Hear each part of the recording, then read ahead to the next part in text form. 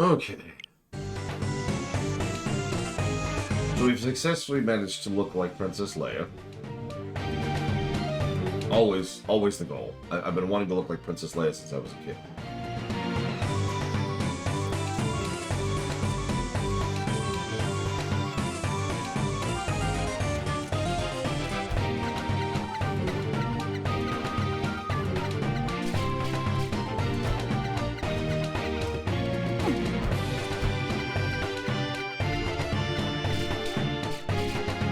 Hello, Act. Good morning, Zach. Good morning, Wade. Well, so, mandatory stealth section. Not necessarily a bad idea in a platformer. We've actually seen some platformers do some good stuff with this kind of thing, including both Oris.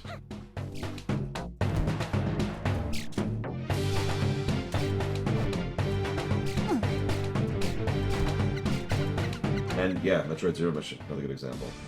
It's a weirdly common thing. It's understandable why, though. This is actually Princess Peach section, functionally.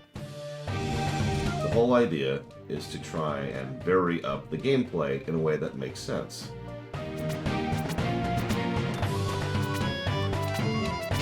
And just a little bit too further. In other words, the question basically becomes, how far do you think you could stretch platforming into something that isn't just platforming? And that's when you remember that platforming isn't technically a genre. It's actually two genres.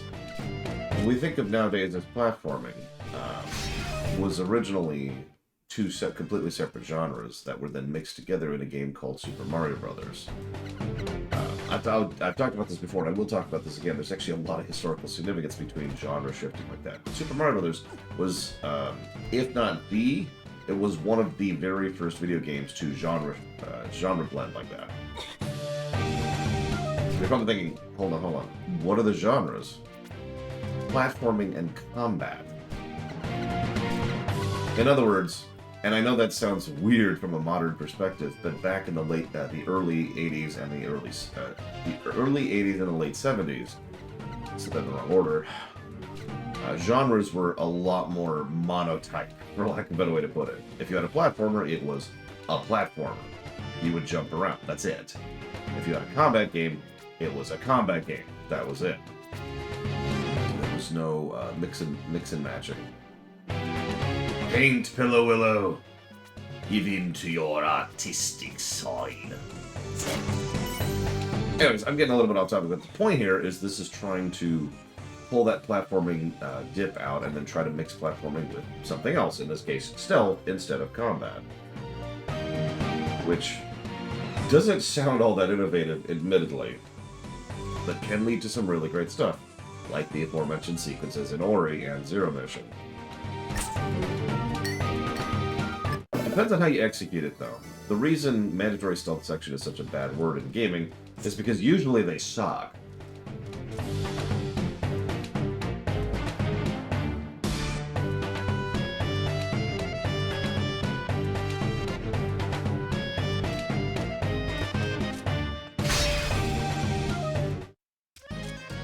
Aw. We've lost Pillow Willow. That's okay. I don't blame her. I wouldn't watch me either. I mean, I wouldn't. It's a rare thing that I actually find something I've produced actually engaging to watch. I've talked about that before. I'll rewatch, like, the Lorecraft, because those are awesome. And the theaters, some of the theaters.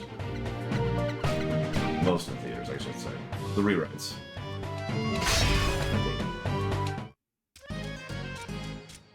And then there's Metal Gear Revengeance, where you can just kind of slice your way to victory. Although you can do that in Metal Gear Solid, too. It's just most people lean the other way.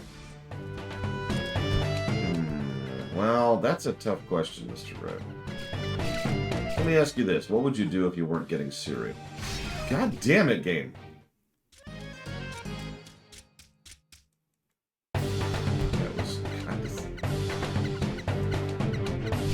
I had this many problems last time I did this. I just cannot grab that vine. That's just like chain for some reason. It's Mario Brothers 2 all over again.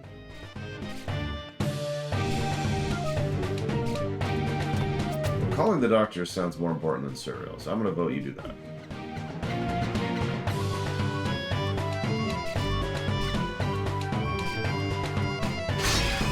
Bull crap, game. Oh, God. Yeah, I was just thinking, we're gonna have to gauge this, because the biggest problem with this section, by a wide margin, and I know it makes sense, is that it doesn't have checkpoints. So the fact that we have to go through the whole thing anytime we screw up, that's irritating. And yeah, the fact that it's binary pass-fail, that's not good. By itself, those two things suck. I mean, that was about 2 years ago at this point, Pillars. Oh, I thought that would have been safe.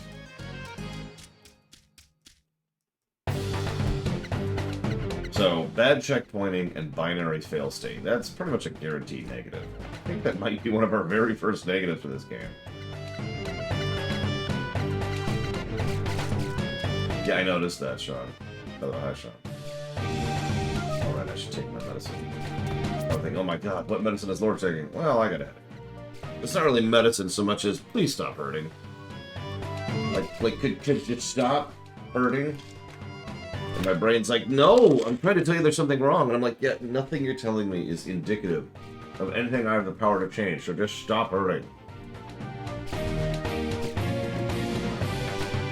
And my brain's like, oh, you must fix the problem. I'm not going to tell you what the problem is. There's a problem and you gotta fix it.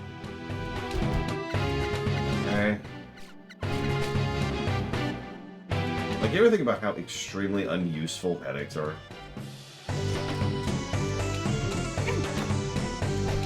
Like, pain in general actually is a weirdly useful aspect of biology, as horrible as that is to say.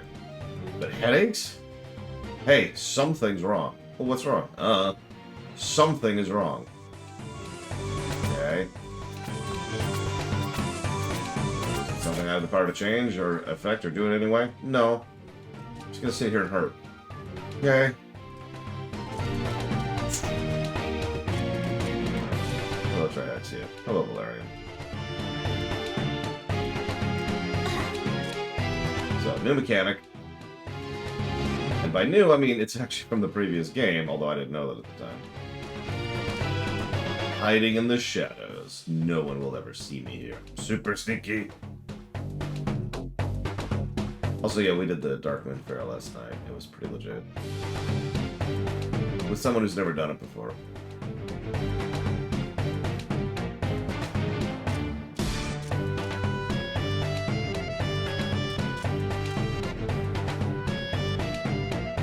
Yep, Shantae got kidnapped by these people because they assume she's their princess. That's why she's wearing the Princess Leia. And definitely not any form of fan service. That's not why she's wearing the space bikini. Oh, god damn it. I don't know why I did that in reverse. So now I'm gonna do the whole thing again. Because for some reason, checkpointing can go directly. Yeah, this is a negative. It's a damn shame, because again, this is the kind of thing that could work really well. And like the 3 examples I just gave.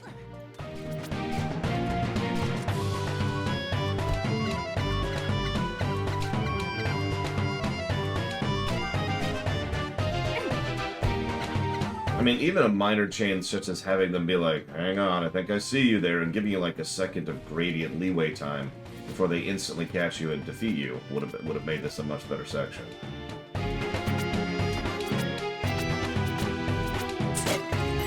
You know, like in Ori. Hi, Crazy Norse.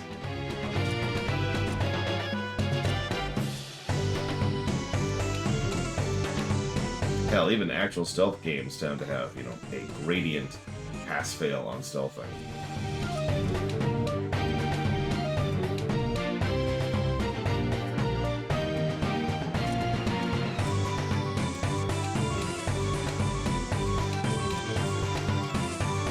Exactly, the suspicion meter. I saw that, Mr. Red. Congratulations. No, it is related to my sleep here. It's also related to my diet. That's unrelated. That's not why I have a headache today. Today I have a headache because I had trouble sleeping. So my neck is sore, which means headache. And there's nothing I can do about that. I don't have a personal masseuse on hand to be like, hey, could you fix this, please? Oh, hey, we can kill people now. Yay, we're free. We're free. We're no longer free, oh god. Die, monster. Kidnapping me. Putting me in this bikini. You somehow managed to make me wear less clothing than I already was. I'm not sure that's possible, but you did it, by golly. Not like I was dressed conservatively before. Well, if I had access to avocados, I could think about that, but of course, I don't.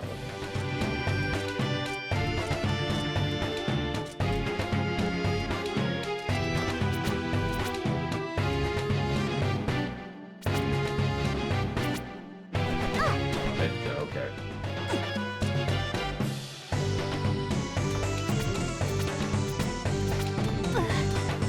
You know, I've found over the years it's actually getting harder and harder to talk about sexiness in video games, fiction in general, really, because we've pulled ourselves into two completely disparate camps to the point where it's hard to have meaningful discourse between the two camps. You know, on the one side there's the freedom of expression, you're just a prude camp, and on the other side there's the all sexist must die and go to hell camp, and neither of these are really right.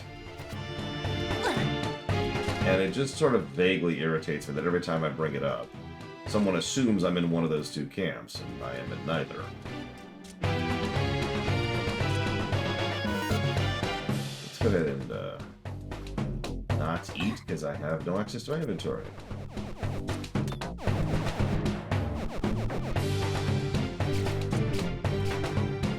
Listen, she breathed through her skin. It's fine. It's fine.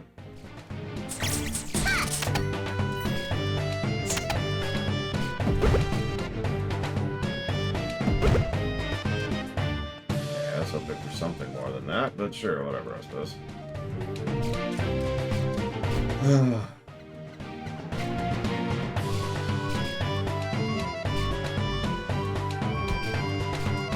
It's a little bit different in games because, generally speaking, there's no victim in a game. And I hate to use that word, but you know what I mean, right? Like, nobody's bothered. If we should draw Shantae and that thing, it's whatever. Some artist sat down and drew it. The end. It's a little bit more frustrating when it's something live action, aka you put an actress up there on camera in something. And there is such a proven and lengthy history of women being objectified in live action stuff, and it's just like, ugh. But that's kind of my overall point I was making, is that it's a gradient and nuanced and complex topic that has turned into yet another thing that we just kind of have picked sides on. And I'm I'm quietly sick of that, you know? Like, I'm really sick of the fact that so many topics in life have just turned into pick one side or the other. And that's it. Like, that's the end of the discussion. That's the end of the debate. And it's like, no. It actually reminds me of something very off topic. Do you mind if I rant about something? Because it's something that occurred to me pretty recently, actually.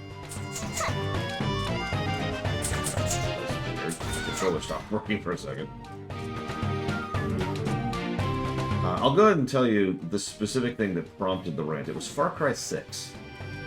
Now, this is obviously fiction because it's Far Cry 6, but in Far Cry 6, there's this dude who's like, I'm extremely evil. Like, I'm a mass-murdering psychopath, levels of evil.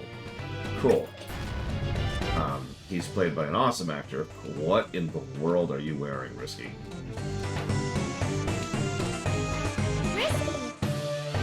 So, hang on. Let's rewind for a second. So, that's ridiculous, right? The fact that they bothered to put Risky, and spoilers, other people as well, into this outfit just kind of adds to the fact that they're leaning into this. This is something I've talked about before. If you're gonna have fan service, just lean into it, right? Like, just be like, ah. But at the same time, what is this? Came looking for you, instead I found this place. The simpletons mistook me for some silly princess and locked me in here. Yeah, same here. I'll pound those imbeciles into fish paste when I get my hands on them. We're wasting time, let's go. And I mean, if I was that skinny, I'd show that off too, I'm not gonna lie. But I'm not that skinny, so screw that nonsense. But anyways, man, I have a feeling this is gonna be someone else here. Sky! What are you doing here? I flew here to find a cure for Joe. What's your excuse? I'm here with, Fine, don't tell me. Let's just find a way out of this madhouse. And put some clothes on, for crying out loud. How am I supposed to walk in these shoes? That's a good... What are you wearing as shoes? We don't see your shoes. Yeah, I know. I was looking at her hair too, because it's doing this weird V thing. I'm wondering if it does that normally, and I just never noticed before.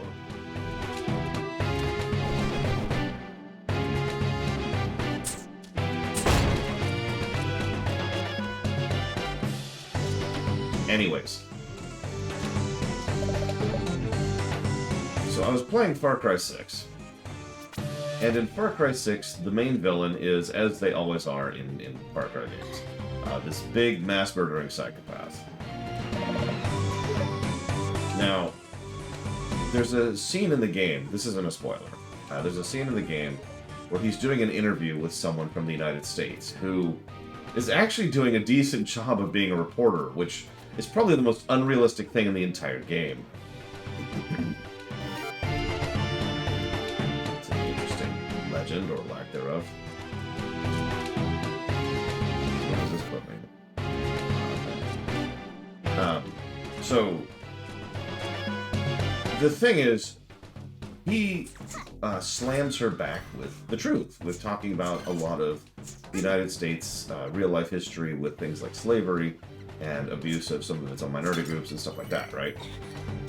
And the game and the reporter treat it like it was some kind of gotcha moment. Like, oh wow, you're right, he's got a point.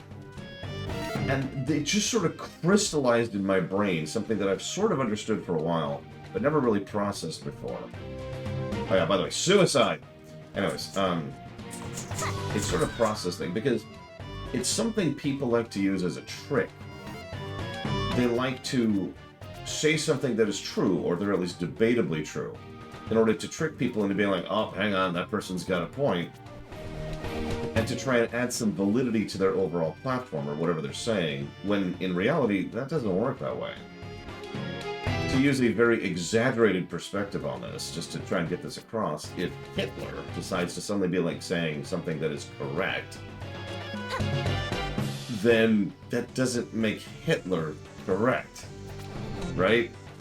And yet there's this push towards that idea that, oh, hang on, they got a point. And you know what I mean by that, the, oh, they got a point mentality.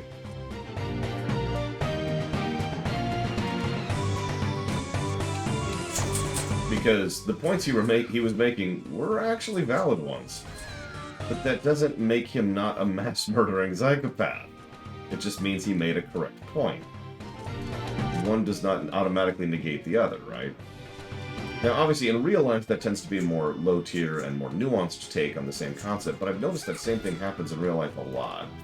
Where someone who is an asshole, or a dick, or a moron, or a fool, or a jackass will say something, and they've got a point, and then they will then try to use that as like, ah, well, now that I've proven my point, you need to acknowledge my other points, because I'm totally right about everything else. Except they say it with slightly more nuance than what I just said. But you get it, right? Yeah, it's exactly game and goal. It's as if the rebuttal that they made is suddenly treated as if they've won points on the debate field. And they can just sort of swing that for the rest of their argument. And the way it's almost always used, especially in real life, I've noticed, is where someone will say, make a good, valid point, and then use that to justify something that is totally not.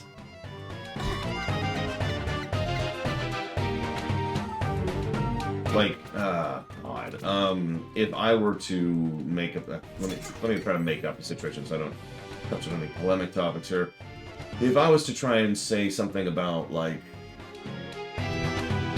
let's use something ridiculous. If I was like, oh my god, look, the leaves on the trees are green. And you're like, oh, no, he's got a point. The leaves are green on the trees. And it's like, exactly, and that's why the world is flat.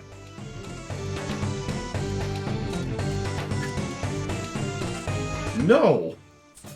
You don't get to suddenly... There's actually a name for that particular argumentative fallacy. I forget what it is. But yeah, exactly, von Falkenstein. It's like, oh, yeah, hang on. They said something that makes logical sense. Like I said, it's a technique that I've seen people use in real life. Usually on a much less mass-murdering psychopath level than the aforementioned villain from Far Cry 6, but same exact concept. And the moment the moment I noticed that is the more I've started to notice that everywhere in terms of a lot of interactions. It literally came up today, which is why this is so fresh in my memory. There was someone who made a totally valid point today, and then was like, hey, and then tried to use that to turn it into some whole "I'm right about everything else" thing. And it's like,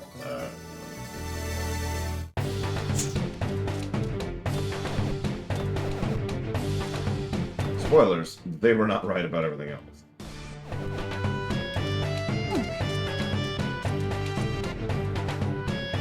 It could be Kernel of Truth. I studied the logical fallacies at one point, and of course I can't remember all of them now.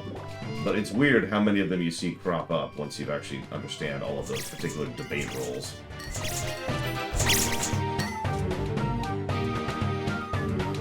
Chewbacca defense.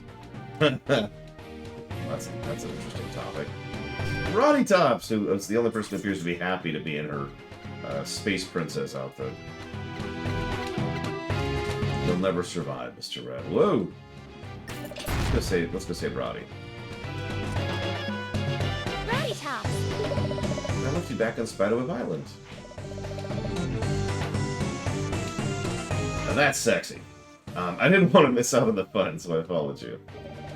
Look, we both have matching costumes. She's just so happy to be here. Now we can be princesses together. Buddy, we gotta get out of here fast. Okay, I'll go, but I'm keeping the outfit. Okay.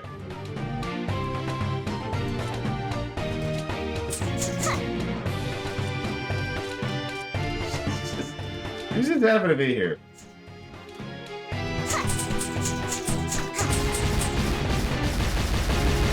Oh, right, I don't have my stuff.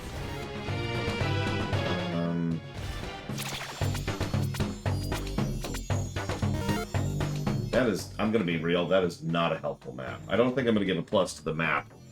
Super Metroid's map is... Bloodstain's map is better than this one.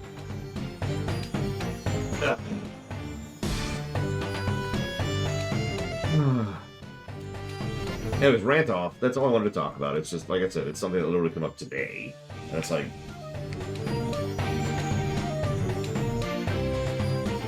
Anyway, so let's talk about sexiness in video games. No, I'm joking. If I could give my opinion on sexiness in video games, you know what my opinion is. And not the joking opinion, the real opinion. My opinion on sexiness in video games is that it's like anything else in video games. You gotta do it right. That's it. That's what it is. It is a tool like anything else, and there's ways to do it properly, and there's ways to do it badly. That's it. That's the comment. That's the opinion. And yes, I did notice your comment about that, Christmas. Worst use of sexiness in video games. I forget if it was Dead Island or not, but it was the one where they were showcasing Never Pillars of Snow. It was the one where they were talking about sexy zombies. And I don't mean like Roddy Tops, I mean like women who were dead and partially, dismembered that were in bikinis and totally sexy. And it was being done for sex appeal, and it was really bad. I forget if it was Dead Island or not, but it was around that era. If it wasn't Dead Island itself. Okay, so... light green? Okay, so that goes to books. This is backtracking, obviously.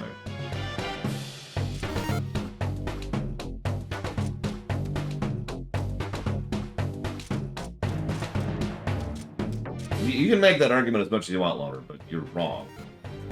Because that's not the problem here. Yes, what Crazy North is talking about is what I am referencing.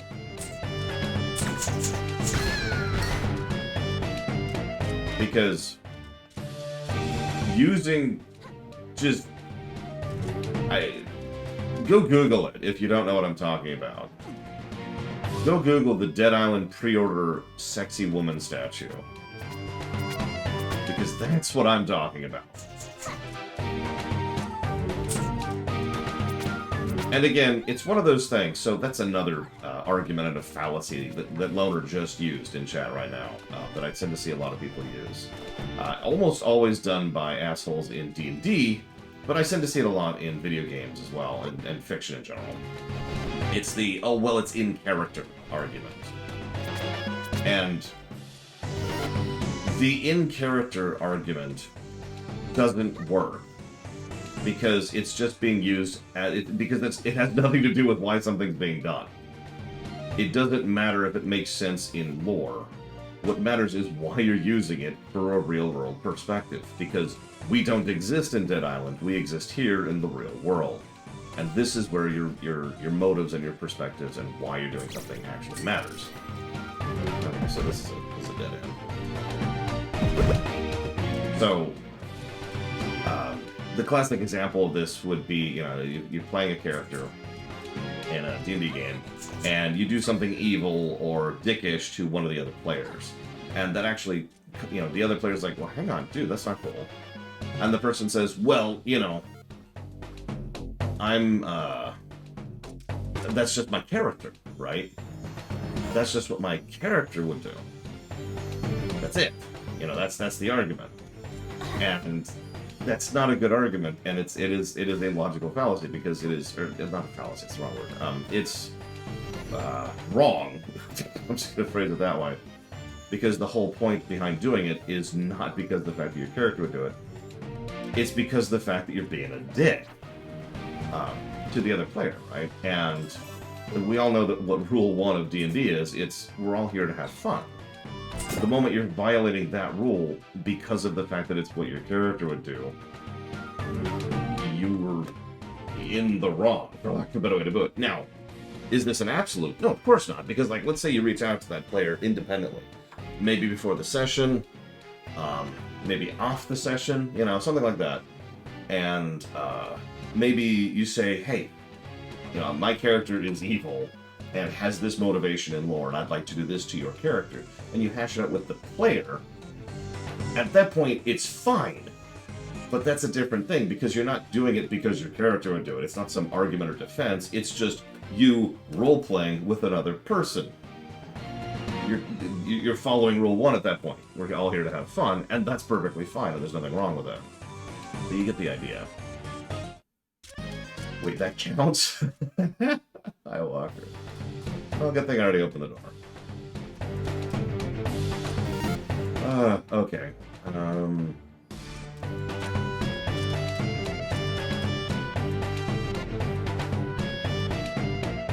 Guess I'm actually ready to progress. Also true, Blade Taval. It gives the person you are, the victim in this case, a chance to figure out what to do with it. You can even coordinate with them. I've seen this happen before with 2 of my players who were very, very against each other on this topic, and they had time off camera to debate how their characters would respond to this dilemma, and how they would react to each other, and then they were able to roleplay that out, and it was actually a really awesome scene. So that's cool. Also, I have to point out the animations here. So Sky she's just like, whatever. Roddy is just really happy to be here. And Risky cannot stop bouncing her boobs. He's just... It's almost funny. Okay, there you are. We should be able to operate this contraption if the 4 of us work together.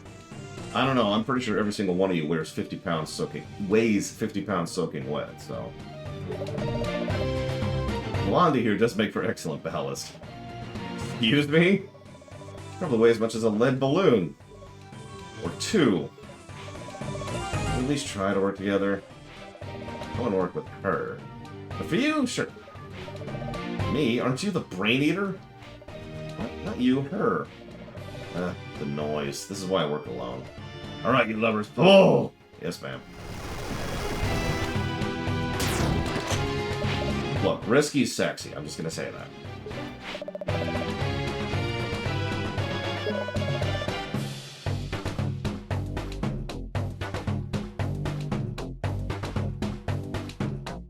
And I think I know why. And you're probably thinking, it's her giant tits, right? No. Her proportions are more realistic. They're not realistic, but they're more realistic. Like, you look at Shantae, and that's not what a human body looks like. Or you look at Sky, which will show up in a second here. And that's like, huh? And then you look at Roddy Tops, and that's extremely inhuman. But Risky looks closer to someone who could actually exist. Sorry, you know me, I like to know reasons behind things. And I do legitimately think Risky is sexy. I'm not going to be ashamed of that fact. But again, I was curious why. That's true, Crazy Norse. Risky also has better general posture in her poses. And I mean, come on, red eyes.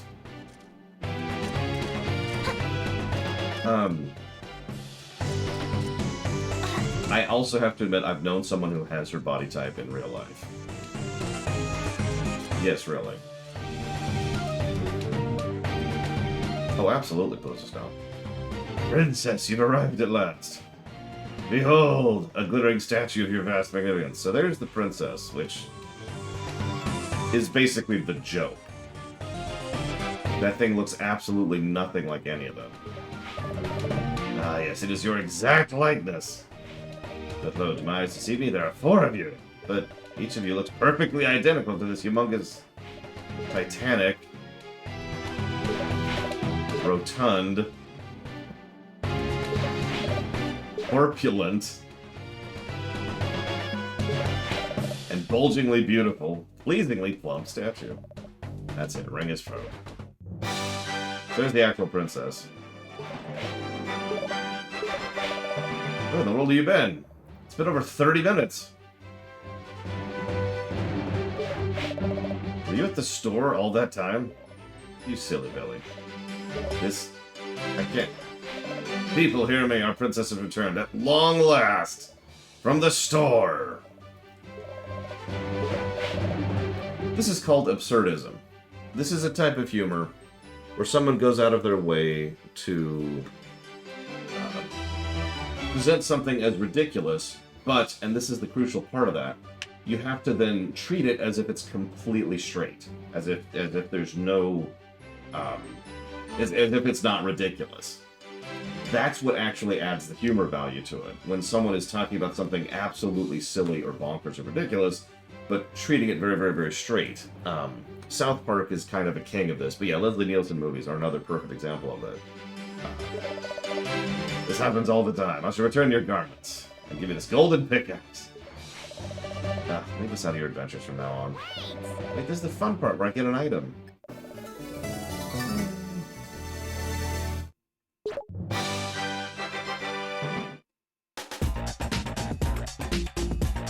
Yeah, not to be confused with absurdism, which is completely unrelated. Look, English. Okay, what do you want from me? Hang on, let's go back in, because we gotta... Oh. I guess you're not her after all. Yeah.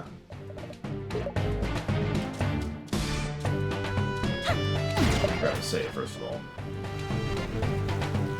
Also, I'm amused that she literally has a gun holster in the artwork.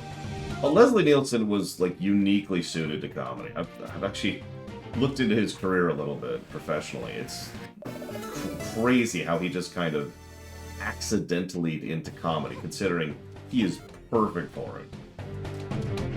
Okay, so there was at least one thing here I want to go over. Let me adjust my screen a little bit so I can see the map. Here we go.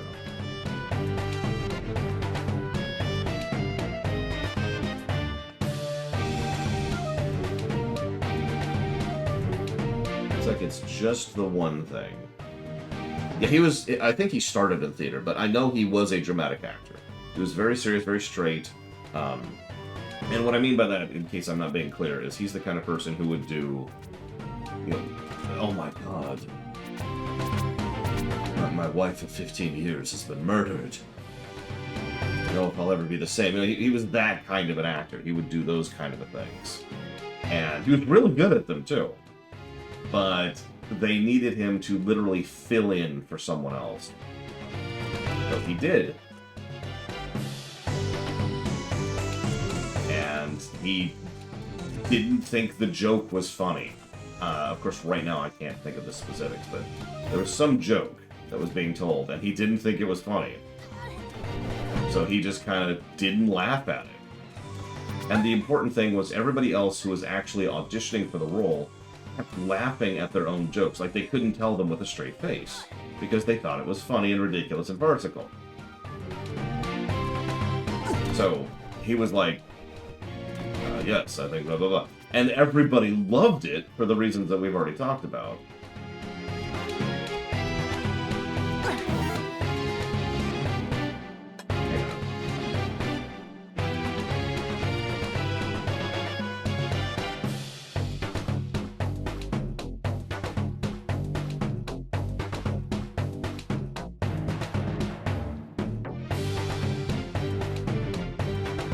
This is not a very good map. So, no. But I am trying to find a specific hidden thing, and I'm not sure where it is. And the map I have is essentially completely unhelpful in the matter. It's literally unhelpful.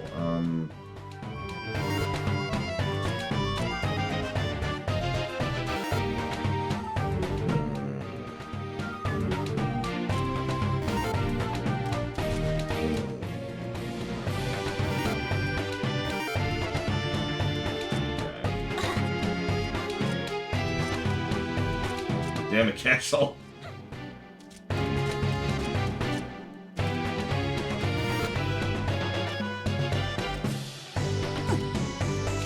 Anyways, sorry, I got way the hell off topic there. Sorry. So to respond to your point directly, though, which completely spaced on doing.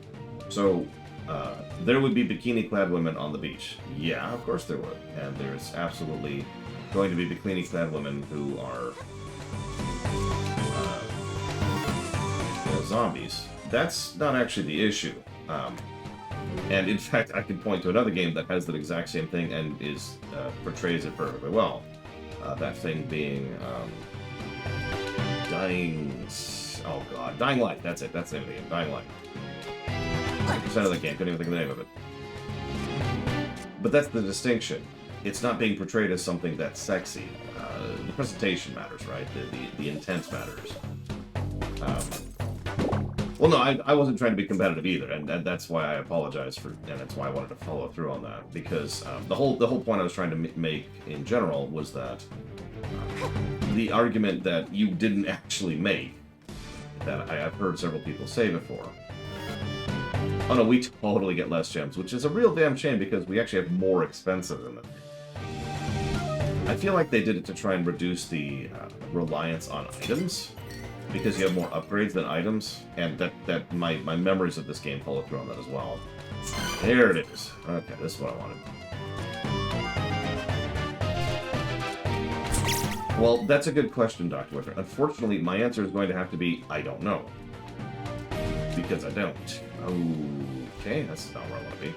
And the reason why is because I've never played Dead Island.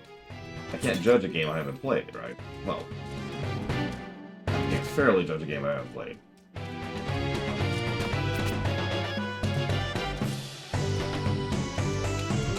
Having said that, though, I'm trying to think, because there's another example of this that I've seen, and it was zombies. Again, it's almost freaking zombies. Where there were naked zombies, specifically, and it wasn't portrayed in any way that you would refer to as titillating. It was actually kind of gross, and that was the point. I don't mean gross as in ew, I mean gross as in, oh my god, that poor woman, kind of a way, right? And as horrible as it may sound, that's fine, because the intent of the author, or creator, or writer, or graphics designer, however you want to say that at that point, is very clear. They're at a beach, they died, oh my god, that's awful. Yeah, which ties into what Lona was saying. Oop, here we go. Nope, this still isn't good.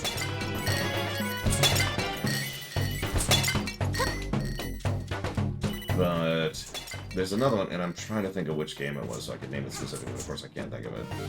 Where it's much, much more obvious that, no, they're in bikinis because they want to look at sexy women. Because, like it or not, sex appeal sells very, very well. Whether it should or not is not really the point here.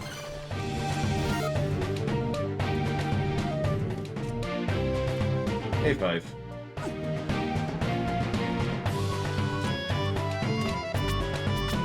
No, Lollipop Chainsaw is like therapy, I think. That's the one I'm thinking of.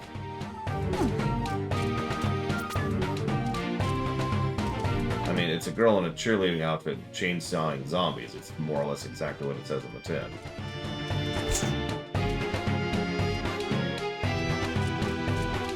God, please. I'm trying really hard not to bring up Metal Gear Solid 5 because what they did with Quiet is just stupid.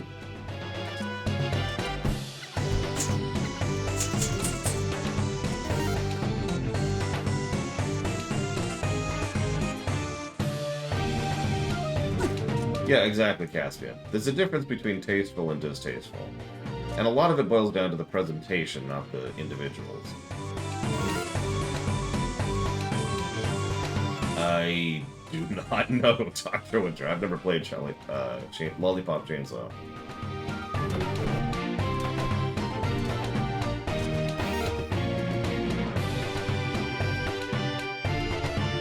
Where is this damn thing? I'm about to have to actually have a walkthrough. Which means I gotta throw up the cheating flag, because all walkthroughs are always cheating all the time forever.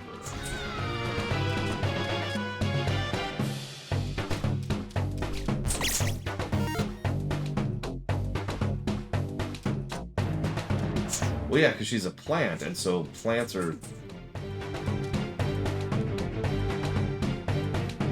Let me use another example of this.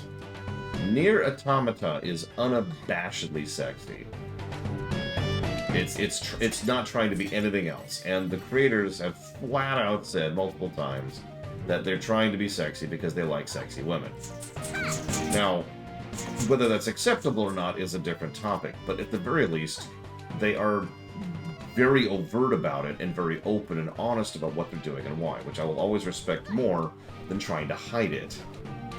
The reason I bring that up is because the in-lore excuse for a lot of the sexyism in Nier Automata specifically is because they're androids, so they don't really have what you would call a sex drive or anything that would qualify like that.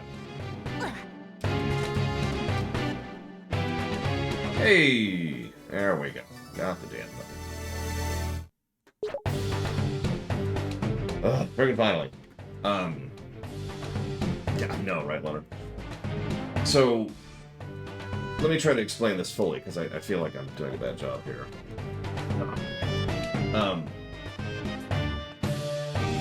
Into bikini.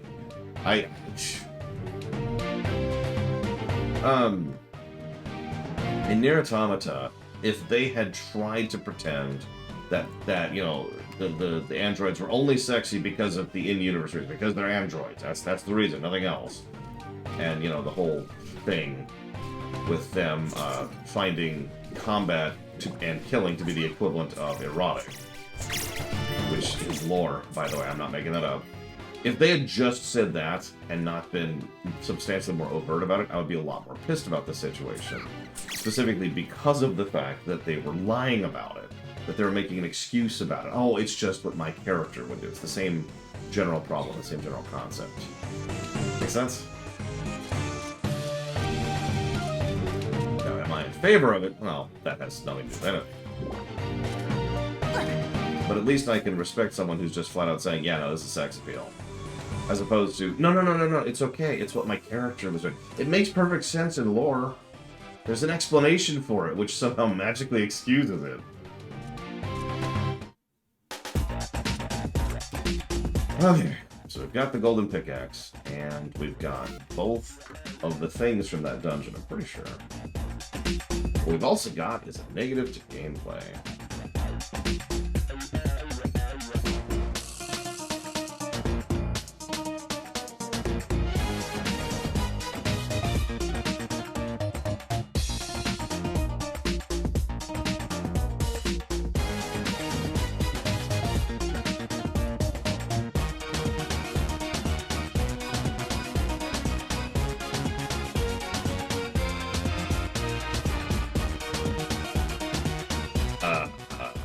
Gross, I think Darkrai would be my answer to that.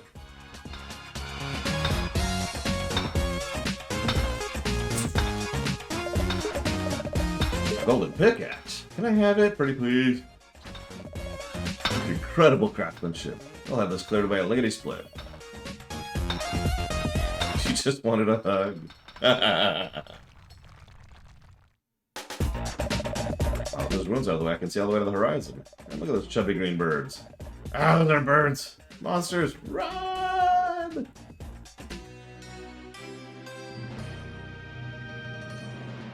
So, I actually think Tifa is a good example of properly done sex appeal. Go ahead and make fun of me for that if you wish. But I stand by the point firmly. And there's several reasons why. First and most importantly, it's not ridiculous. I mean, I've known plenty of women who are substantially bustier than that in real life. Tifa is simply fit. Like, she's... I know this is going to sound like a strange sentence, but Tifa is not that large-chested. Not really. Especially not for her body type. Second of all, she's not constantly flaunting it. In fact, to be perfectly blunt, what she's wearing is actually kind of conservative. It's the kind of thing you would see someone who is going to be a monk wearing. Like, nothing about her outfit even crosses on my radar. When I first heard people being irritated at Tifa being sexualized, my first reaction was, she is?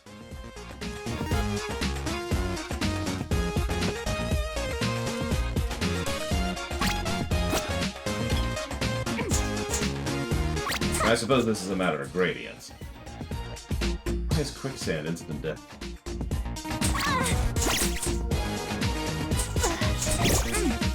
Morgan's kind of a different case. Oh, jeez. Oh, it's not.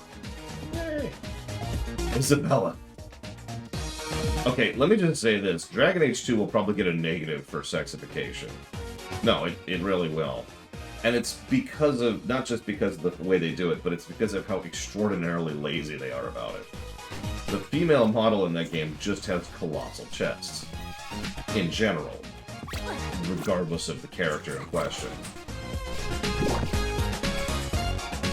And, I mean, have you seen what Isabella looks like in 2? It looks weird. Like, that doesn't look like a person. And it comes across as weird. I should mention that I like Isabella as a character. I just... What?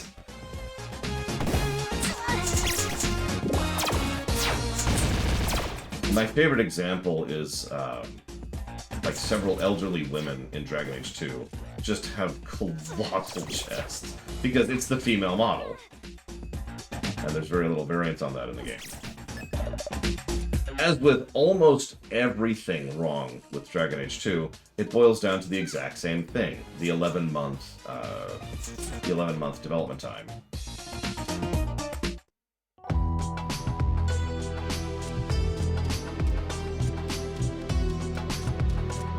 Get Grand Cleric Elfina, who's how old? How was her back still straight?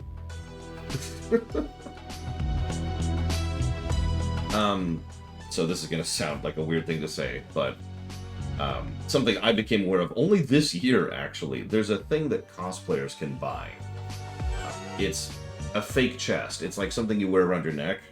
You kind of put it down over your head, and it just sits here, and then you can put your outfit over it. And that way you can have anime proportions. And they are appropriately ridiculous looking. The whole point is, of course, they're supposed to be completely covered by everything. So it's just there to fill that out. I can't remember what it's called. I'm sure some of you actually know it. Like I said, I only found out this even existed this year. But the reason I'm bringing it up... Yeah, the breastplates, exactly. The reason I'm bringing this up is because that's what Dragon Age 2 feels like. Like, every woman in that is just... Boom. And yeah, Tor does have a very, very similar problem. All the women are just... Boom. You just got this thing on.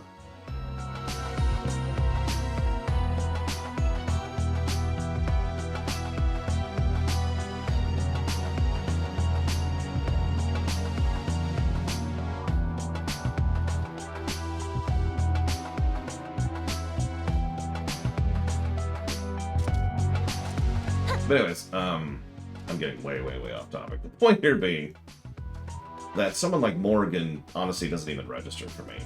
Not really. This is someone who the game does a pretty good job of utilizing her sexiness as a part of her character. And doesn't try to, at least outside the marketing material, doesn't try to touch it up as, hey, check out this babe. By contrast, Dragon Age 2 tends to lean on that same button a little bit too hard for me.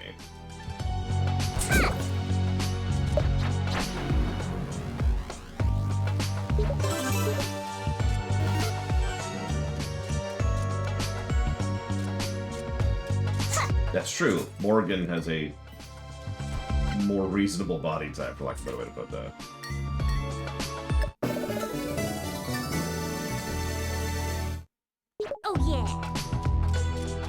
So, speaking of which, and I'm sure Sean will enjoy hearing this, a character I am not a big fan of trying to over-sexify is Samara. I have no idea what that woman's wearing, and frankly, I don't think I want to. And it's not like Samara couldn't be an attractive woman, it's just every time I look at her outfit and go, huh? And I'm just confused.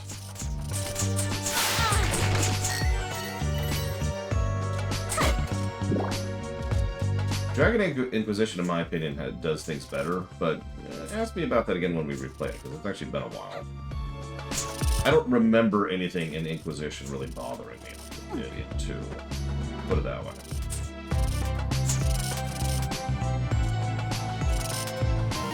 I mean, yeah, exactly. Let's eat, because we actually can do that now. Yeah, the fact that Morin, the sex-addicted pseudo-drug addict, analogy, is dressed more conservatively than Samara just sort of makes me wonder. I just realized I can do this. Because I'm stupid.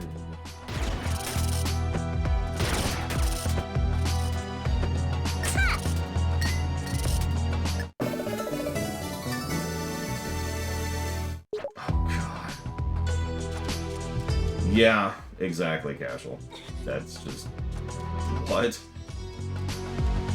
Like, I'm sure you're very attractive of a woman, Miranda. That's not why I like you as a character. Can we please move the camera? Please? No? Okay.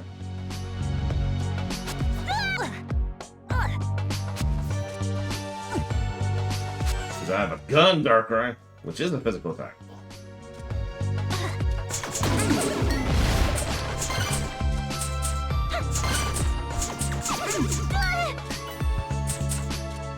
So, to completely contrast the fact that money drops less, I've noticed that items drop much more. I'm not sure what I think of that, because that's a weird trade-off. Like, you could say it equals out to the same thing, but it kind of doesn't, because it actually takes away some of the choice of the player.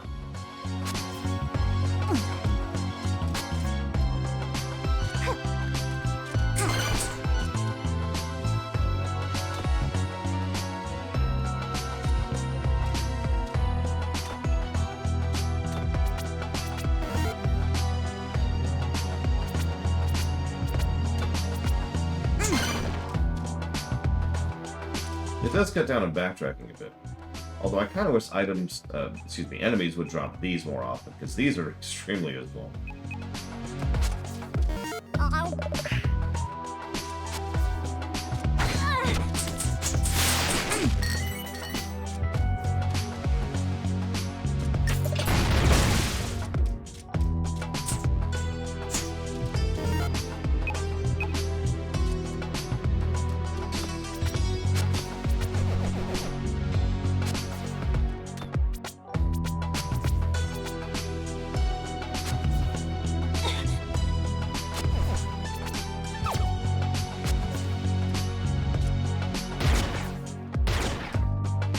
Oh, and to finish my thoughts to you, Crazy Norse, I was talking about how it's easier to accept something that's drawn or animated or whatever when it's trying to be sexy as opposed to a person, because, you know, obviously it's a lot less objectifying of the real-life actress in question.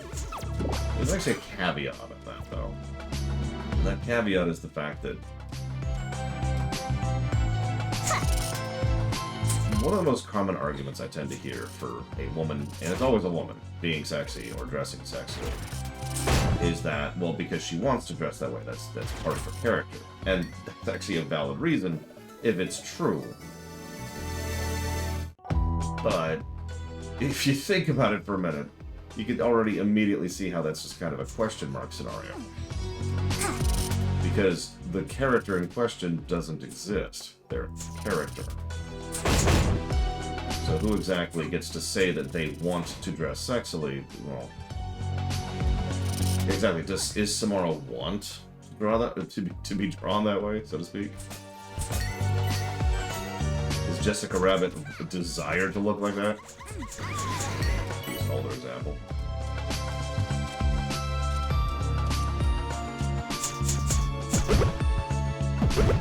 There we go. Yay. And yeah, to be perfectly blunt, the real problem here, thank you for the quote, is that I honestly believe that most character designers never think about that question. They're just thinking about something that they want to draw that's sexy, either because they're going for sex appeal, or because they themselves want to look that way, or because it's marketing. Right? Like, maybe that's... it never occurs to them to think, does this character actively want to look the way they look? Do they actually want to draw? Or dress, not draw. Dress the way they dress.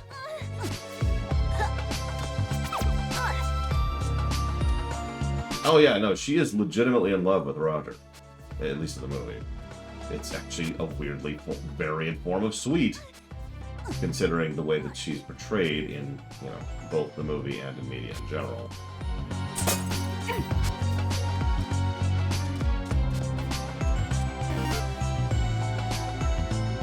I'm not.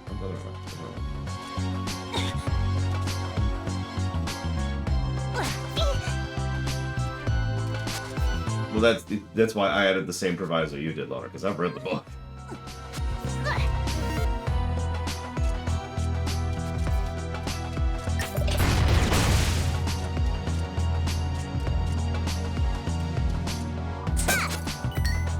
I do prefer the movie overall, although I think the performances are at least part of why I prefer the movie, because you had a bit of an all-star cast in that film. Like, that's one of those weird Star Wars films where it just kind of accidentally into being awesome.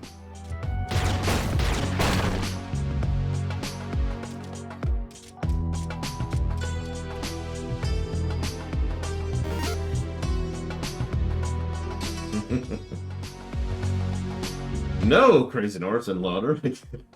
Jinx.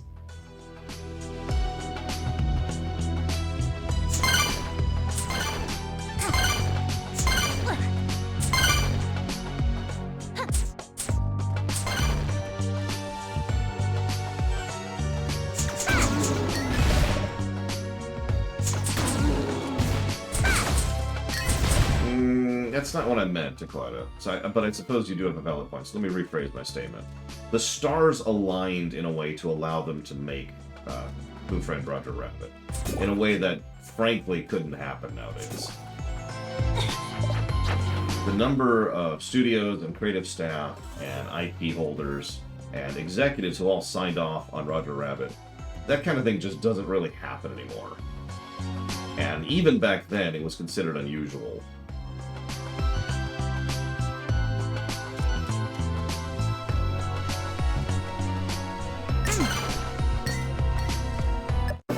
You got the thing. Third? I don't know.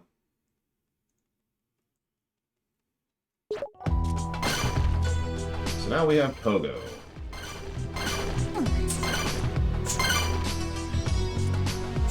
Truthfully, I don't know, but I've only looked a little bit into the behind the scenes of that film.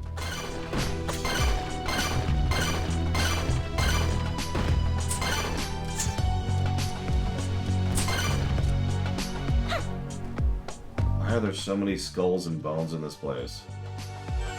To my knowledge, yes, Loner. The one and only instance of that officially happening.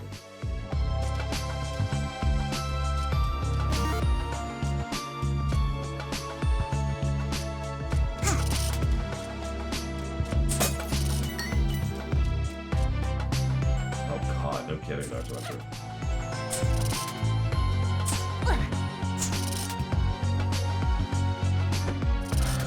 Yeah, one of the biggest reasons those kind of collaborations don't really happen anymore isn't even the obvious thing.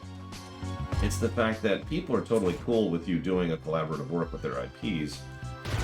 It's just that they also want to have a big slice of the pie in exchange for that. Which...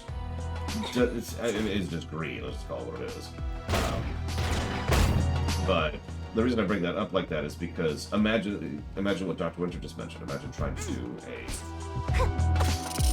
Oh god. This is harder to control than it looks. Imagine if they tried to do a Smash Brothers movie right now. The problem is, people would be like, yeah, sure, no problem. We'll go ahead and let you license this out. That'll be this huge sum of money. Because we're a major IP and our IP is important and blah, blah, blah. And they would ask for effectively the entire licensing share of the budget for one of the characters, for one of the rights, of which we would need like 15. And that's the problem. It's one of the reasons why nowadays you tend to see the kind of collaborations which only involve one thing, or one particular IP, or one cameo. It's because in general, you just can't get people to sign off for anything other than all the money. Let's go.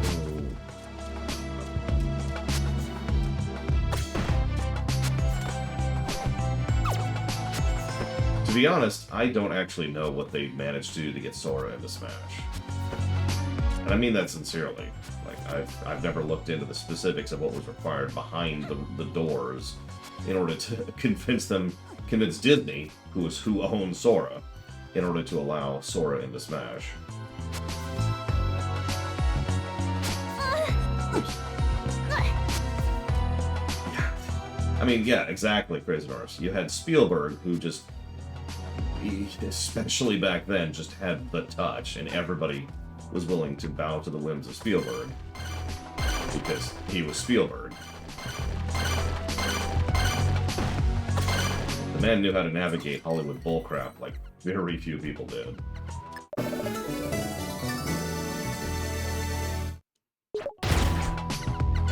And yeah, even then he had to make concessions. Alright, let me double check the map, make sure I'm not missing anything before we progress. Let's see, so we are here, so we got that. We got that.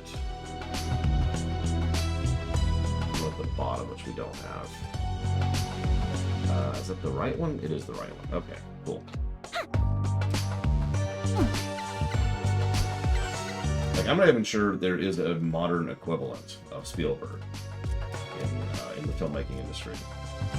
Someone who has that level and scope and reach and weight is the word I want to use.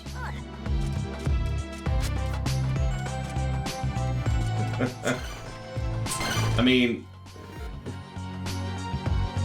no, Cameron isn't even close. I mean, I guess he is leaning in the same direction, but he's like Spielberg light. I don't mean that as an insult. I mean that as a statement of fact.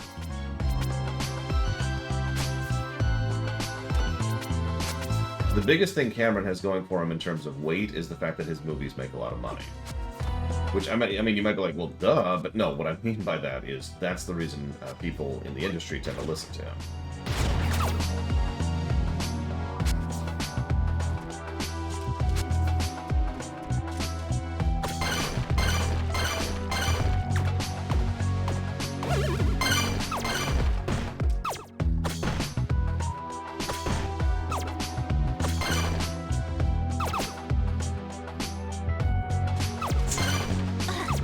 I admit I really like Spielberg as a director.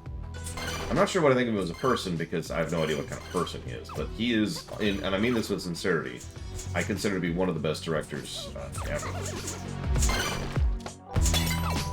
In consideration with, oh man, I can't think of his name.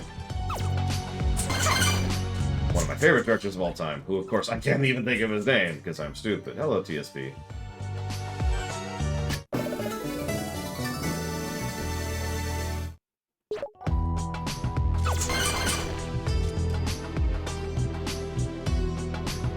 No, he's Japanese, which should give it away.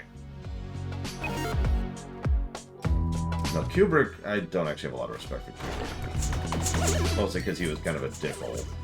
Kurosawa, thank you. God, I can never think of his name. Huge fan of his work. Can never think of his damn name. Of course, everybody's a fan of Kurosawa. Like, every major director of the last 30 years will tell you that they are a fan of Kurosawa. Whoa, that hit really hard. Oh god, when did we save last? Okay. Not too far back.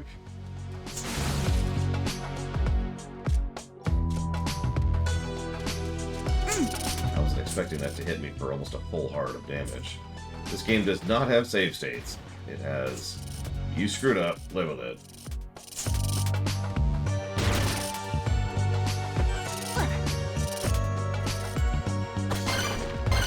I mean, Kurosawa is a legitimately amazing director. And it's worth noting, this is one of those things I talk about when it comes to game design as well. Because some people think games are good because they were influential, not because they were good. Obviously, there is such a thing as an influential game, but in my experience, influential games are not necessarily good. In fact, I would go so far as to say most influential games are probably bad. Looking at you, Grand Theft Auto 3. So, the reason I bring all this up is Kurosawa isn't a influential director because he was one of the first. He's an influential director because he was really good at what he did. The man really knew how to use people and camera, angles and techniques that we're still using today because they were good ideas. The man wasn't just on the cutting edge of what cinema is, he was right. The most influential person in gaming?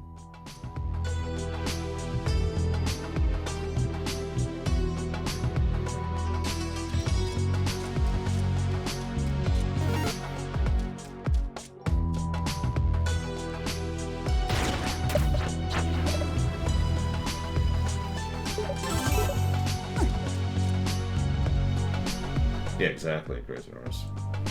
Yeah, Todd Howard. No.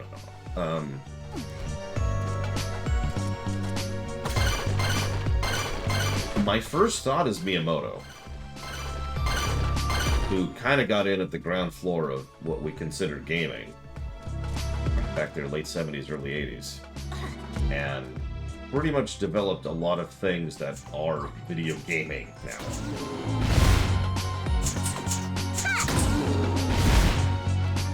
Yeah, Carmack was actually my first thought, and then I hesitated a second, like, well, hang on.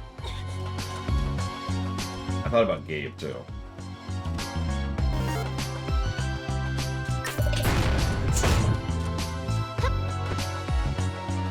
Because the answer wasn't, who's the best game producer or director or anything. The answer was who's the most influential. And, yeah.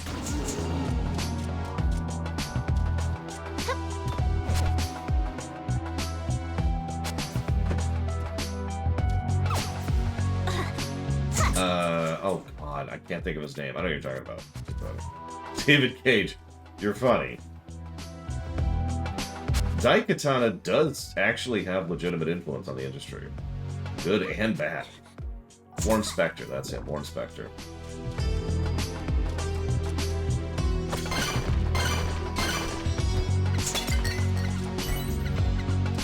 I mean, honestly, Warren Spector has had a huge impact on gaming as well. The number of people who traced game design back to System Shock 2 is not a small number. And by System Shock 2, I of course mean System Shock 1 because I can't talk today.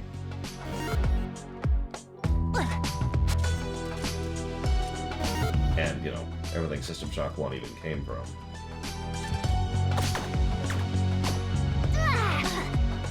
Okay, now you get to die.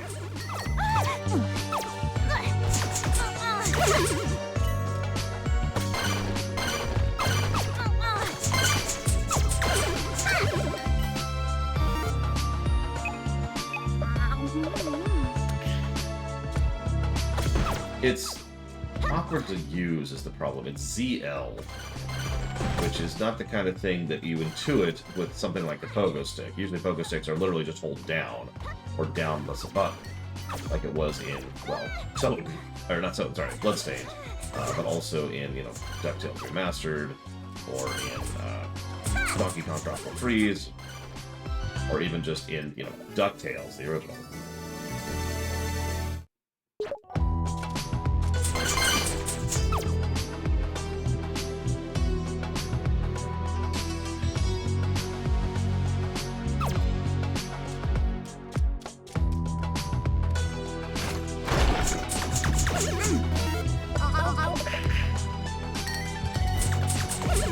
I know this is going to get some hackles, but I wouldn't even put Kojima in a top 10 list of most influential people in gaming.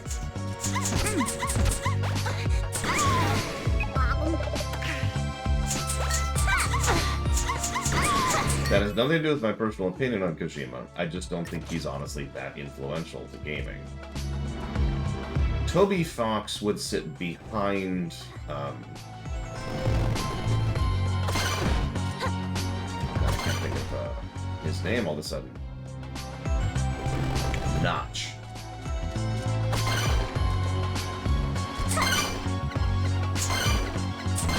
In short, Toby Fox is not that influential, is my point.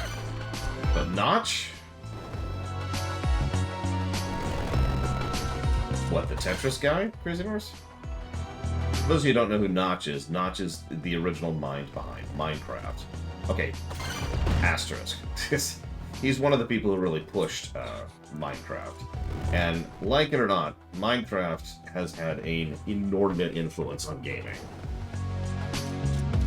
Like, look up when Minecraft first came out sometime, if you want to feel old.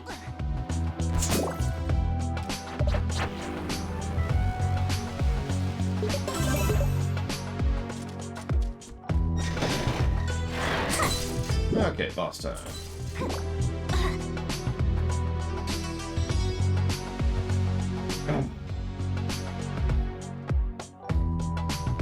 Yeah, I was gonna say, if we're gonna list the most influential games of all time, I would say Minecraft, Tetris, Doom, Super Mario Brothers.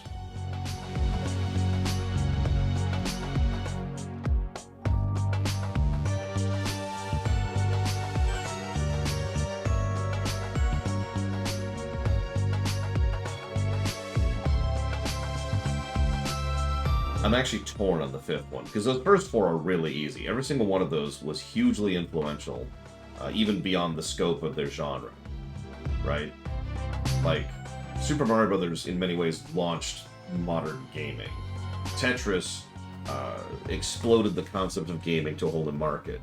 Doom is one of the biggest games that brought popularity to video games as a concept. All four of those are, you know, very, very, very, very influential games. I'm not sure if I have an automatic fifth in that list. Squid Baron? You're here? You better believe I am. Why? What about the vacation? I'm hanging it up. Goodbye, dreams. See you never. But you can't just give up on your dreams. What about the frolicking beach bunnies? And old sailors and unbuttoned buttons? I thought all that meant something to you. Answer me this. How much map have you traveled? What do you mean? How full are your pockets? About half, right? Halfway full? Filler boss. It's my destiny. I see that now. I won't try to escape. Yeah, he's just straight up Deadpool now. You're scaring me. You and me both. But I won't hide from fate. I'm gonna be the best filler boss of all time. Old hat. Recycled moves. All of it. Bring it on, sister. Let's boogie down. Reoccurring rascal and concerned parent.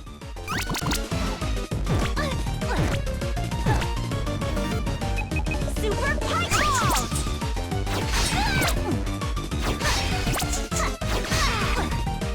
That's not the same moveset. You lied to me, game. Okay, move.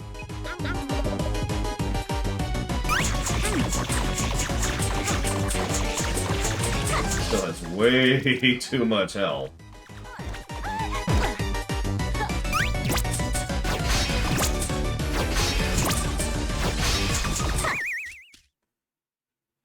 I was shredding him. Squid Baron 2.0.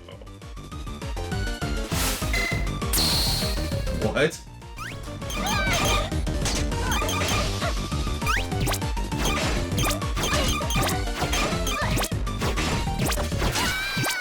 And we're done.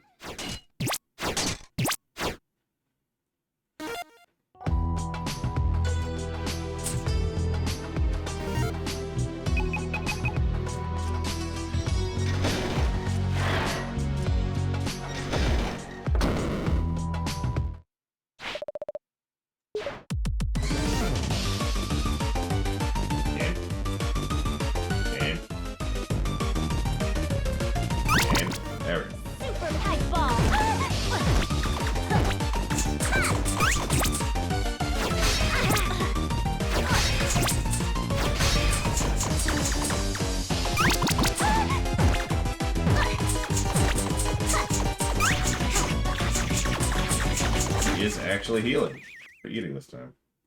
Go figure.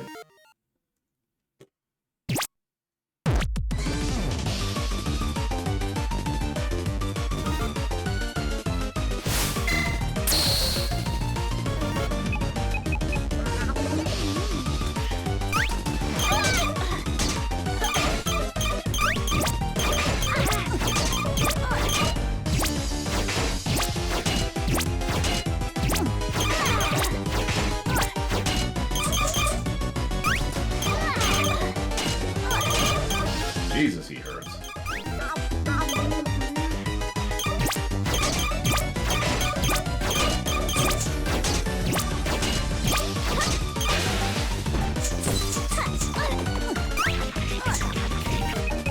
Super Punch Ball!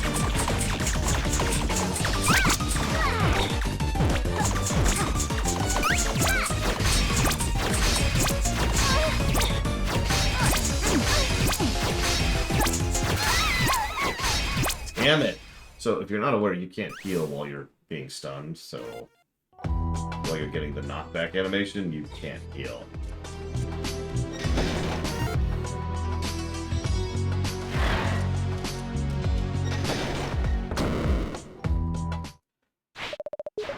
Thank God for skippable cutscenes, am I right?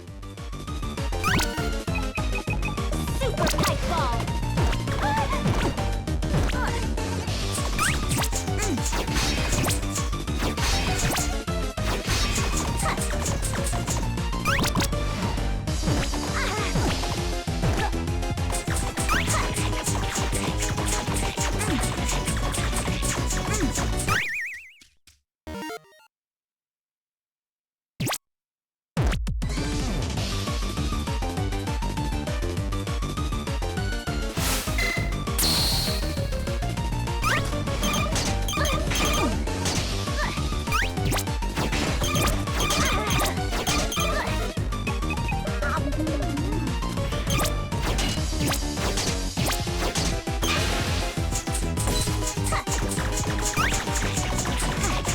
Good morning, Dragon. How you feeling?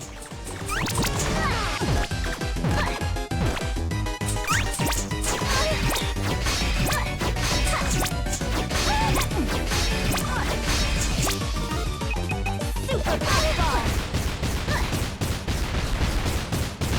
Gotta have the Mega Man explode.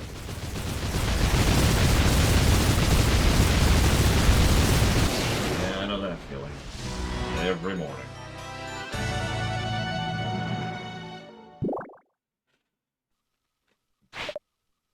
Hey, sorry, but you forced me to fight. But, what, did I break something? You were amazing! Huh? That beatdown, that's just what I needed to reawaken my fighting spirit.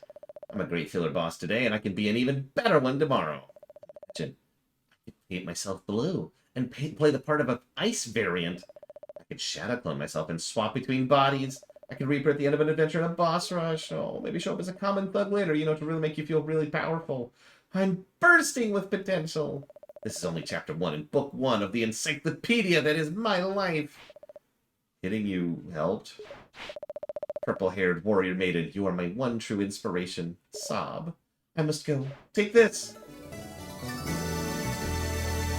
Thanks. Oh yeah! You're the best beautiful tomboy woman. Fare thee well. See ya. This guy's probably back in Sequin Land by now. I don't see Roddy Tops anywhere. I guess I'll head back to the dock.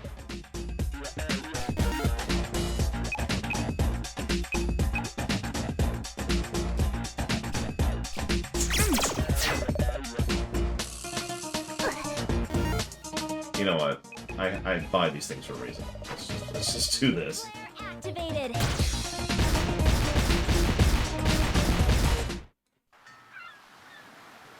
Oh my god, he does, Blade Tunnel.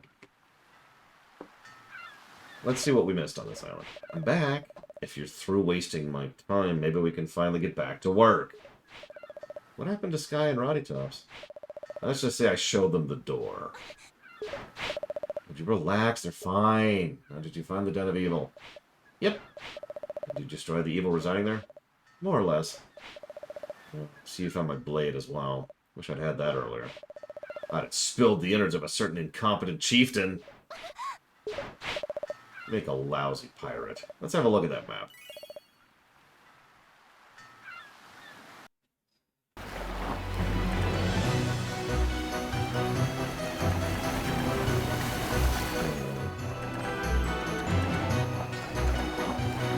Well, we got all the squids. Squid octopus, octopi.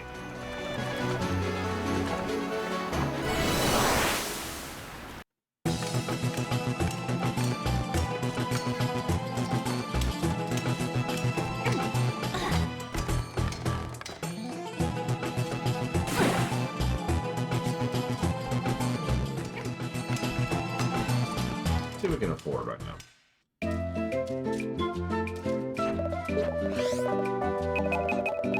First of all.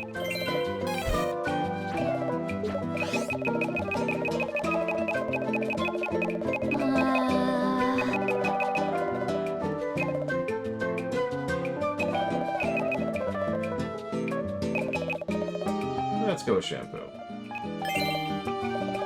Max out our damage for now.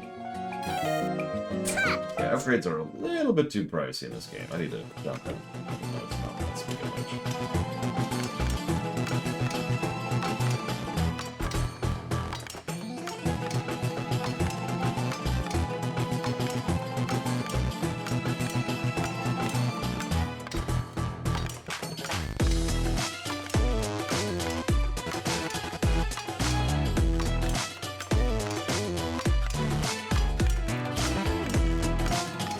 Hey, Pastor Muppets.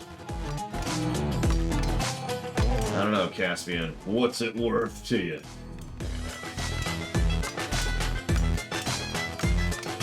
I do love red squid. Tastes like blood.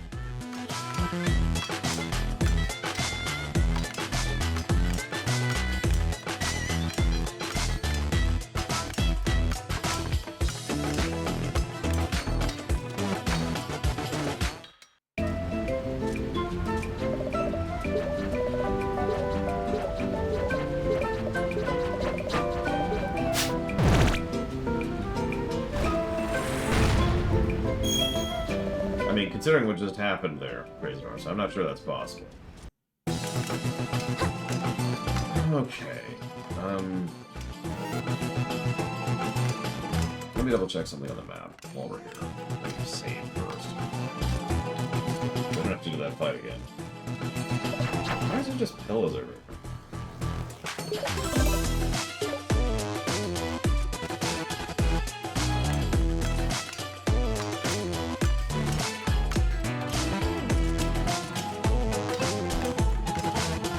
That would be funny, Crazy Horse.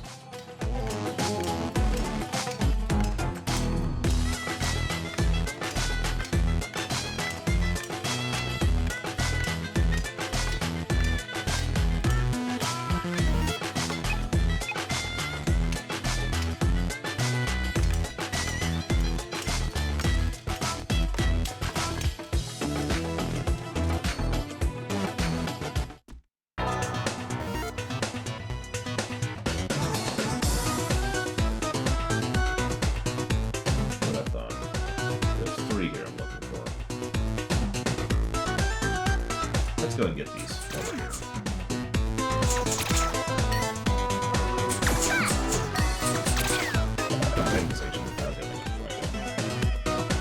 Wait up more.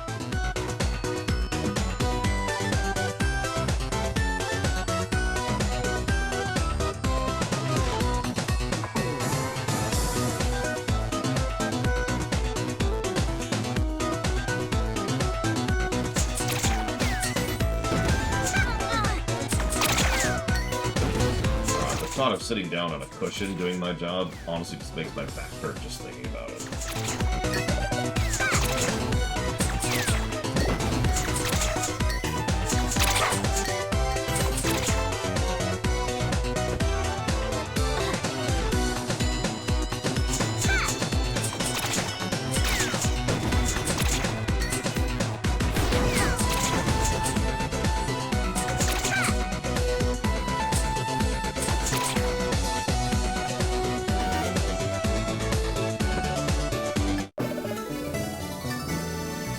Standing desks? Eventually my foot is not going to like them. I did used to stand for a living, because I used to work at Arby's, but that was a long time ago.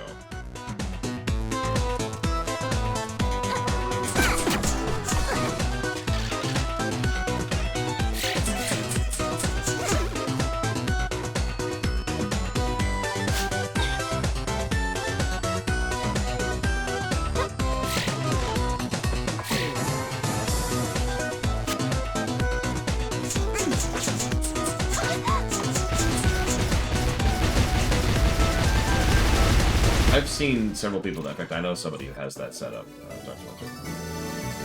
That's true, Crazy Horse. Because, you know, I was the manager, so I was running around all over the place.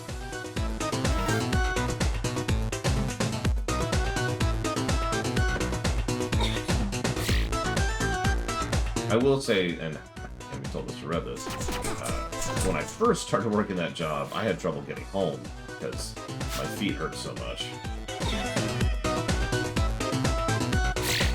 Nobody really prepares you for that first day of foot pain, you know?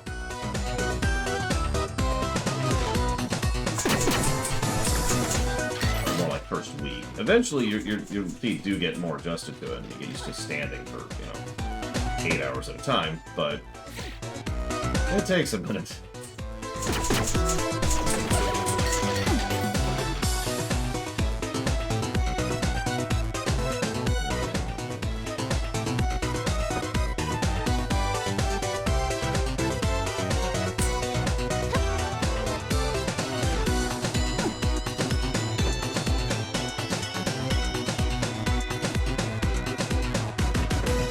Yeah, I was a closing manager, Bregman, so showed up at like 3, 4, 5, somewhere in that range. Stay and close the shop, so to speak. Sit right there.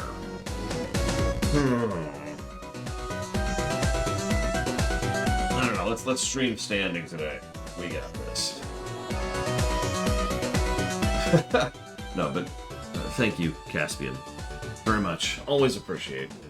I will jot that down for the thing.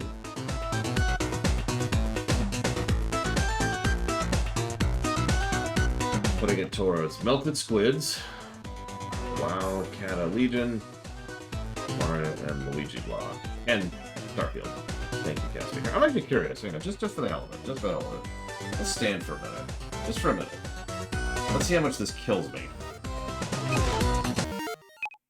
Just for fun. Also, as much as I think it's a crime against nature to lower the volume even more, I will acquiesce. Because we all know Crazy Norse is a crime against nature, just by its very nature. I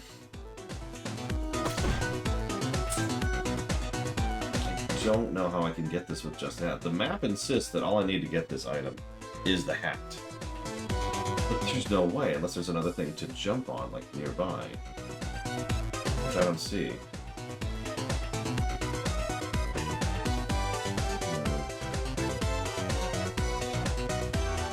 Did I already get that one? I don't have the boots yet, either. Well, no, I already thought about that, because if you go to the right here, just know the near.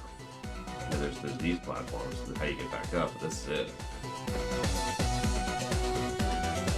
Also, this is the only type of game I could do this with, was the Joy-Cons. If there's another game, I couldn't do this. And I'm pretty sure we swept down there. Except for the thing we can't get yet, because we don't have the boots. I don't think we can climb the tree.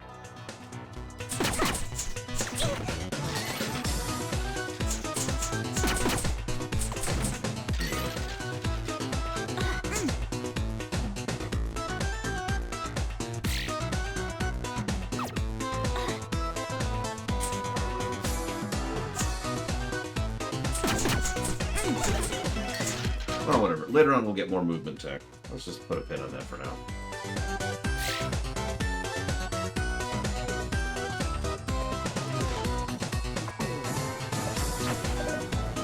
We got that, we got that. Can't get that yet. Now you got me curious, Crazy Horse. See, I think some people think we're not designed to sit for long periods of time, and some people think we're not designed to stand for long periods of time. If I might be so bold, I think both of those are inaccurate. Or, more accurately, are just not getting across the full point of the picture. I think we're just not designed to be sedentary for long periods of time, regardless of how we're doing it. The body tends to work best when it's in motion.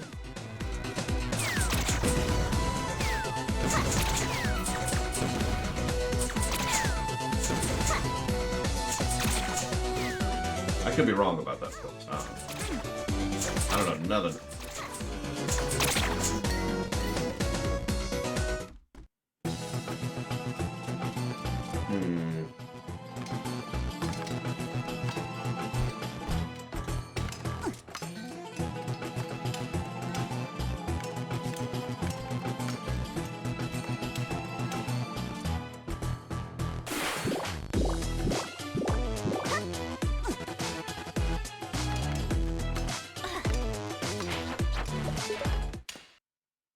Okay.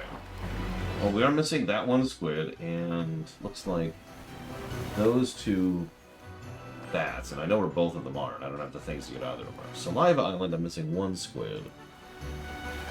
Where's Saliva Island? There it is. One squid and one dude. Let's see. So I got that one. What are you doing here, Valmatrix? You're not supposed to watch my streams. I'm not sure which squid I'm missing, though.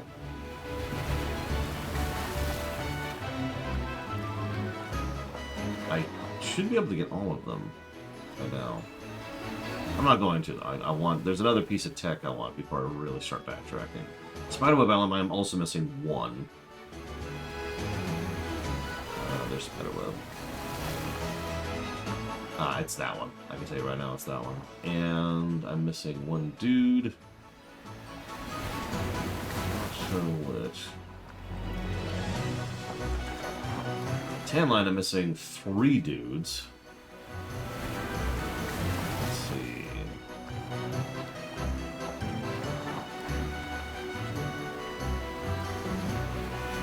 requires boots, which of course we don't have yet. So let's go ahead and go to Mud Bog Island. This should be fun. I gotta be a genie here, yeah. What is your wish, my chat? Lanto, welcome to Mud Bog Island. Smells kind of bad. Well, we've cut off 3/5 of the Pirate Master's power. He's sure to have noticed by now. Even from the grave, he'll attempt to impede our progress somehow. But enough of that. We have something more to discuss. Oh? I think I figured out the origin of the dark magic. How? Process of elimination. When the genies defeated the Pirate Master, they had to drain themselves completely to get the job done. They reduced him to mere ash and bone.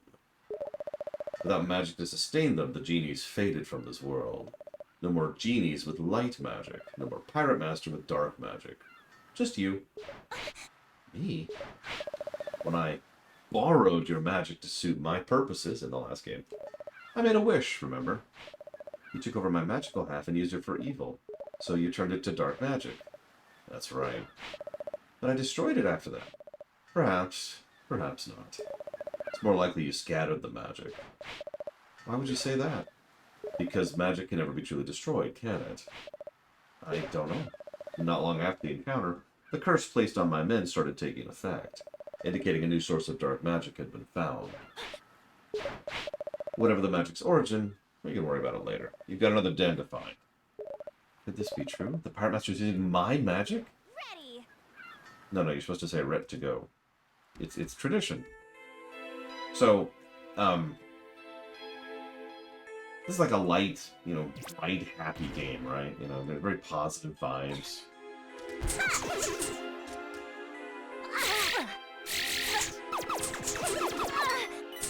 Very cutesy.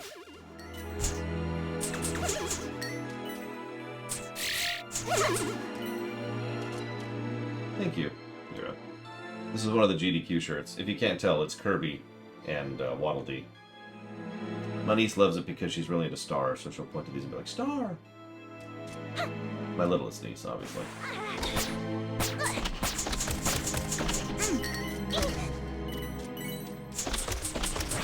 Goop Monsters, back from the last game. Oh no, that was the first game, wasn't it? My latest GDQ shirt just got here, like, yesterday, I want to say, Dragon. It was very recent.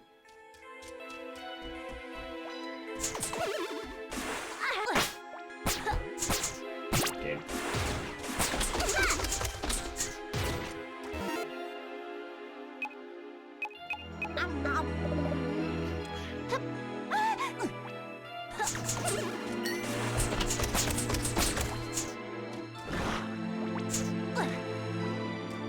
Heather, there's your jiggle physics.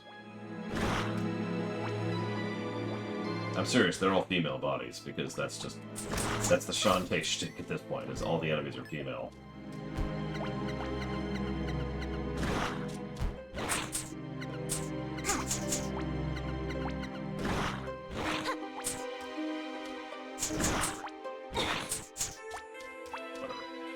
You get to live, for now.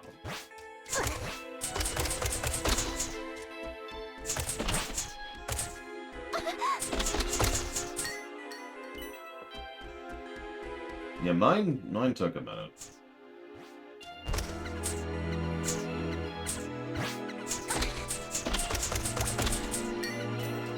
So yeah, doing a lot more damage than we've seen before. In general. We're gonna do this for a minute. Just getting a little enemy spammed here.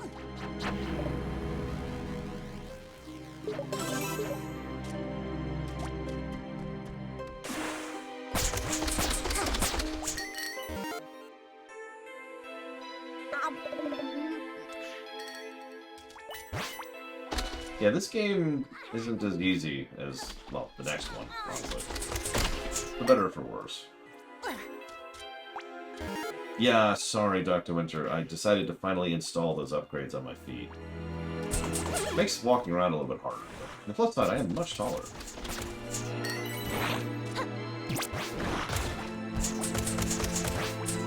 The often unspoken of cybernetic upgrades delays. Might increase.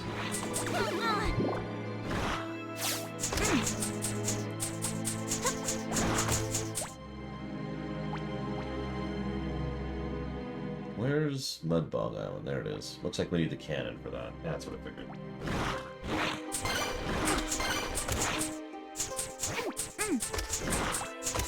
Probably a Crazy Horse. If not, I'm going to take credit for starting a new trend. I actually do know a semi-common thing for several YouTubers and streamers for a long time, and this is, I guess this is still a thing, I'm not actually sure if it is. But I know it was a thing for a long time, is to stream like this, so you can't see their faces at all. Partially as a you know, hiding thing, kind of a marketing technique, but also for basic security purposes. Because keeping one's identity quiet on the internet is a good thing, especially if you are a minor celebrity.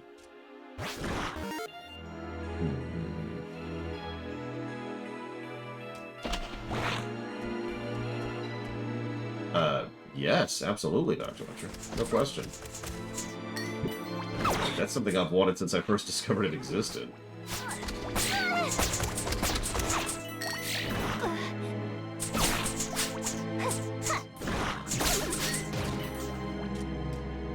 Also true, prisoners.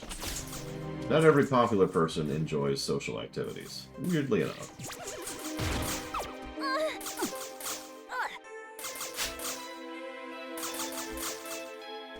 I mean, Lord knows, if I could get away with it, I wouldn't show you guys my face.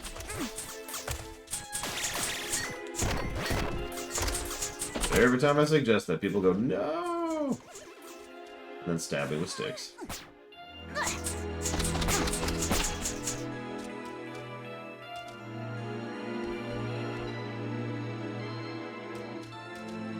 Hi. What? Who are you? Nice guy. I am a hexer. Beyond this gate, the village of Lost Souls. Lost Souls?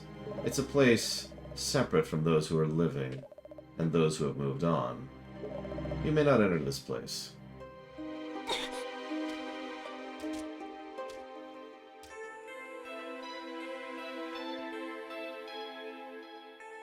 That's true, prisoners. I mean, I know a lot of people can be more social when all they are is text on a screen.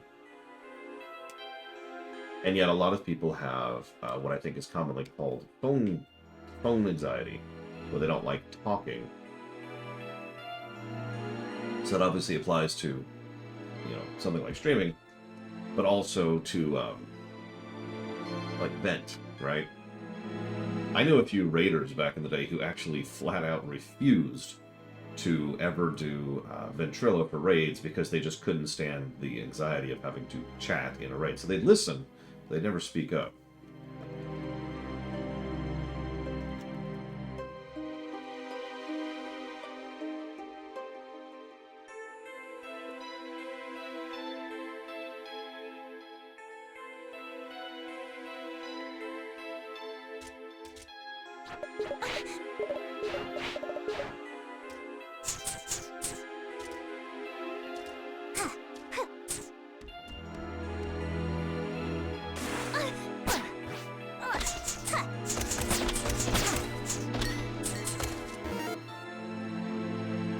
I mean, I can't stand the sound of my voice.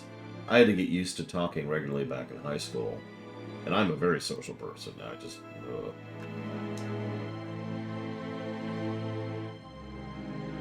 This is, in fact, in-game music. Excuse me.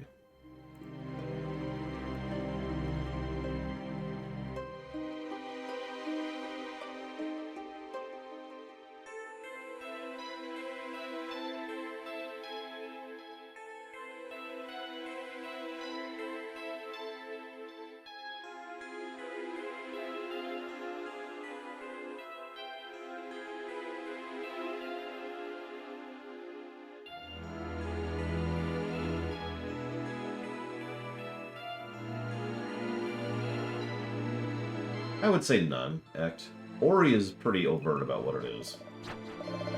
Flare activated!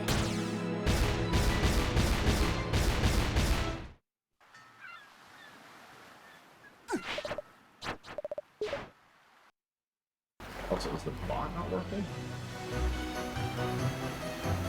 No, it's just being slow today. Okay, whatever. So what's irritating about this is I remembered going here for some reason. I couldn't remember why.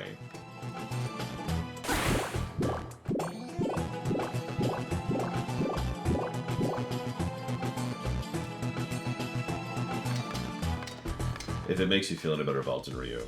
One of the biggest things I hate about my voice is how high-pitched it is. Seriously, I listen to my own voice and it's like, oh, goodbye.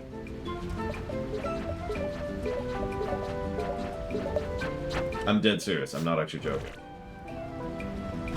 I listen to people who have actually deep voice, and I think, oh, man. And then I hear my own voice, and it's like, ugh. And then I talk like this for a while, but, you know.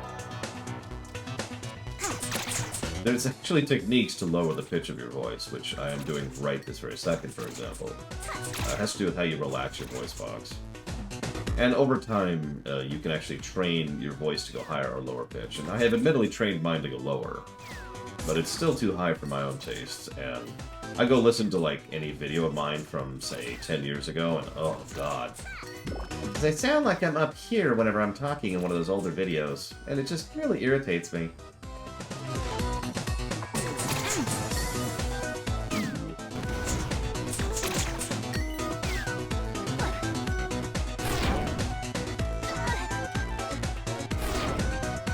I've actually lost range because of the aforementioned relaxation techniques.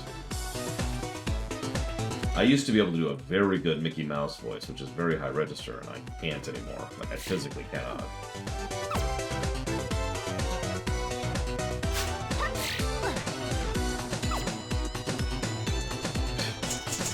Yeah, I remember when everyone said, oh my god, your voice is going to change after the nose surgery, and it actually didn't. I was almost disappointed by that.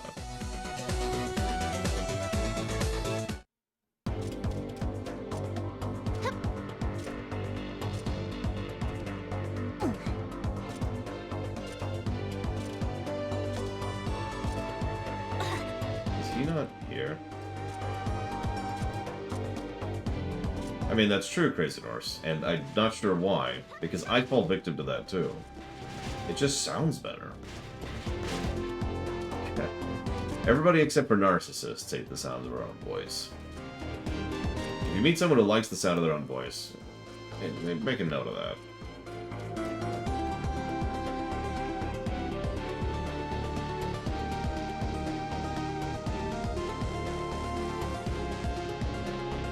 Oh, that's irritating.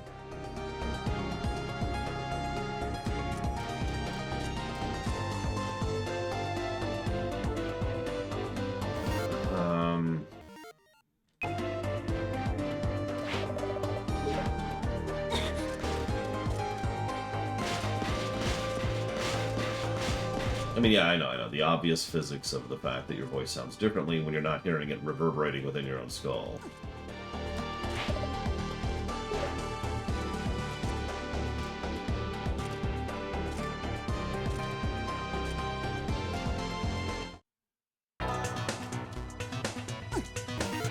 You know, this is probably quicker. Shantae and the Pirate's Curse.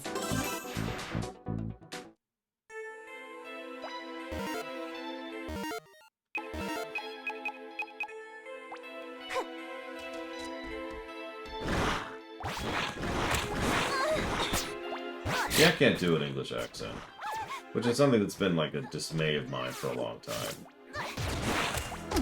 Oh my god. I also can't apparently walk 2 feet to the left.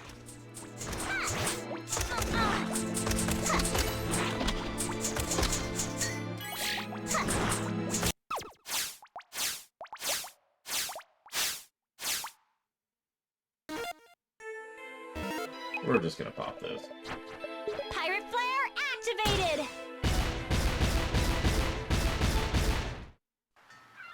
I mean, I hear that all the time, Dr. Winter. Everybody says my voice puts them to sleep. It It's that terrible. No, that would be French, Mr. Red.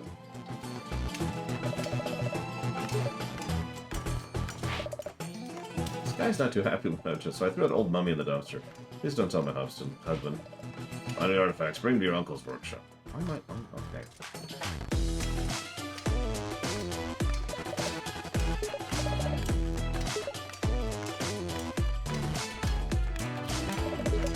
Nice scimitar. You can probably use it to pierce deep into zombie graves.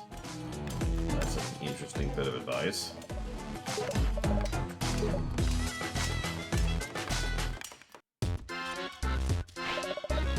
Back at my dead-end job working for your uncle. It's true, nobody needs me. There's never enough hero work, no offense. I've pretty much blown every chance that's come down the pike. Not only that, Sky says I missed out on some kind of adventure. Sounds like even Risky Booze was in on that. Oh, Bully, you got it all wrong. It was supposed to be a girl adventure. It was really hot there. We all got trapped. We had to wear these little metal bathing suits.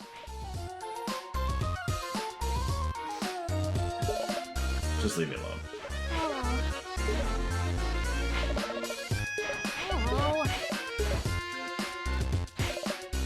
Maybe we should try building a steam engine again. Actually, an ASMR I have seen is specifically a GameCube controller, which has a unique sound to it, the clicking.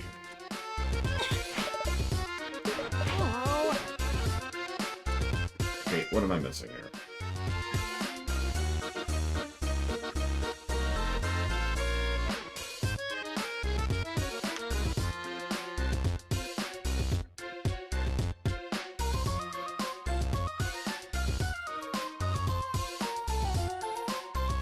I've already talked to both of them, Crazy Norse. Bolo's supposed to give me the death mask, which allows me to progress through the Mudbog Island, and according to this walkthrough, I could get it before I even go to Mudbog Island. I don't know how true that is, because walkthroughs are walkthroughs.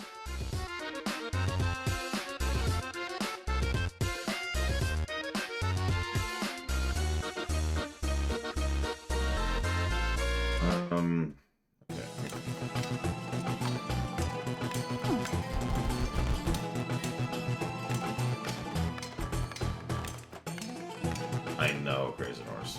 Like, Lord knows I have bad walkthrough luck in general, but I have had really bad luck with Shantae walkthroughs.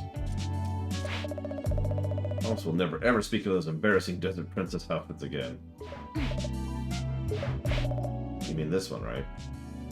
How did you...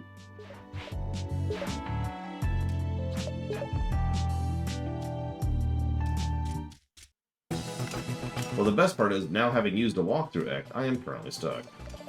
So that's cool.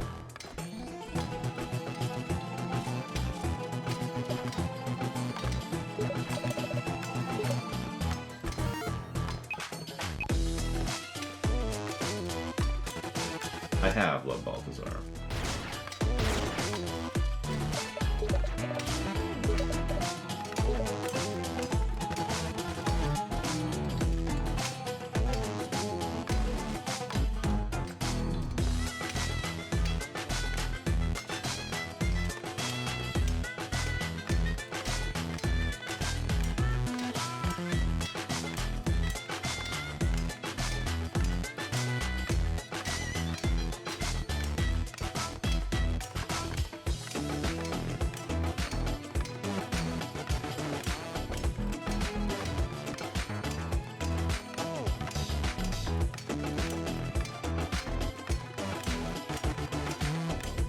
And it does melt through you.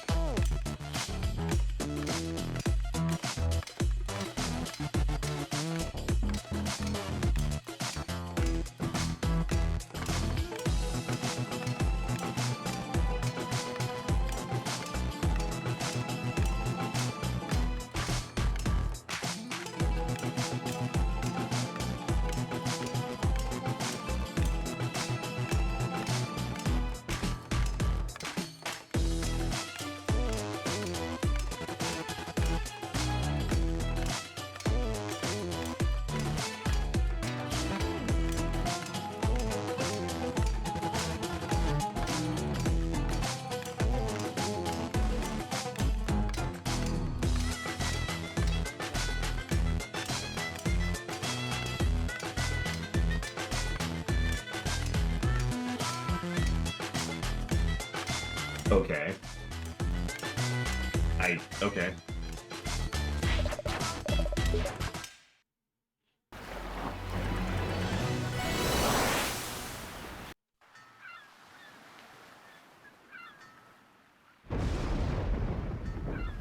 Well, at least we get some banger tunes.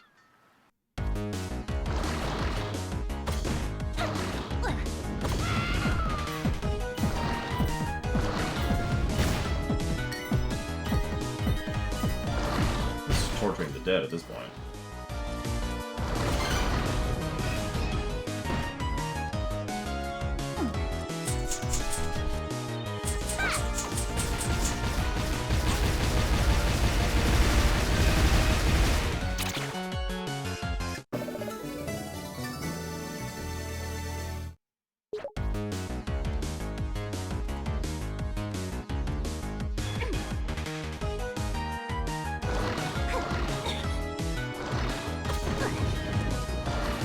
No. Act.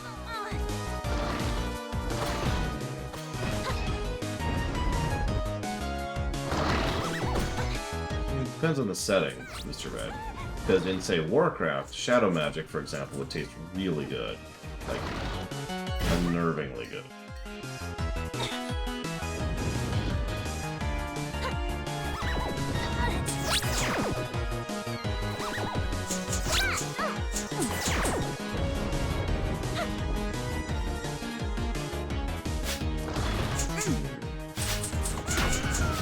Fire Emblem, it tastes like fire. No pun intended, but like spicy, you know?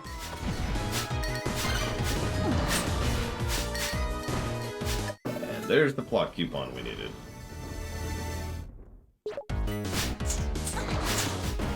Let's not die. So anyways, why do you think that way, Twitter? What's the reasoning, other than it sucks?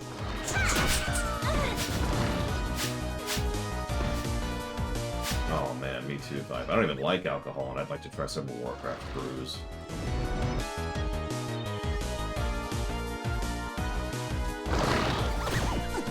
How about some of the Pandaran teas and brews that are made with the Titan energy anima?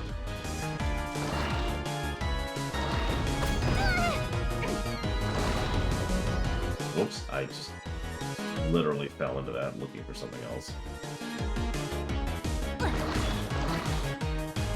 Say Lord of the Rings, yeah, dark magic, if you can even say there is such a thing, is not gonna taste good.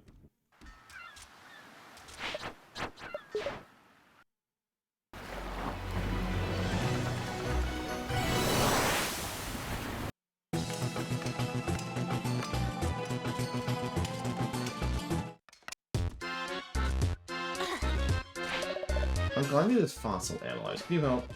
Have Bolo do it. He can use the training. Okay. Bolo can do anything with this fossil.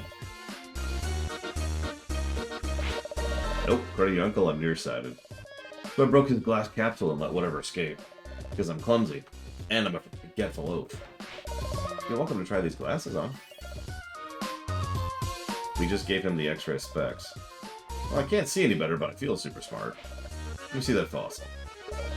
It's a ritual death mask, approximately 15,000 years old, heavily pyritized, contains high levels of sulfur. Removed most of the sediment, but I left a bit of matrix for stability. Still, not something you should wear on your face. Here you go. Thanks, Bolo. That's amazing. That's nothing, really. So much to ponder. The death mask gives off an unusual aura, since it always exists in a world apart from our own.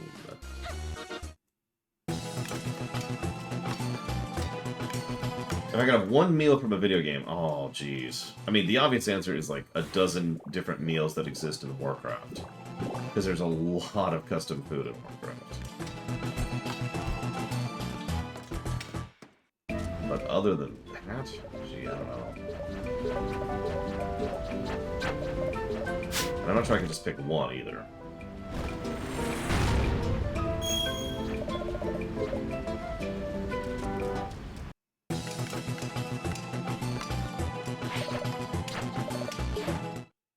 I'm not sure it does, Mr. Red. Although I am curious what lembas bread tastes like.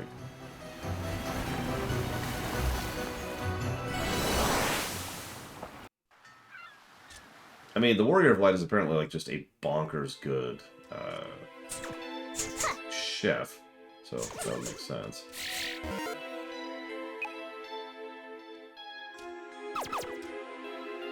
Probably not Trihexia, because near as I can tell from the lore of the setting, evil genies don't exist.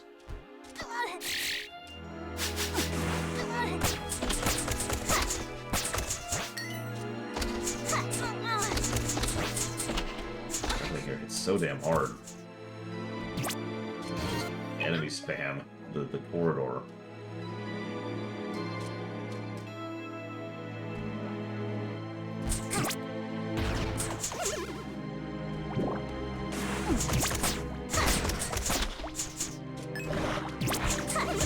That's true, we could get a Chozo situation. That's not an invalid point. We've already seen that genies can be corrupted, so the Chozo Ghost is an option as well.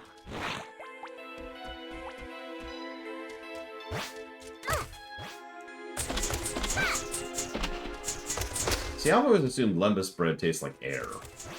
Like, literally, there's just no flavoring to it. It's just really, really filling.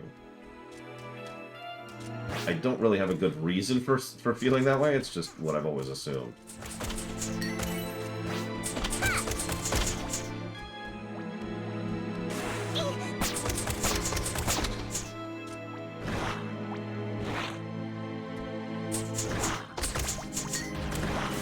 Progress in blood here, don't mind me. By contrast, something like mage food over on Warcraft tastes really, really good.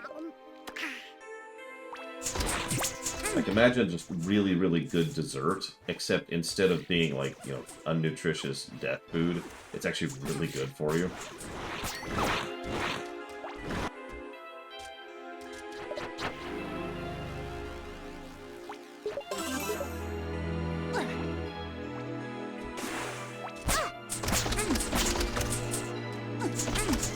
You know what, there you go. I want to eat mage food. There's my one meal. I mean, arcane can be healthy if applied properly. But, as with most things, it's pretty easy to screw that up.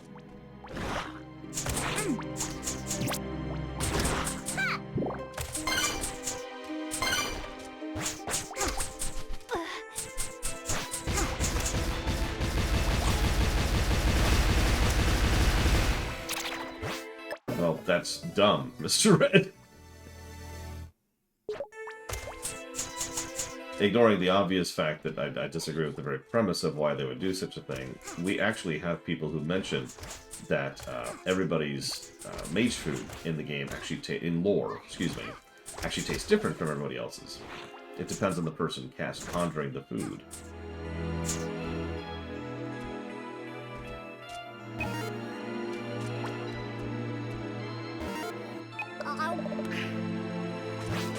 We also know it's related to that, some mages specifically conjure really, really good tasting food.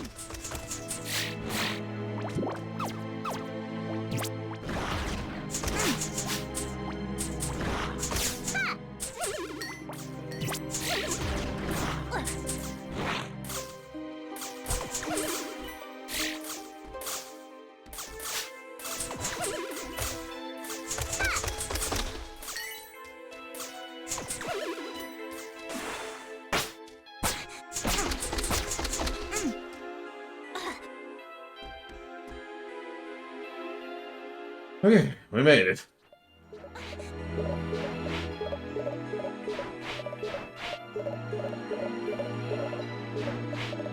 What's this? I detect something strange. Ah. I sense something new. I did not detect it before. You suffered much in might, and caused the suffering of others as well. Your burden is heavy indeed. You sound awful. You may enter the village of lost souls. You will forget your suffering and misdeeds, and remain there for all time. Cool.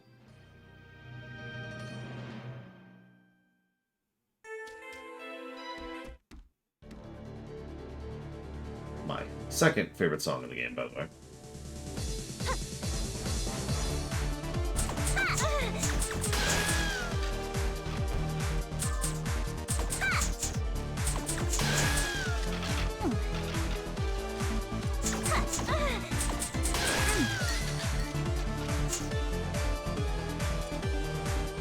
say, a lot of this music got put into the head-on run. Shrug?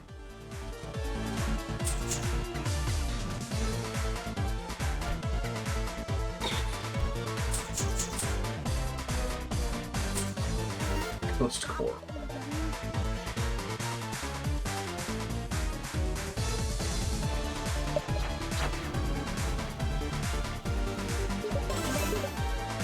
I swear like 3 or 4 songs from this game got put into the head-on run. I could be wrong.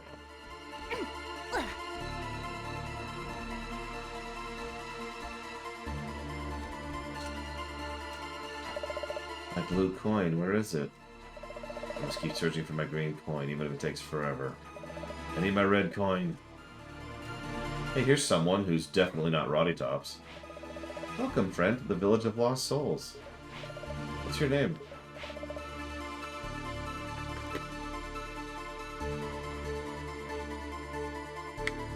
You look familiar somehow. I have no idea who I am. Definitely not Roddy Tops. Although I can tell how it's easy to mistake it, since every woman has the same body type. Thank you ever so much for asking. Oh gosh, that is... How did you come to be in this village, friend? I don't know. Nobody knows how they got here. We're all just here. All I know is I'm alone. That's so sad. I'm only truly happy when I'm asleep. When I sleep, it's like I'm transported to another world where I'm with my family. When I wake up, I can't remember them anymore. If only I could remember. She needs help. This sounds kind of serious. I mean, that's true, Dakota, and I myself even made that point earlier. I'm just making fun. I'm allowed to make fun, damn it! Gotta make fun. It's the only way I can stay sane.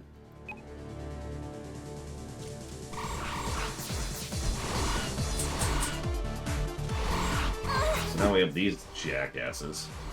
One of the worst enemy types in the game.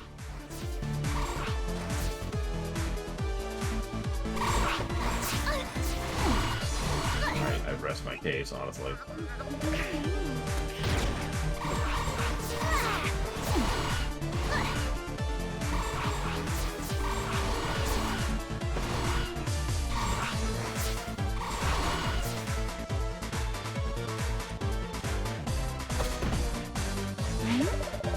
Must be a fire here.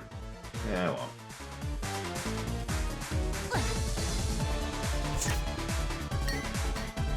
Green coin.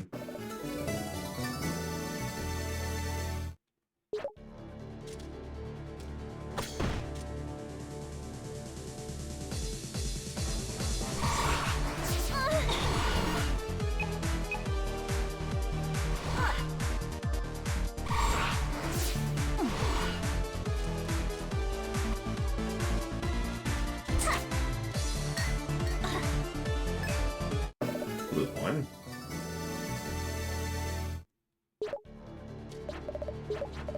Who's at the door? He smells pretty and sweet. Don't you know this is the oubliette of suffering? Deepest, darkest place in the Village of Souls. It's for stinky ne'er-do-wells only, so get lost. Okay.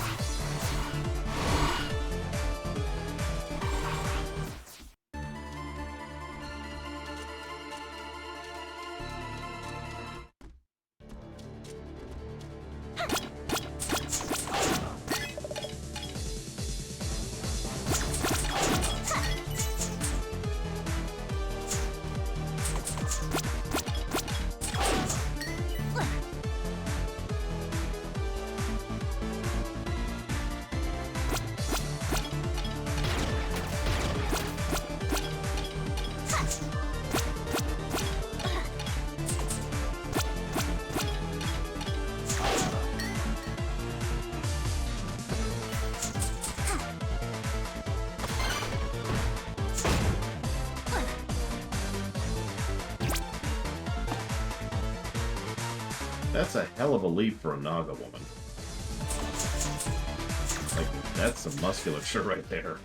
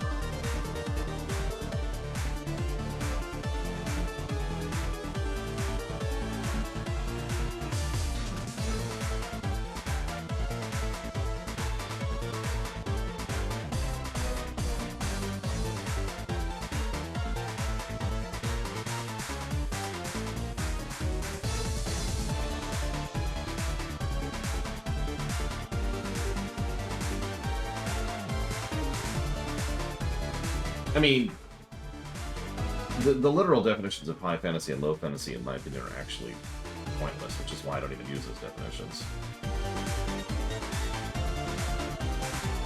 Sorry, I'm just thinking. Probably, Yura. It's one of the most prolific online banks that exist, which is funny because it's actually not a bank, it's a shadow bank. But, you know. Yeah, it's pretty much to go to. There's a reason I usually bother to not even use the word fantasy and just say high tier or low tier, because I feel that's usually more useful. Rather than saying high fantasy or low fantasy.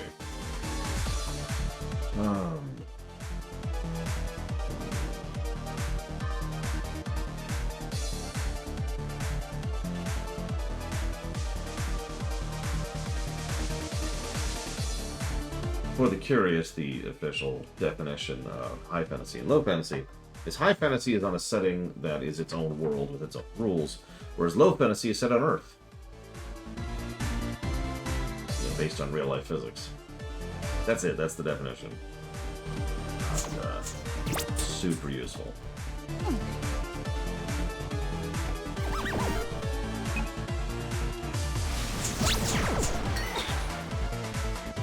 How are they...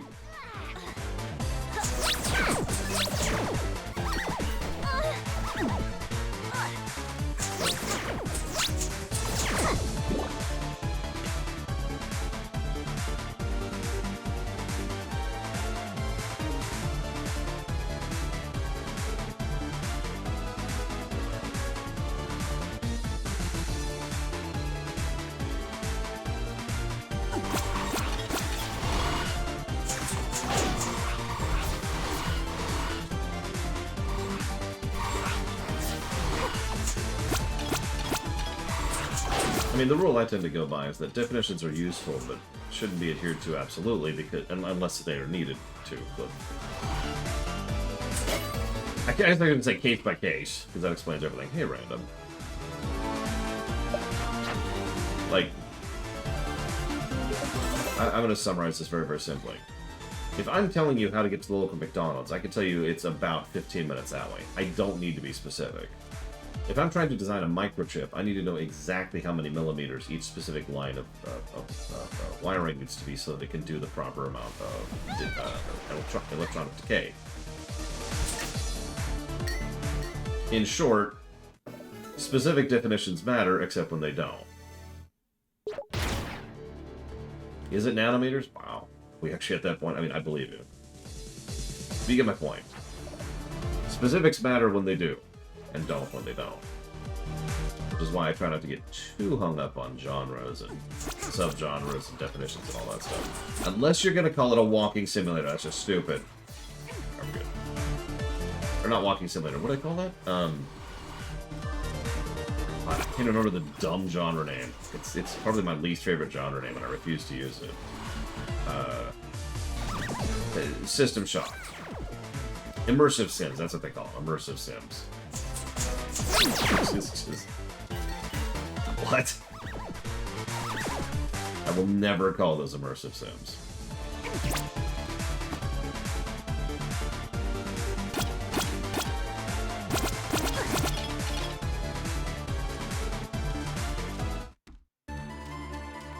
Okay, blue coin.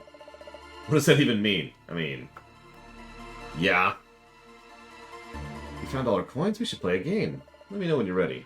Let me...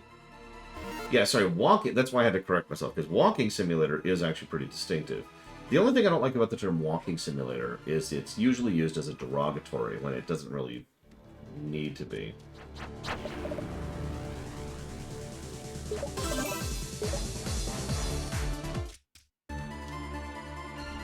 Like, I've played perfectly good walking simulator games. In fact, I played one recently, Firewatch. That was a pretty good game. Guess all three correctly, and the treasure's yours. Tails, no.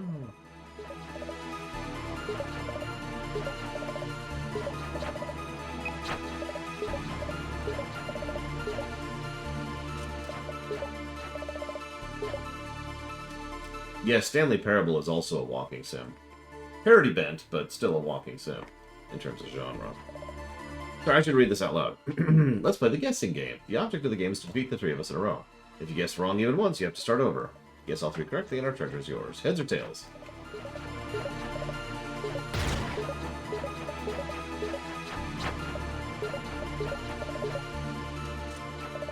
So beat the blue gamer. Why not try your luck against me? Heads or tails? Beat the green gamer. Now let's play a game. Heads or tails? Correct again. We have a winner, everybody.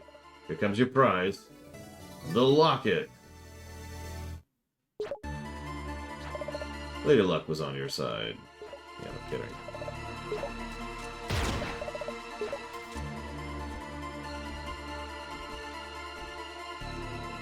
I will admit Stanley Parable drives its jokes a little bit too much into the ground. Just a little.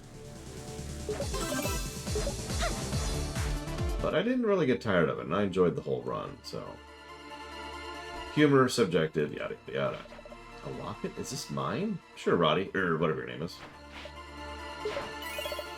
Why is Roddy Tops in the sexy schoolgirl outfit? Don't answer that question. Here's a better question. Look at her outfit for a second.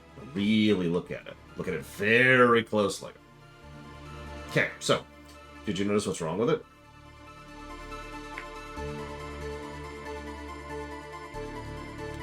If you guessed the fact that she has a zipper or a button-up blouse, correct! No, it's literally the first thing I noticed. She's got the giant zipper there, but there's no zipper. It's just, it's a button. It's a button down. Oh, look at this. My brothers. I have two brothers. I can remember them so clearly now. Him, the one on the right, he's tall and handsome. He's my big brother. And this guy on the left, he's such a goofball. He's older too, but not by much. They always look after me. But there should be one more. No problem, just describe what you remember. Well, in my dreams, she comes and goes. She's brilliant and smart, and I want to be just like her. She's my very best friend in all the world. But whenever I reach out, I always manage to... I don't know, if something goes wrong, I upset her somehow. I just want to tell her how important her friendship is. And I try to grab on, but she runs away. Then I wake up and I'm back here.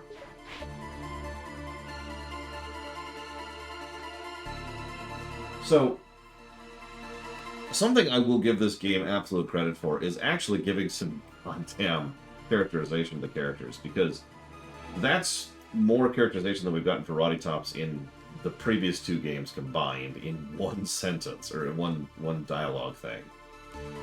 Here's the question. Why is her living soul, her unliving soul here, and connected to her undead body, which by all accounts seems to be just fine as long as she has coffee?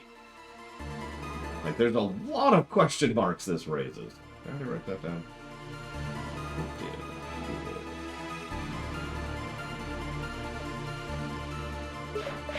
I think I understand. You do? Yes, and I promise to find your friend and tell her exactly how you feel. Oh my gosh, thank you! You know, I think I could really leave this place someday.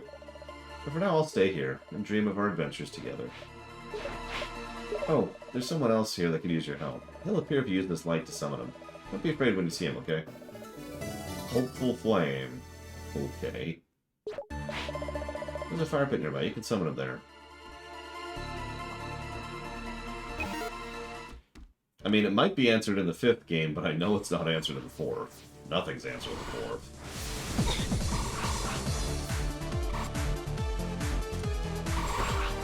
Like, the 4th is a good game that I enjoy, but it doesn't move the story forwards really at all.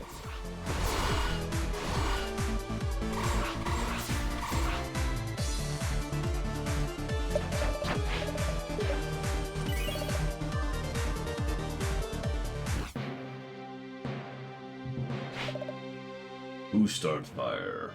You should no be here. What they call you, young lady? Shantae, sir. Shantae. Strange name. Oh, right. I have daughter myself once. Ashamed to say I forgot all about. It looked like I forget everything. Joker at door. He says, Village of Lost Souls. I come to this island to find someone I lost. I shoot Gremlin, cross log, to reach her. Now, what was her name? Joke is on me. I cannot recall. I've been here much too long. Could be many years. I need to visit Joker at door. Show him my fist, maybe smash him with ladder. You should go too, before you forget why you came here. I can't leave just yet. I need to destroy the evil in this place. Oh ho, gutsy. I'd be proud to have you as daughter. Here, this gets you inside, no problem. I go deal with Joker. You got the manly musk. Go on, use musk. Open door. Thanks. I was saying, the only theory I have is that that's literally our father. But who knows? Yep, we just got Elon's musk. The dialogue option there, in case you missed it, was stink it up. Oh, Nelly, you smell like some kind of mutant buffalo. Get in here, fella. Let's torture you good. I'll prepare a dark Dagron for some live entertainment. Dungeon unlocked yet.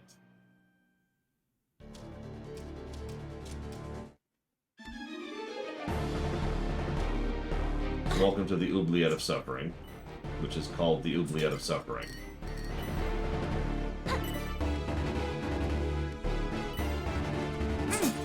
Well, genies used to live in this dimension. Not even that long ago, just a few years ago. And then they used up all their power to get rid of the pirate master. So, you know. World building. Did you know that there actually is a adventure module for Ogres and Oubliettes Shadow Machine for Tales of Equestria?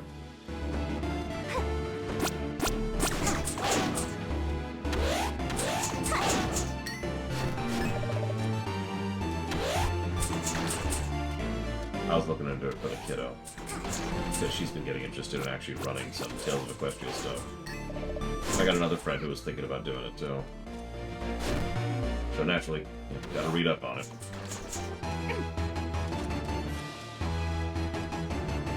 Nice place.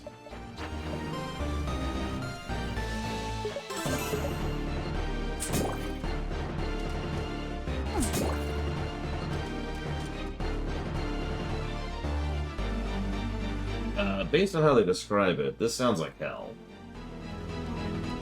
Not Purgatory. Purgatory's the waiting room. In most things.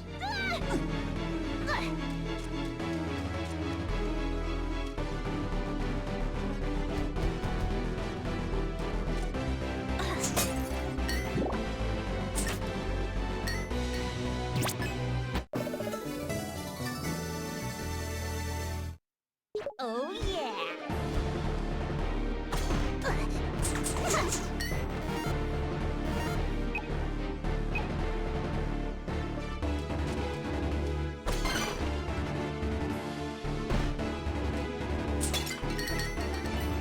Interesting way to guide progression.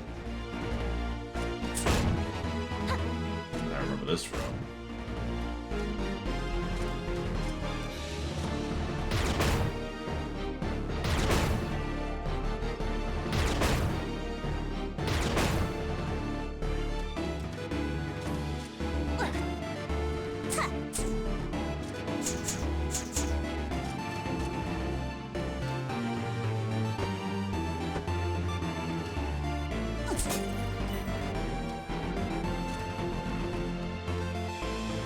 Of course.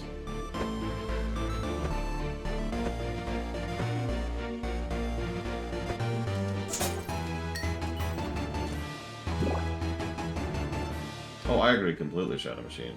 Shove it forward in the timeline and a lot of the issues go away pretty much immediately.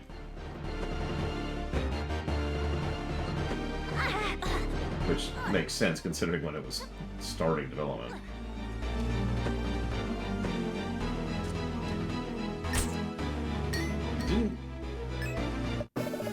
Who did the Shovel Knight soundtrack?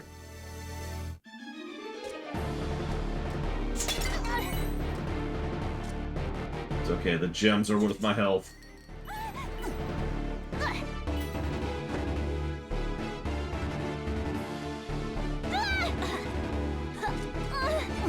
Don't worry. This still isn't Bob.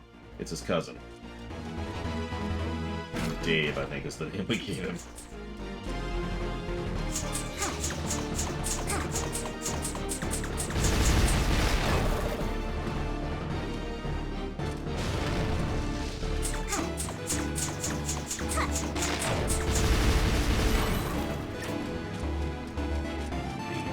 quite instant death traps.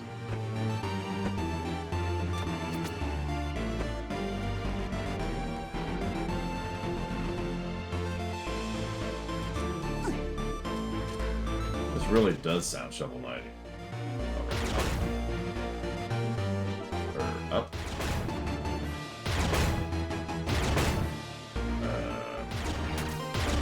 Right, these aren't linear. I forgot how that works. Okay. Eat this!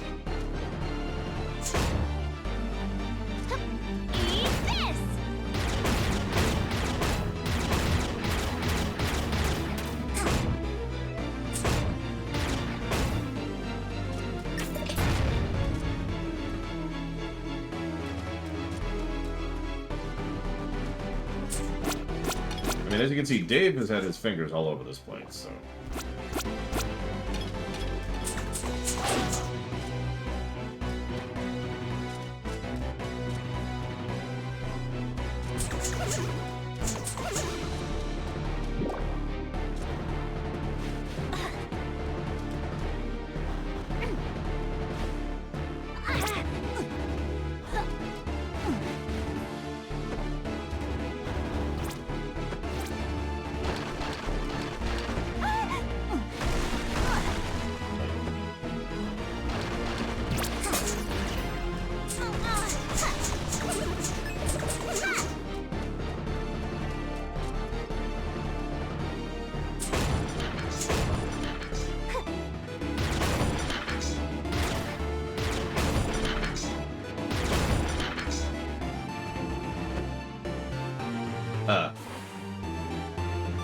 Right.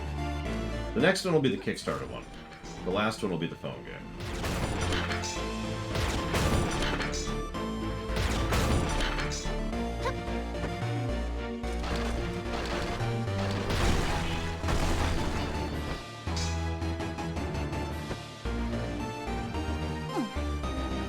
This is very safe. Don't mind me.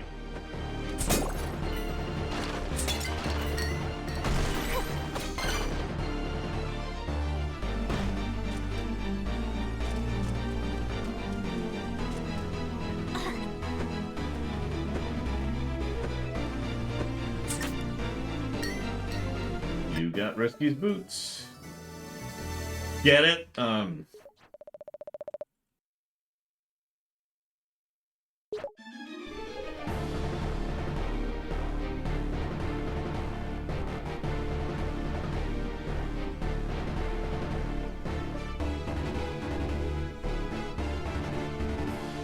Well, that's a good question, but obviously, judging it based on the previous games, this is just an improvement across the board.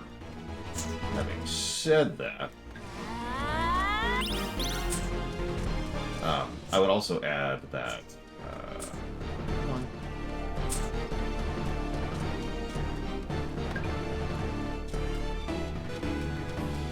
that's strange. I would also add that the real way to gauge that would be to gauge this versus the next game. Which would be the real test of which one is better in terms of kit. Because this game lets you do things like this.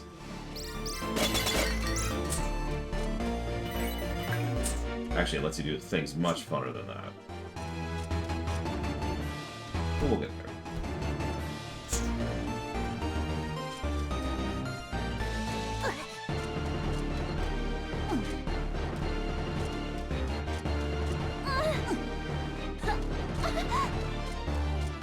Yeah, once we get the cannon, the movement tech is going to officially be unlocked.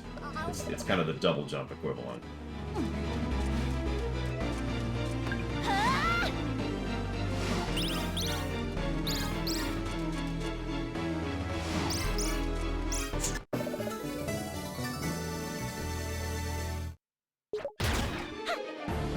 Okay.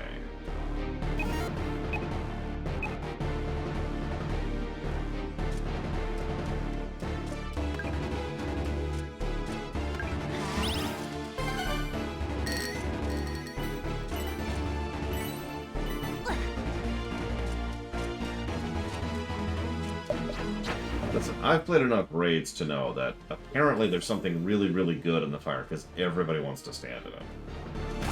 Surely there's the logic to that, right? Has to be. Why else would they all be standing in the fire?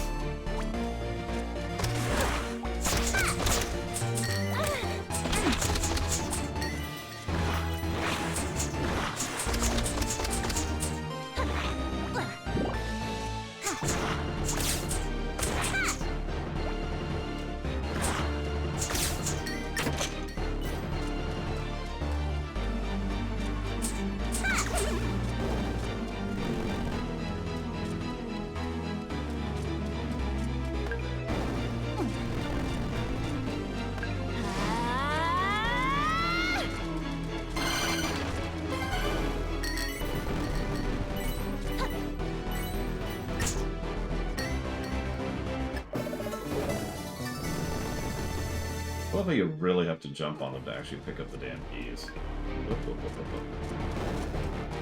Eggplant rolls with walnut filling?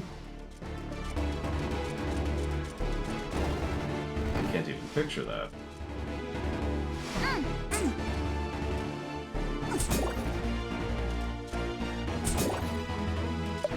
I suppose, what is walnut filling? Would be the first question. Also, I've never had eggplant. Not on purpose, just it's never come up.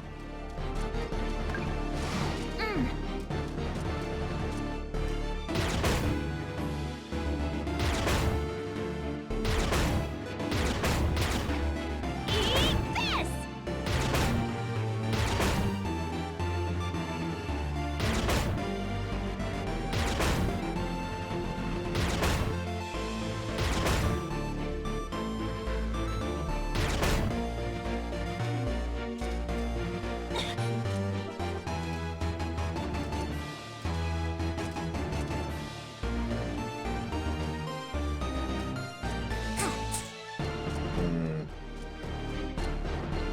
I mean, the Final Fantasy IX effect, or whatever you want to call it, is quite real for some crazy Mars, so that could just be all it is.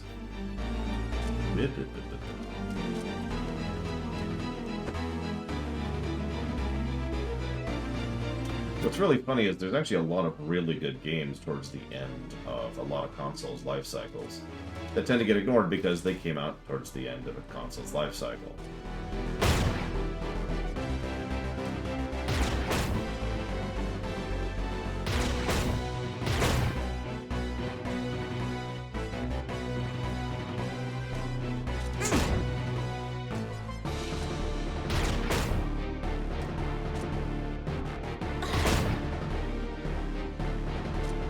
Or, to put what I'm saying more clearly, it's a semi-common thing to happen.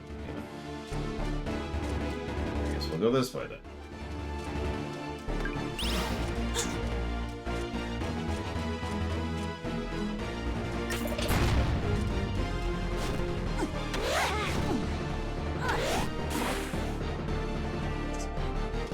Decided to take a bath.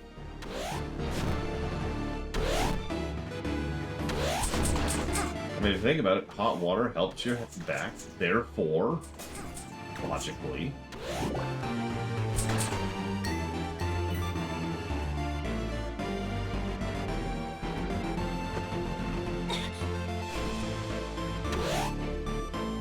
What, Chrono Trigger? No.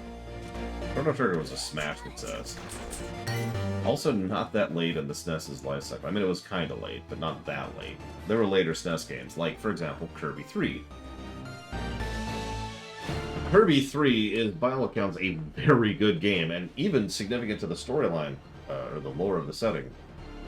But it came out really late in the SNES's cycle. Yes, which, okay, that's... I take it back. Apparently these are Bob. Damn it, Bob. We talked about this. Which means the place I want to go is probably over here.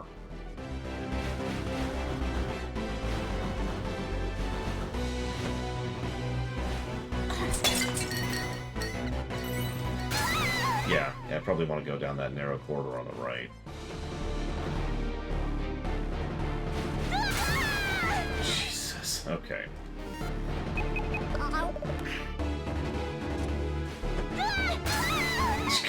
Okay, okay.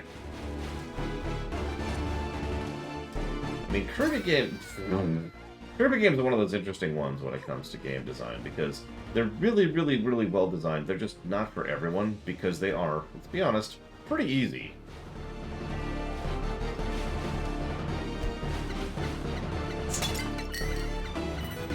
But I don't think that makes them in any way worse. It's just, you know, it makes them Kirby games. But you know the type.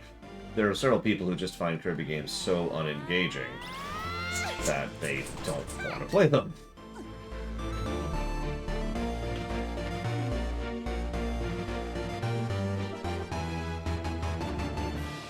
I did! Exclamation mark. I really hope...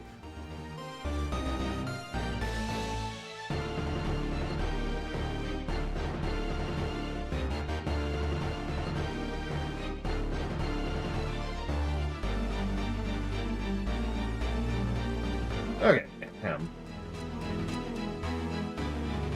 Kirby 64 brought us 0-2, so I can confirm that.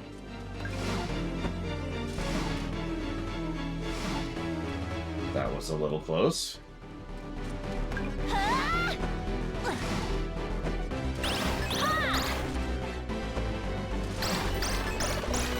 So this is the room trying to get used to this movement tech. Take that!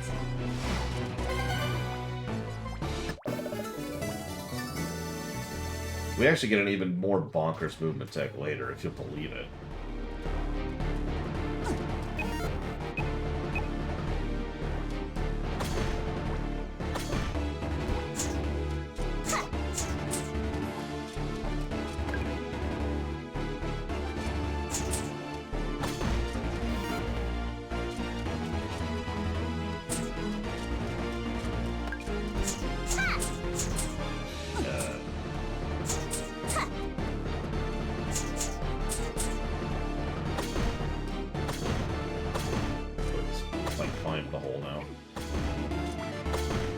See, I don't blame you, Crazy Horse.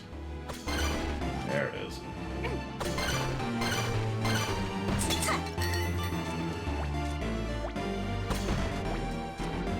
I mean, anything I say is suspect. I'll tell you things like Lotro is a bad game, and WoW is a good one. And just, why would you believe such insanity?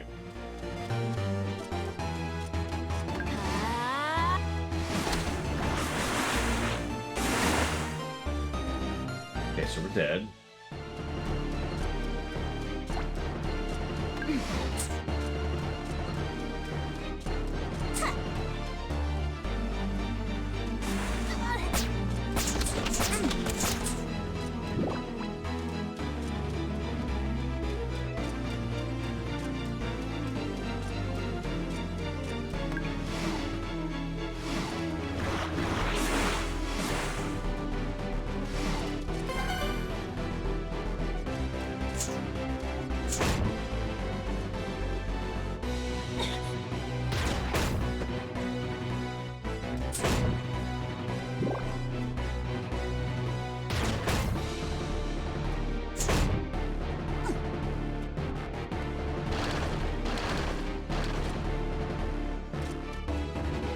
Sure, Crazy Horse.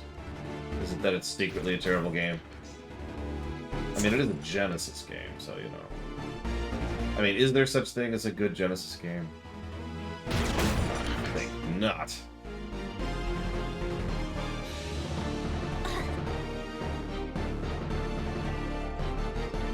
Well, that's gonna make for an interesting stream, Crazy Horse.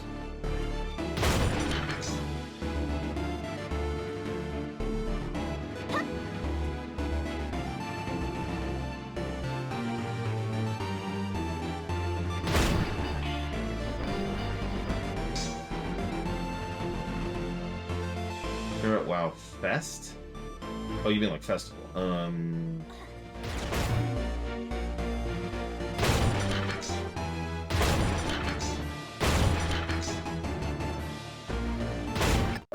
You know, weirdly enough, Brewfest has always struck a chord with me. Most of the festivals don't really have much going for them in terms of gameplay. Not really.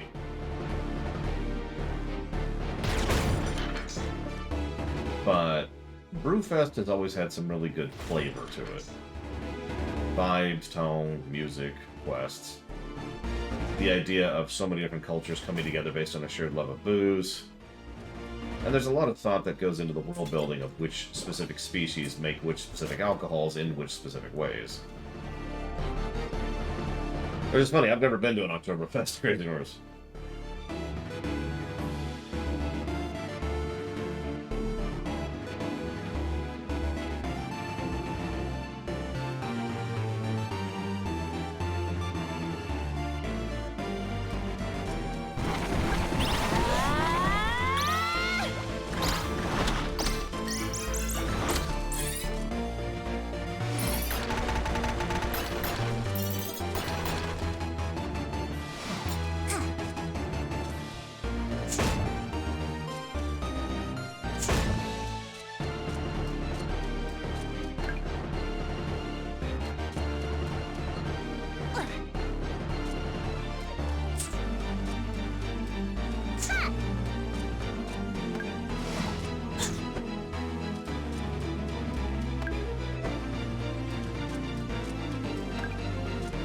Well, I mean, obviously Crazy Horse.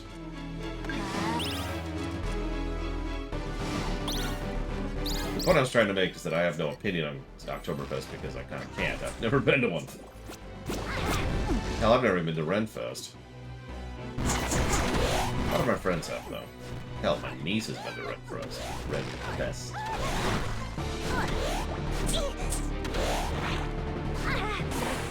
Okay. Yes, I did know that, Hero. That's a very recent change, but it is still true.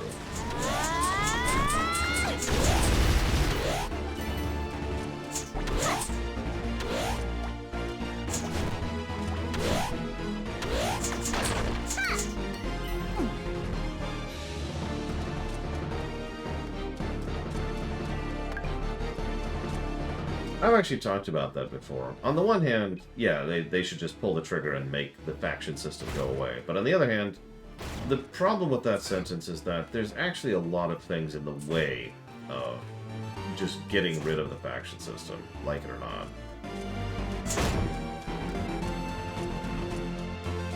The problem is, an inordinate quantity of the game's code has been designed with the idea that there's the two factions. Which means that an inordinate quantity of the code of the game has to be gone through in order to smooth out issues with, you know, making it so that players can just group with the other side. It's not great, but it is the truth.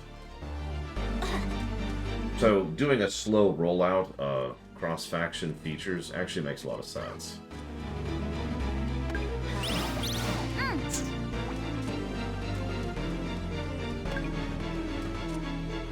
Also, keeping in mind, they probably want to keep war. Well, I can't remember what they call it. The war mode, which exists already for the open world PvPers.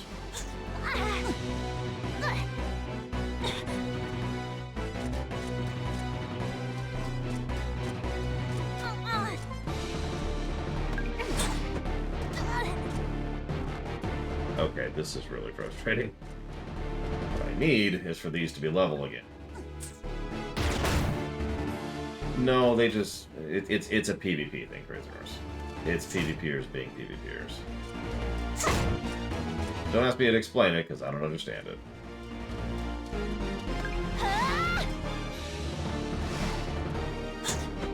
God damn it.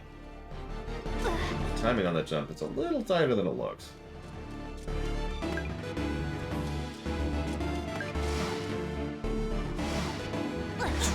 Ah, lost it. I guess I could try not doing this jump. Sure.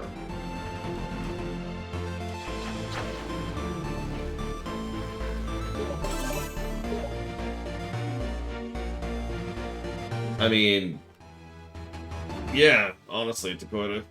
Whether that's true or not is something we don't really have the ability to tell, but back when WoW was coming out, 19 years ago, it was automatically assumed that you had to have PvP in an MMO because that was the only thing that gave an MMO content. Please remember that the idea of quests being content was a brand new concept when WoW was coming out.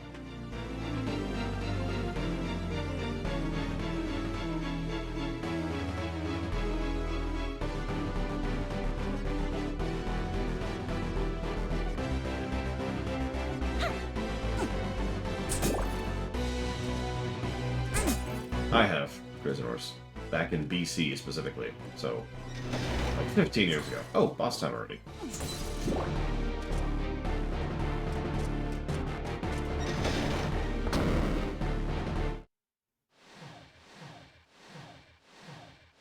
What?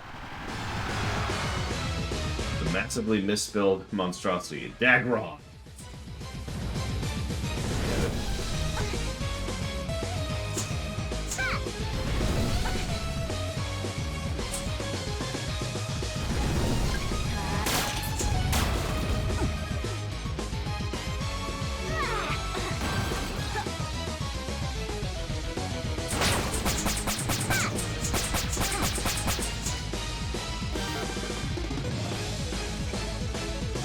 Well, Battlegrounds aren't arenas. You asked about arenas. The Battleground stuff up until about Wrath. And then I walked away from it. And that's not true. Cataclysm, I think. This was the last time I did that. Power up!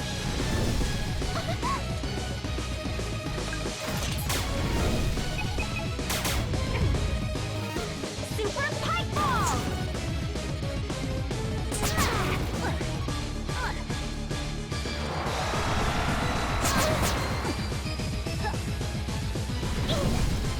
Damn it, Chris.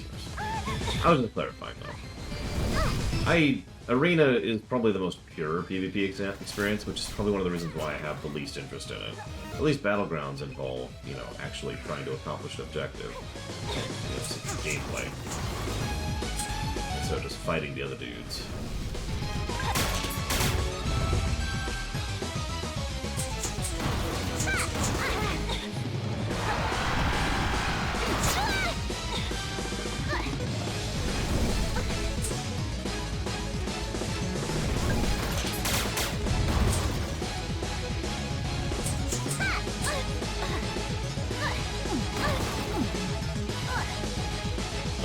Okay. I feel like I'm doing something wrong here. It's probably true. I'm a moron. But, like, I should not be having this much trouble just reaching and attacking the boss. And yet, here I am.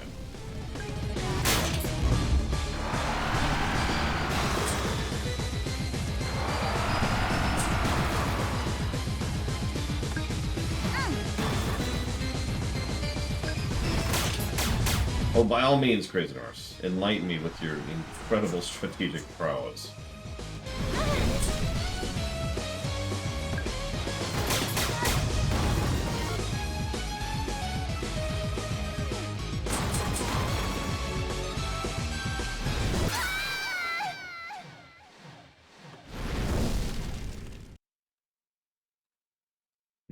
Is it even really a Shantae game if we don't get, like, a shot of Risky at the end? I wonder if that's in Half Genie Hero.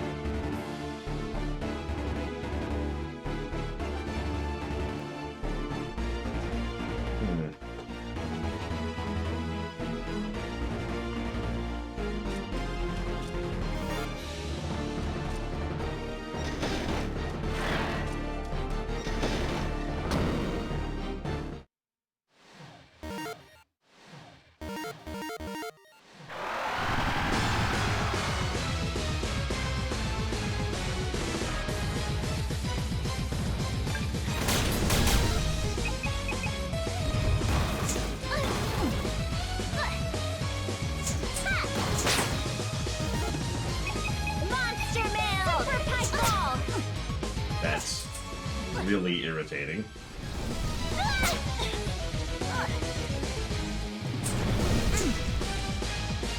Popped every buff. Got knocked back out of his vuln phase, so I couldn't actually do any damage to him.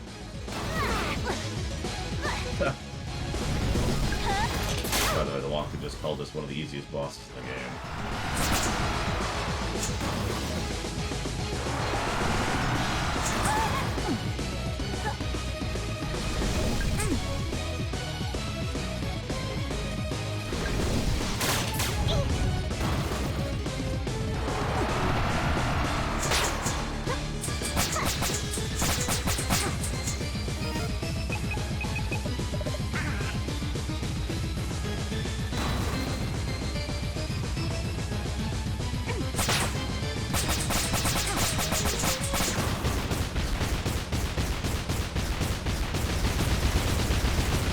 I don't know if I agree with that. God, let's help. That's probably what he meant.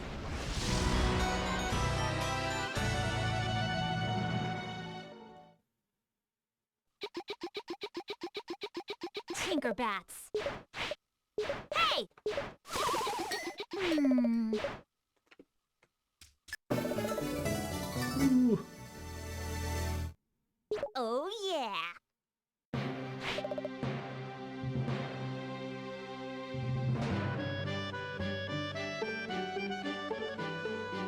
Hello. I wait for you. Oh, hello, sir. I make good friend with Joker at door. He know Left Fist and Right Fist by name. Village of Lost Souls, all free to go. That's wonderful. But not all want to go, I think. Some wait for someone important to come back, like I did. Okay, I leave to find my little girl. I remember more and more each time. Oh, I have a gift for you. You got the Lost Soul. One soul. I find him lost in village. New arrival, maybe. He's sleeping now. Maybe you get him wake up. Find a way, okay? Take him. Okay. Good luck to you. We both find what we look for someday.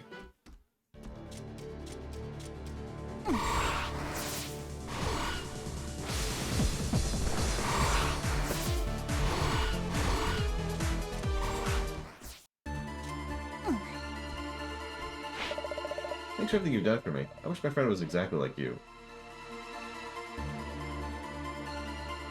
No comment.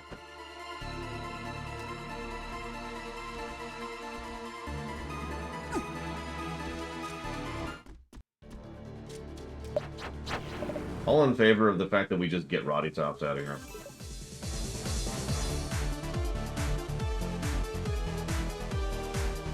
Somehow.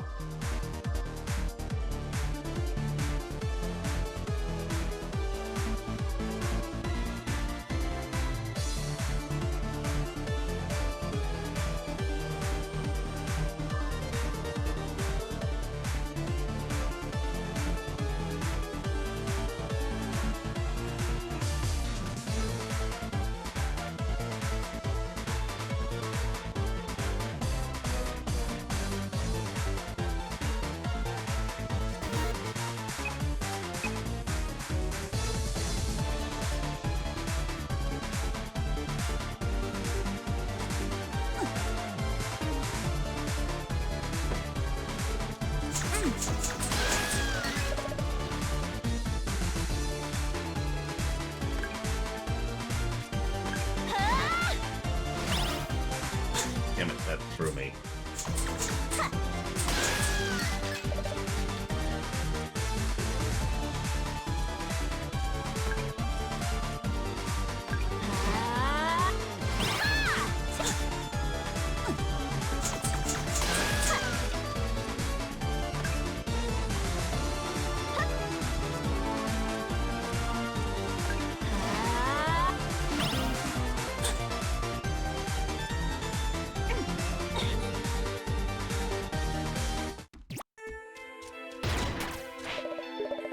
The Wanderers free the others. The balance is broken. The Master will not be pleased.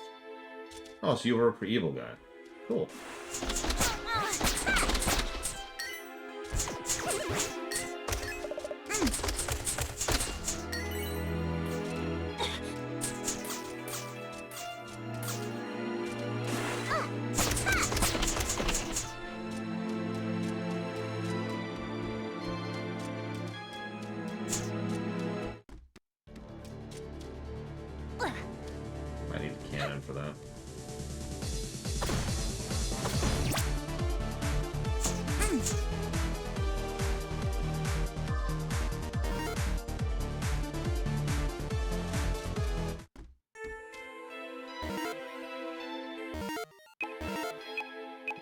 get out of here.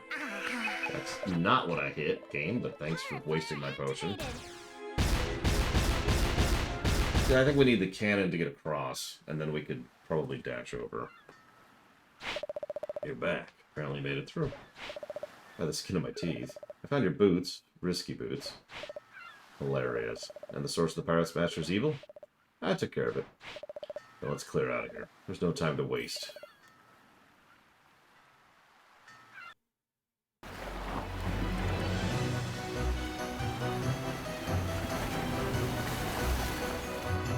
almost a lot. I mean, all the time here. Oh my god, the town looks a little different. Always lead by example. As my old fishing Buddha used to say, knowledge is caught, not caught. I'm too young to become a soldier, but the ammo baron said it's fine. I'm a lieutenant commander now. Online, I'll kick you back to book camp.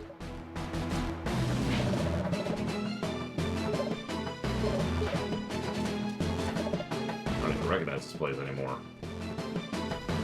I think I looks at my grandpa's face. Grandpa has such long eye stalks. The ammo baron says these cannons are for decorative use only, but they still creep me out. Why would you have decorative cannons? Nice boots. Have you tried just ramming into ice cliffs at high speed? It's a great way to shake secrets loose.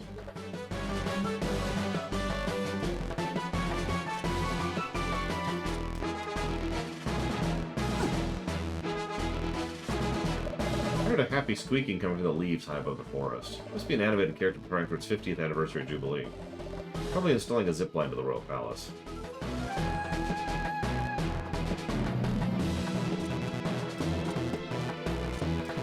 I've been leaning against this wall for 2 adventures now. But ouch! This new metal plating is really getting hot. I've heard about flipping a house to make a quick buck, but a whole town? This is ridiculous. Not you again. I thought you were out of my hair for good.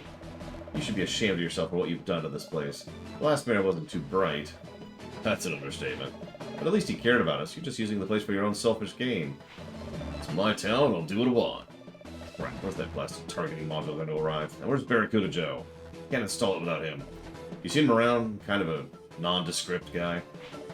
And what happened to my new recruits?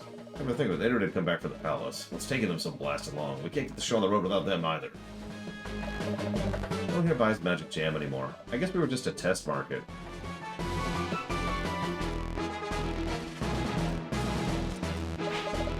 You seen Bolo? I could use help making gravel. Out of what? Your boyfriend?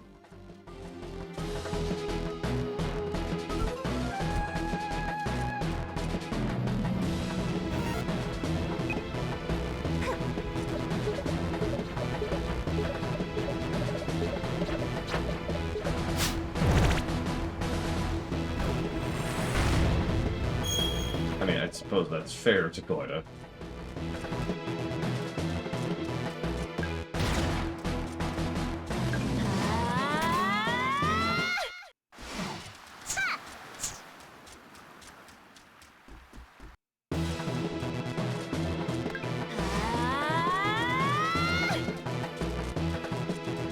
Look, she said it, not me, Christmas.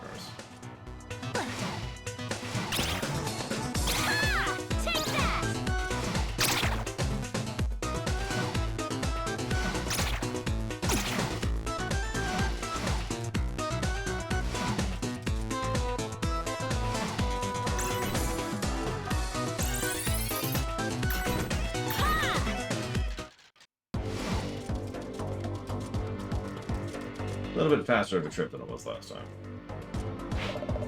Oh look, it's Brandon. He secretly transforms into Branson. He's a very popular hero all over the world. What are you wearing? You have, like, thigh-high boots, a skirt, but then a one-piece swimsuit underneath that, which has collars, and then you've decided to add armored shoulder pads, just on top of everything else.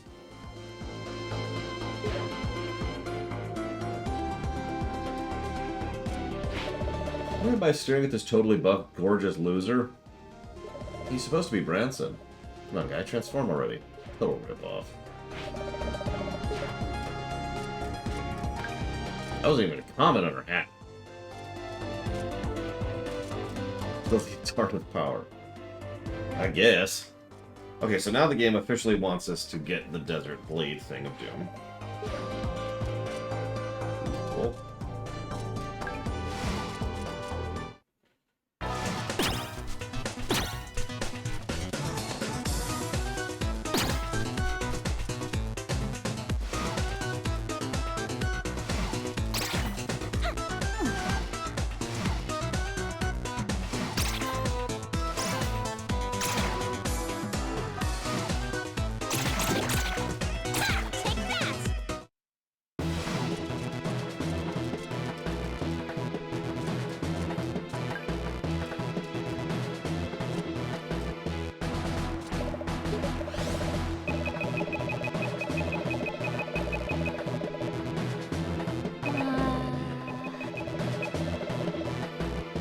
Sure, let's get this out of the way.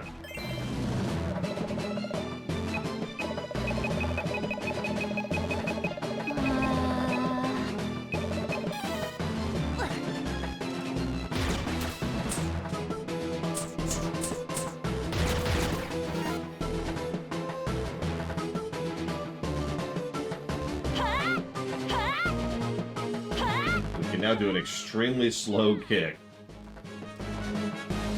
which is probably total crap.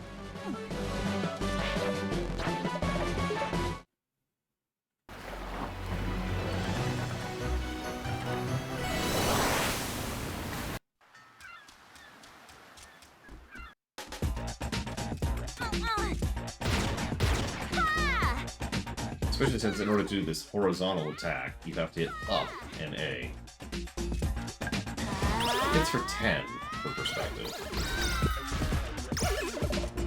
Which is not that much.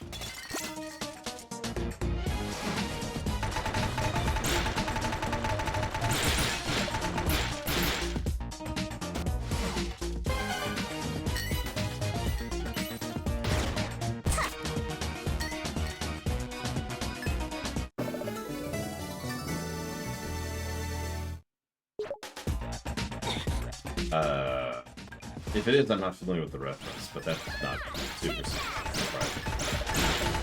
I'm not that familiar with One Piece. It wouldn't surprise me. One Piece is certainly rather popular. Oh, the Grand Line. Maybe. Lord knows this whole setting is very islandy, archipelago-y, whatever you want to call that.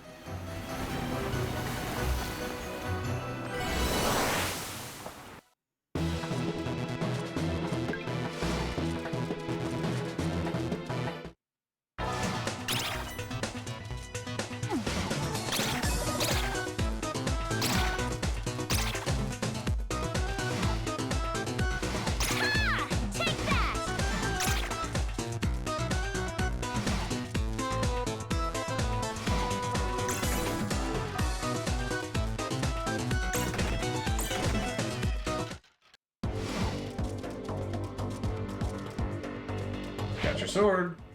You found it. My blade. Now that I have it, I better make myself scarce. Pretty sure my good friend Branson is about to make a sudden appearance. Oh gosh. Shh. He's gonna say the words. Hey guys, we should get matching purses. No reason that should just be ladies anymore. Am I right? Hey fellas, don't leave, fellas, come back! Branson. Shout your battle cry. I gained the advantage. Now then, only a trio of others are privy to my defection. What are you wearing? I know, it's based off of He-Man. But don't tell me He-Man doesn't have a terrible outfit, too. The Bald Enchantress, Man with Guns, and Hobmage. Hobmage. And now me, Thor. Right, Thor. Together we protect Castle Boneface from the uncouth legions of the Grim Reaper's ghost. Aw, your adventures kind of sound cooler than mine. I disagree. They are, and I'm also an excellent role model. I disagree with that, too. I'm not, on account of my bad temper and outlandish outfit. Just remember, kid, it's not what's on the outside, like skin and hair. It's what's on the inside that counts. Kind heart and blood and guts. That's what makes the whole body go round. Thanks, that means a lot, Brandon. Who's Brandon? Knock it off, you're the same guy, just with the jazzy halter top. Okay, show's over, let's get going. Remember, let the truth and be true to yourself. Ah, sweet, we saw it. Yep, Grim Reaper's ghost will pay good money for this info. What? Let's head back to the Ammo Baron before he notices we're missing. See ya, girlfriend. What, the girls from Saliva Island? You work for the Ammo Baron? Okay. Sure. I have no idea how to change back.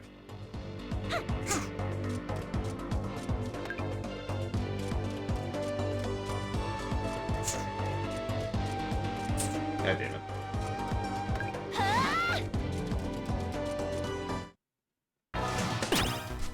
To me, I'd take Roddy Tops as a role model.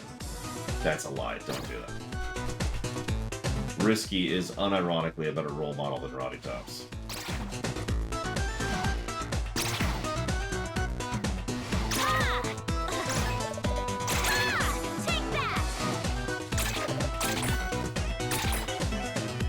Well, I refilled my supply of pike balls. Jesus.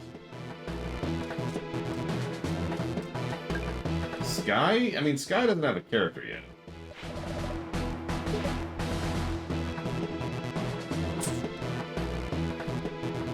The mayor. I mean, selling your town to buy chocolates.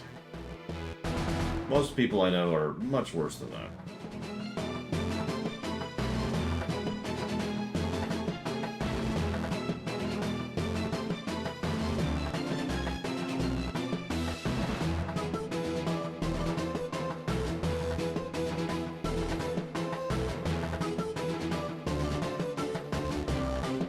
Okay, so that quest was fairly self-apparent. Now we need to cure this guy.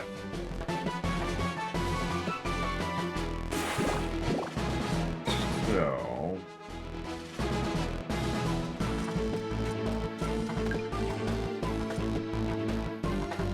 where's Bolo? I see Bolo around here. He seems to have vanished. I suppose I was too hard on him. He's a great assistant, even though I know he'd rather be out exploring. He's just not into this dusty old stuff. Oh, Uncle. But this experiment was different. I was attempting to prove the effects of various forms of magic. Thought if I could contain the magic, I could help you to... to what? Ah, never mind. I'm just a foolish old man. I just hope Bolo is safe. Exactly, Crazy Horse. Give me all the chocolate. I'll sell out everything. Everything! Or, I mean... Okay, so we don't know where Bolo is. And we need him for something.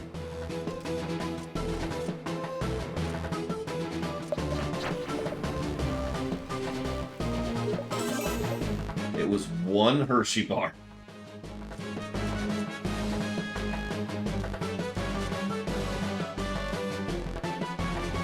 Alright, so it's to the walkthrough. What do you want me to do? I couldn't see a way to get up there, to quote him.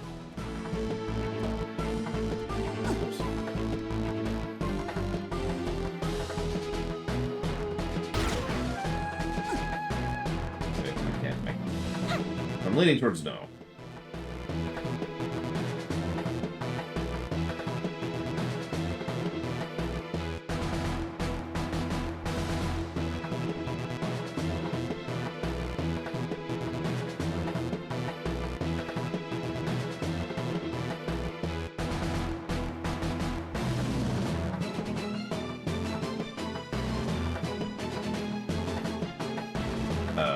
Okay.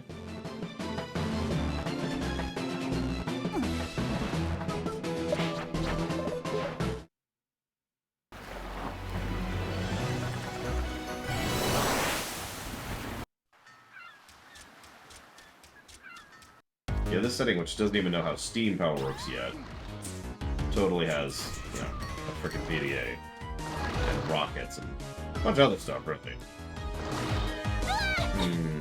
Well, I know you like pasta, so you should have a calzone.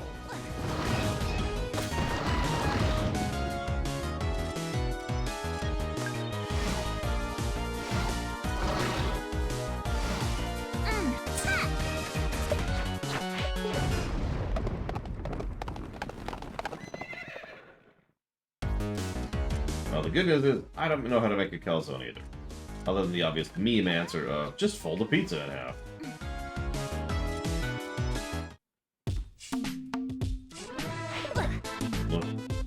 Look who's back. So what's this I hear about you and Riskin bout? What? Uh-huh. You're all moi and hoity when it comes to us. But I suppose you can team me up with her and it's all fine and dandy. You've got the wrong idea. I'm just trying to help everyone I care about. Fancy that.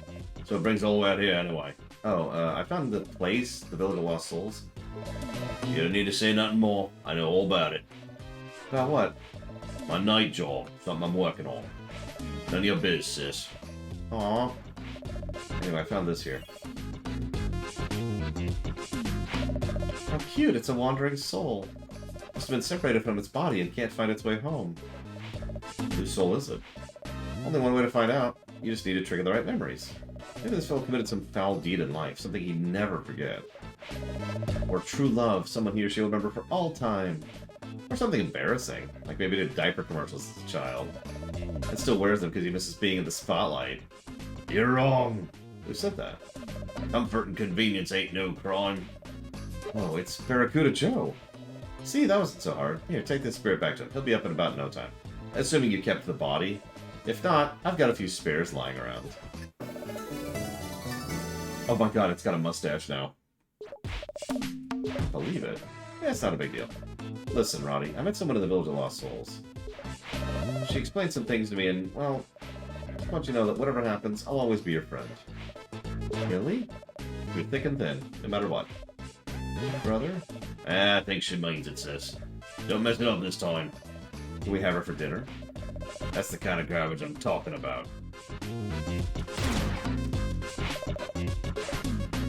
Hug. Okay. So, you, Blade Cheval, let's see, you should have...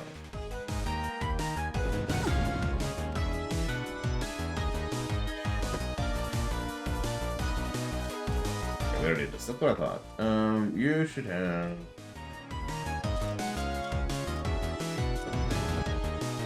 tacos. Doesn't matter what kind of tacos. There's a lot of ways to do tacos, but you should have tacos.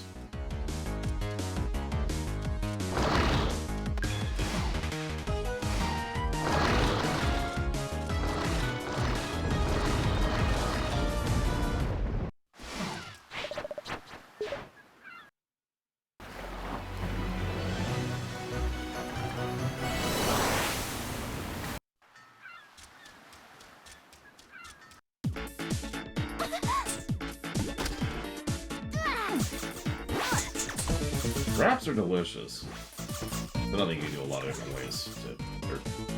A lot of.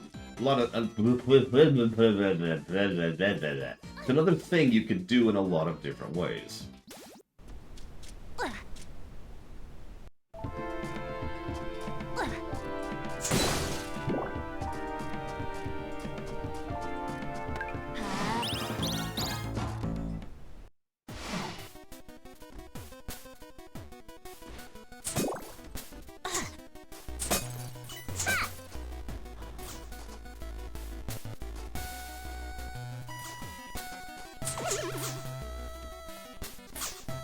Well, it doesn't play like ass this time, so that's nice.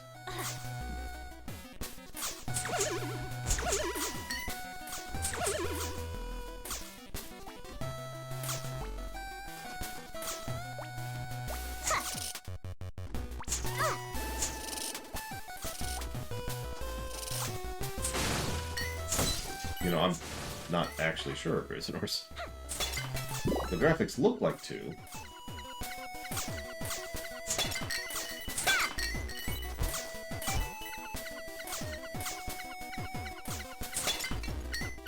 Then again, I could be wrong.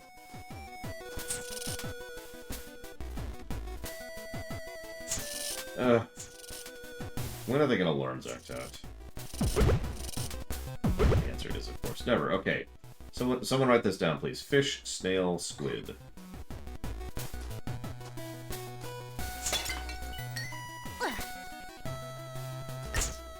Actually, I think you're right. I think I'm just being thrown because we're just using our sprite.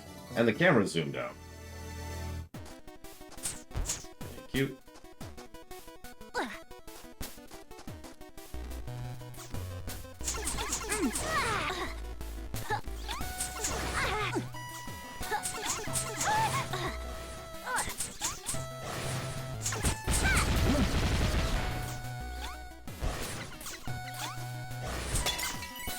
I don't even know what we get from this place.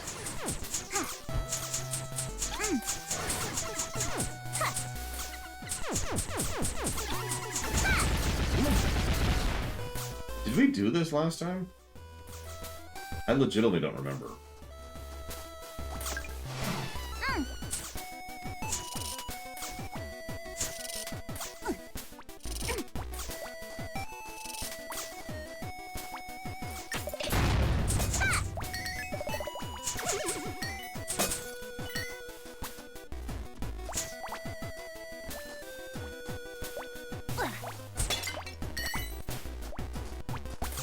Yeah, I don't have any memory of this either. Which is why it's just kind of sticking in the back of my brain like...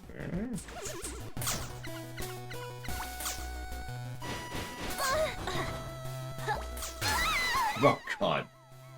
Right. Water soluble.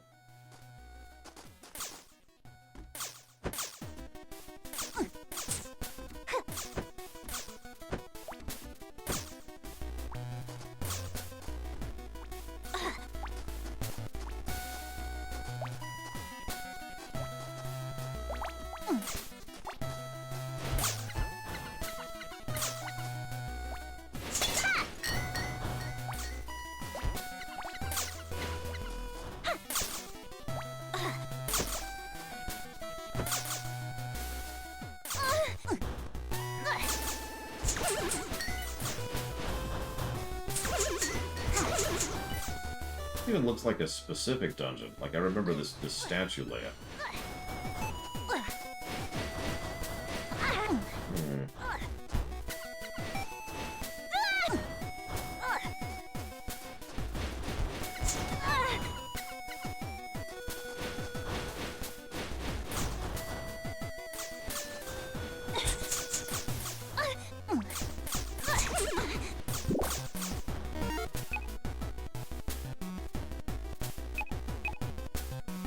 Interesting. We have no map of this dungeon.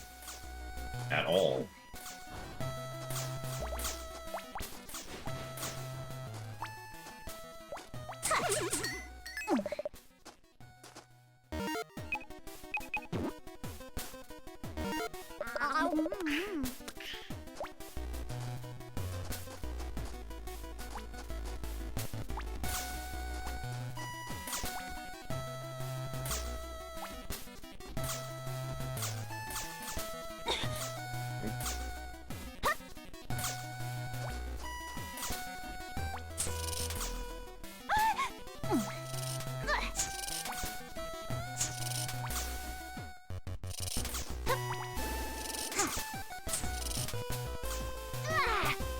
How did that keep happening? That's the third time that exact problem has happened. Answer. It's because I'm stupid. No, but for real, that's really weird. Like, my horizontal jump is just suddenly being like, no, you're going over here now. Probably maze.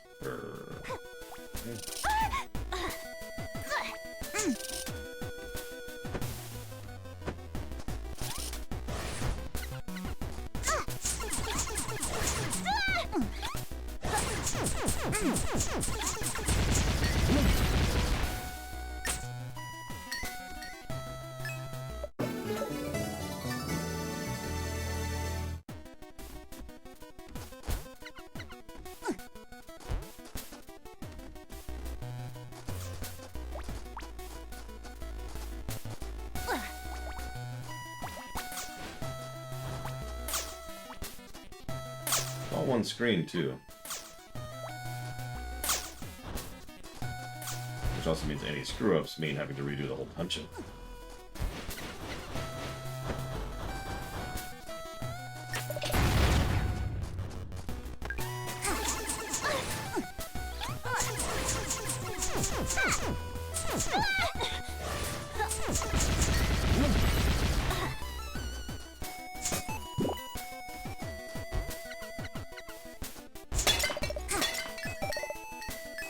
We got an auto potion out of it.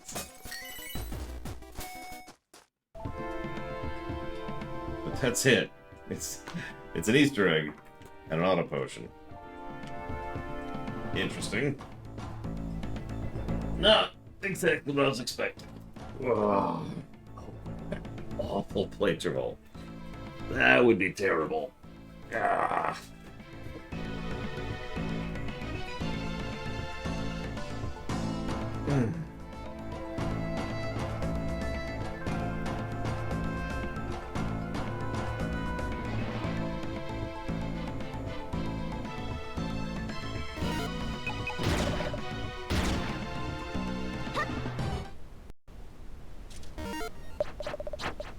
Pirate flare activated!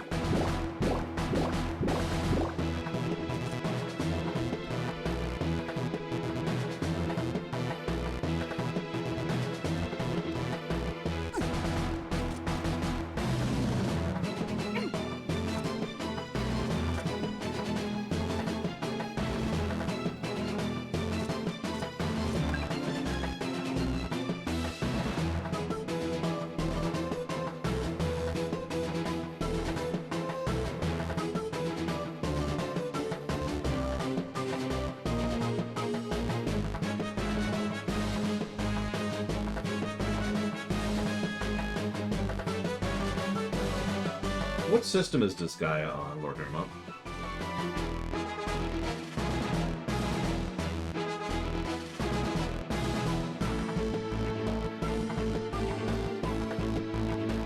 Either way, thank you for the support.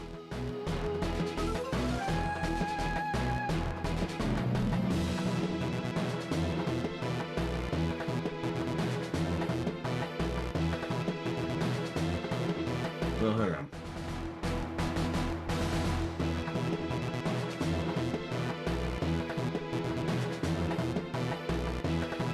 In answer to your question, Mira, the 4x3 layout is just better for streaming, pretty much 100%.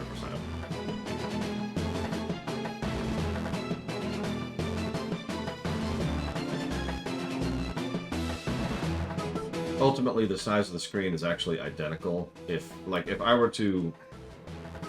So, something I could do is I could play this game in 4x3. I could be like, I could go down here, and what I could do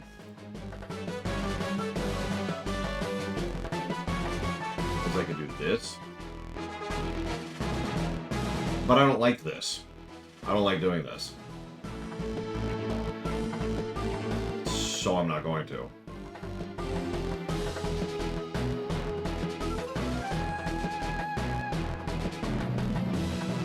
Ultimately, the biggest reason why I streamed Ori 2 in 4x3 was because I didn't feel like switching. Originally, I was doing it because I was curious if the game actually wasn't 4x3, which it was not. It was just... Some games have fake resolution, where they're like, oh no, it's totally 4x3, and it's not. It's actually 4x3 letterboxed, and it's actually 16:9. Because for whatever reason, 16:9 is just the default. Which admittedly irritates me a little bit, but... Shrug.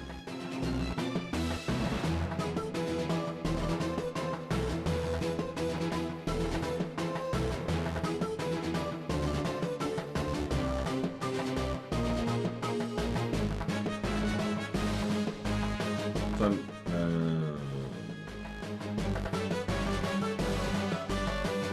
So is Disgaea PC? Disgaea 1?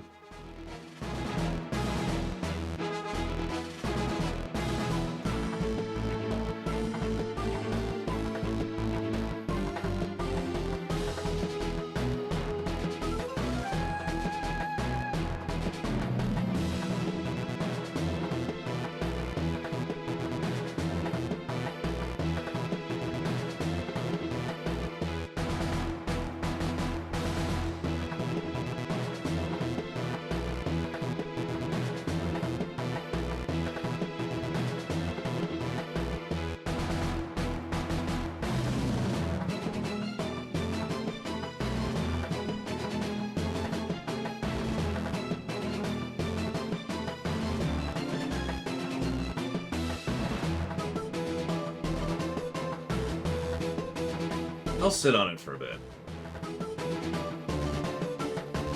And when it goes on sale, I'll pick it up and see how it works. So I'm not going to add it to the list yet. So I'm going to sit on it for a bit.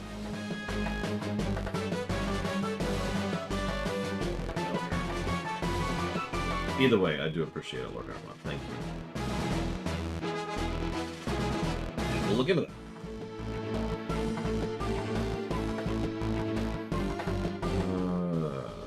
Where am I going?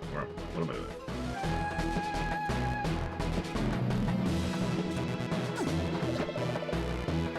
Awaken sweet baby sunshine. Shantae, get away from him. What? Leave him be. He's an eternal testament to my status as a bachelorette. Oh wait, I won't unless you waste your life standing there like that old man I destroyed. Huh? Oh my god. They acknowledge that we killed him in lore. Also that the petrification thing happened. Also, the idea that this woman is having trouble finding a decent man, or woman, or whatever, but apparently she's into guys, is a little bit ridiculous, but whatever.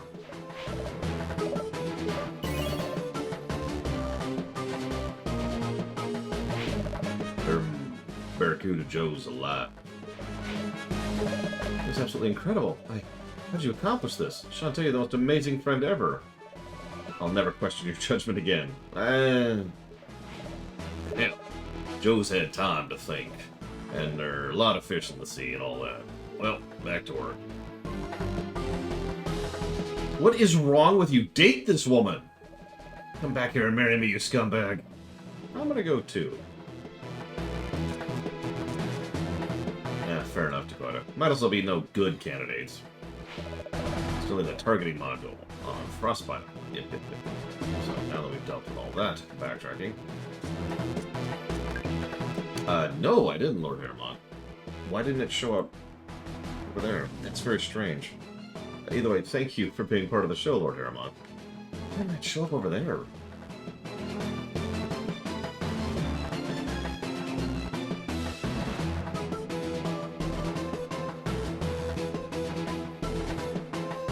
Sorry, I wasn't actually looking at my chat. Because I got a little plug-in to follow chat, which tracks all that stuff. I was looking at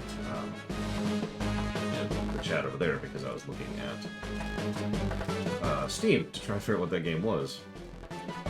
I don't know, Mr. Red. I mean, I do know, because I played this game before, but I don't know.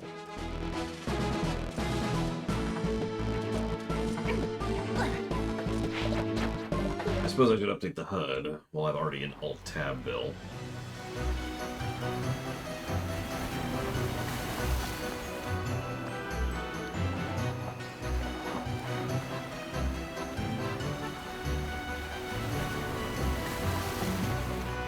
There we go. Okay.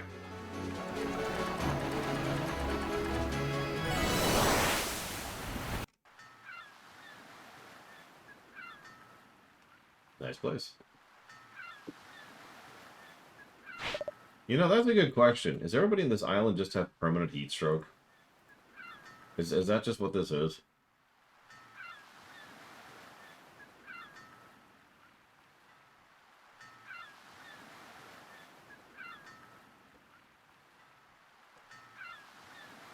Yeah, we'll see how we fare this time around. This is it. Frostbite Island, end of the line. Gosh, it's freezing! You realize what you're wearing, right? Be very clear about that. Like maybe put on a parka or something, I don't know. I'll take the burning sand and lava any day over this. We'll find the fifth and final den of evil here. If we can destroy the source of his power one last time, the Pirate Master will be finished. I'm ready. Ready. Good song, too.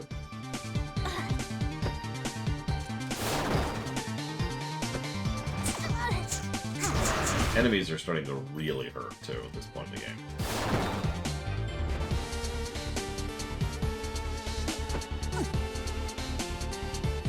You know, that's a good point, Lord Harriman. Maybe they literally don't. I just realized I should move the chat over here so I can see it a little easier.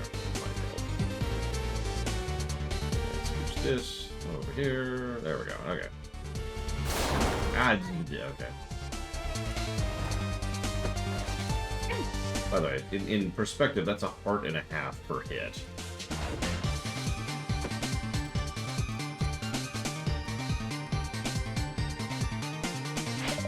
Ammo Baron? What's he doing way out here? Guess I'll just listen in. Blah blah, won't tolerate any more of your delays. Calm yourself, Baron. The weapon will be ready to fire. I promise you. Also, I'm just saying, this is like the most evil guy in this setting. And that's saying something. Mostly because of the next game. You can't rush art. Art? We're talking about a device that kablamo turns villages into slag heaps. You worry too much. Weapon will function. I designed it myself. The palace will fall, and when it does, you'll have complete control over all of Sequinland. Sequinland? Ha! I won't stop there. The entire world will be my garage. Lock, load, shoot the core. Bourgeois. Yes, yes. Why don't you return to that Scuttle Town where it's nice and cozy? I'll have the device sent to you the moment it's ready. You're stalling again, Techno Baron. Relax, my assistant has everything under control. Module better come soon. You there, peasant. Oops. Run ahead and check on my assistant. See what's taking him so long with that targeting module. Rough him up if you have to. He's new and he's in my floating factory in Propeller Town. Yeah, so we've got ice physics and wolves that hit like a truck. And when I say ice physics, I mean that.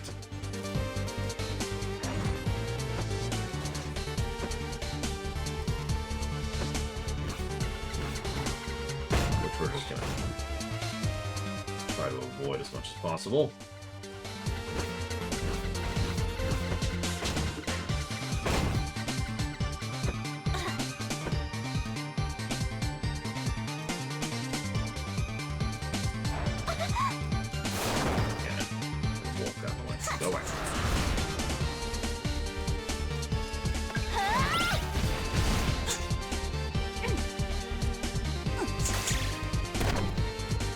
Those wolves will one-shot me if I die right now, so let's go ahead and heal.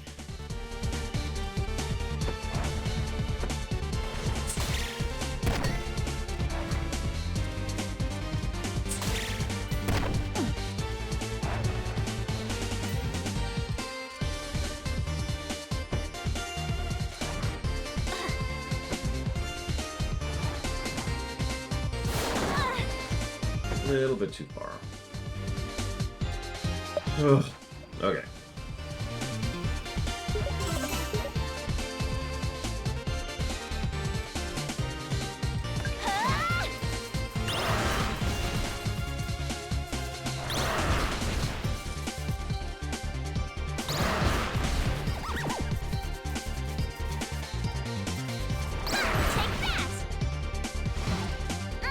Yeah, I don't think we had this problem in the last game, with health just kind of slowly falling behind usefulness. I could be just misremembering. But I will admit, one of the biggest things I've always disliked about various forms of scaling, including the fact that, you know, additional health, additional damage, is it just makes it feel like you're not making any progress. You get all this health, but the enemies just hit like a truck, so functionally you have the same amount of health, you know? The game could then balance itself around just having 3 health bars and just changing how much damage things do to you.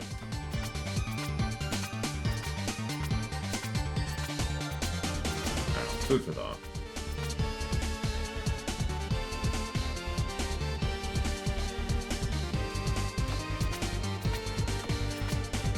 Reminds me of Dark Souls. You've got all this extra new health. It doesn't mean anything because you're gonna die in 2 hits anyways, but you got all this extra health.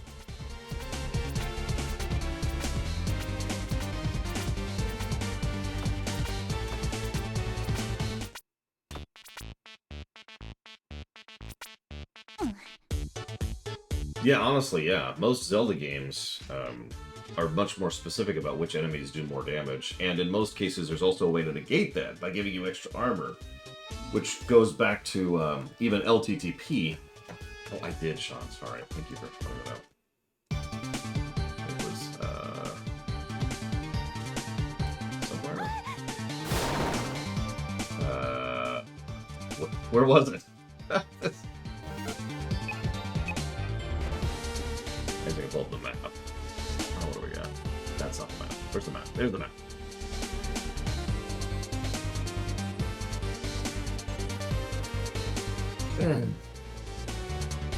As I say, there's one at the very beginning. Oh, there's 2, actually. I've run past 2 Cacklebats.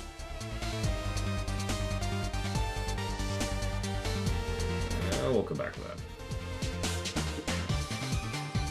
But yeah, even back on the SNES in, what was that, 92?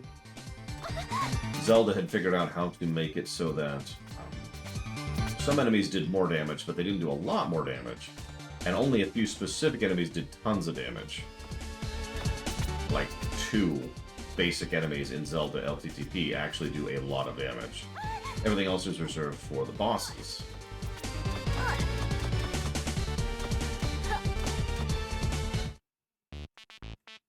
What?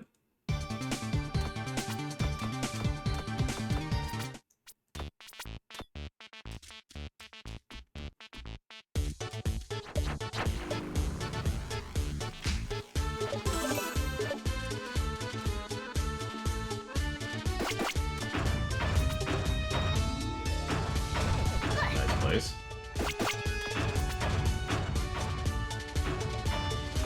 I mean, granted, my most strong memories of trash design in a Souls-like is actually from Bloodborne, where, no, the trash will absolutely murder your face off. But I'm not sure. I'm not sure about Dark Souls. I don't know it as well as I do some of their other works.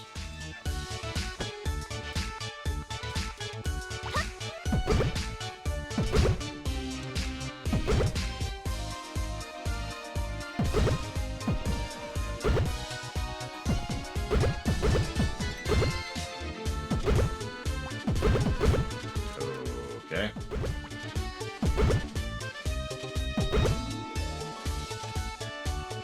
Also, Elden Ring will run the subject.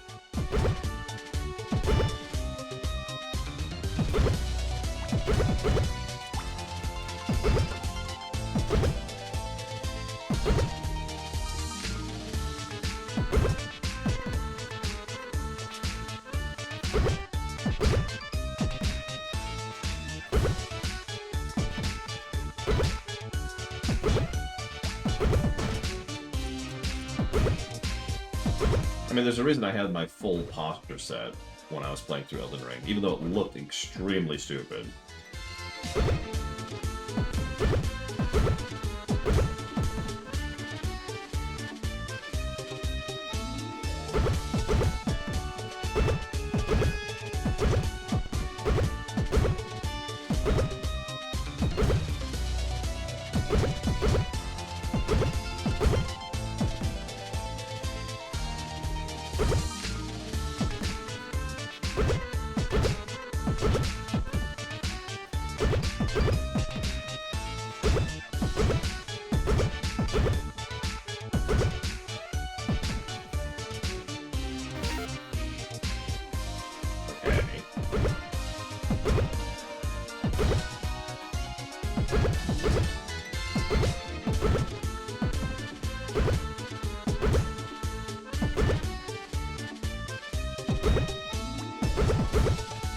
Clearly not this one. That's what I'm hearing.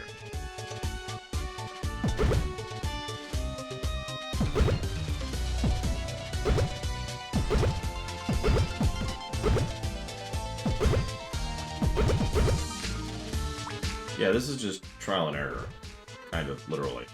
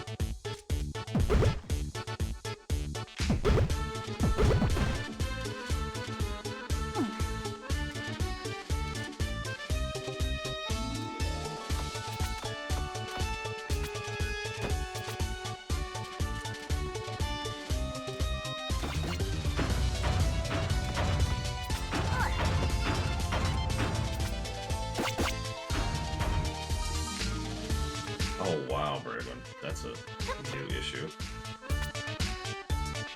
Like, I don't think they've ever just straight up run out of supply before. Or did they have a screw up? In which case, never mind. That's mean, game. That's mean.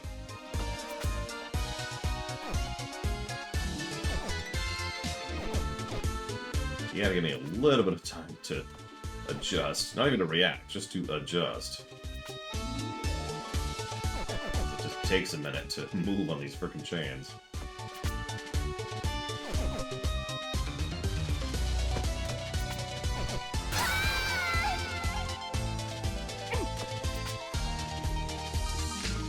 Damn it, Bob. Oh, damn it. Right. Sorry. I lost the place where I was.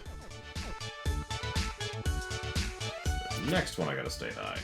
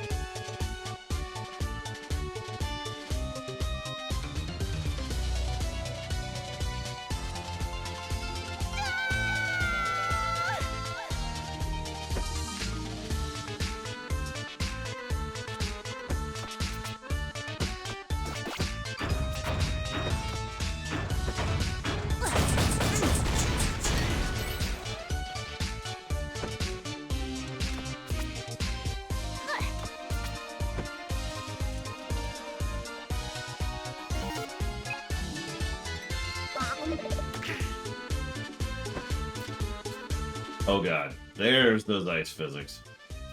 Oh jeez, okay.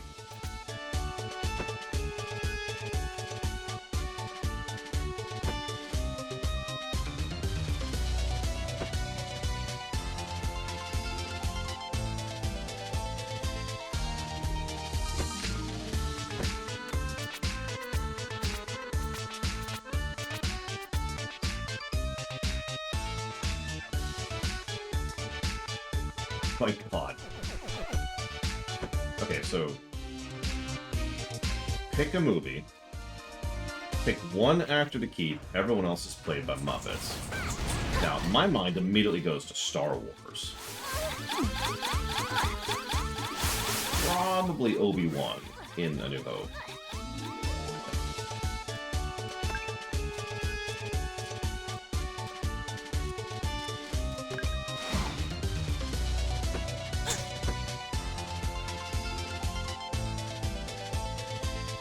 Like, I know you're thinking, Darth Vader, but no. Vader as a Muppet just works too well.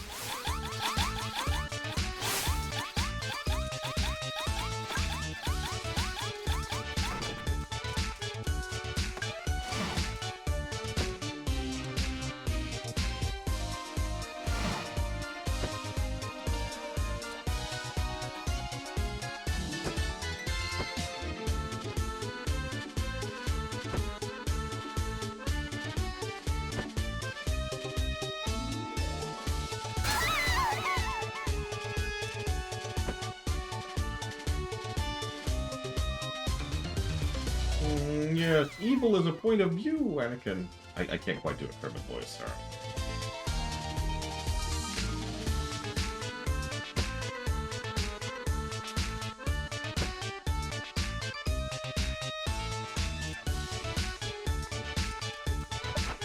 You're on your own.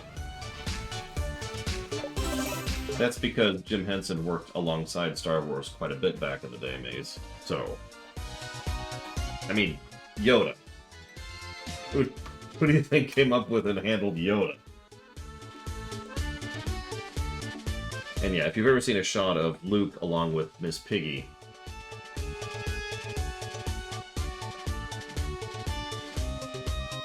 Okay, hang on. So, I feel like I missed something.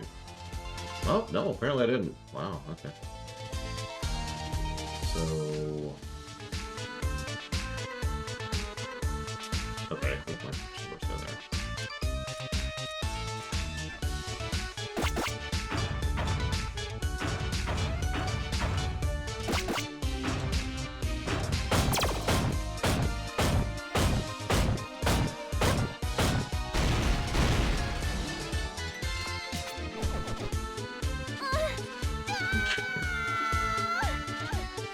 Okay.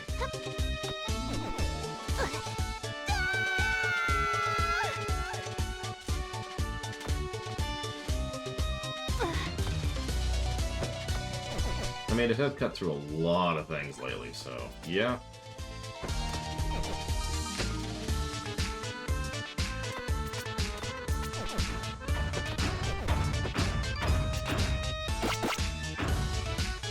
Including heavy metal things.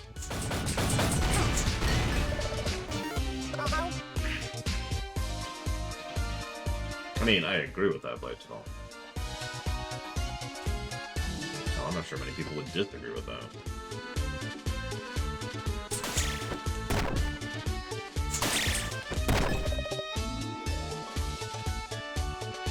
Someone in chat. I disagree with that. Okay, thank you.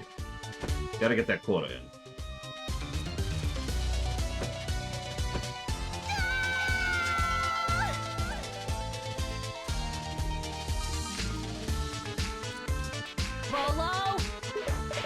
You're working for the Techno Baron? Sure, why not? I've got glasses. He said I look super smart, so he made me his assistant. Someone finally appreciates me. I feel like I'm on top of the world. Well, yeah, we're about 1,000 feet in the air. Look, I don't want to mess up on my first day. I just put the final touches on this doohickey. It's supposed to go to the Ammo Baron back in Scuttletown. Techno Baron says it's super important. What's it do? So what? You're my friend. You always have been. I can count on you, right? Sure, I'll go help you assist my enemy in conquering the world because I'm your friend.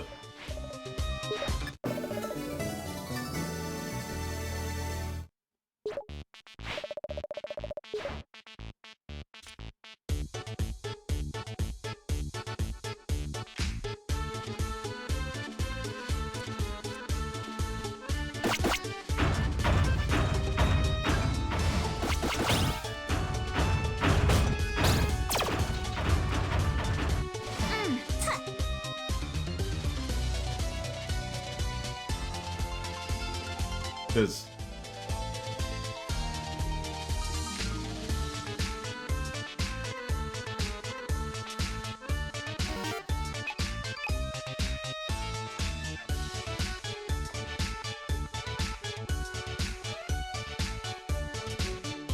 Does the game seriously expect me to go all the way back to town at this point?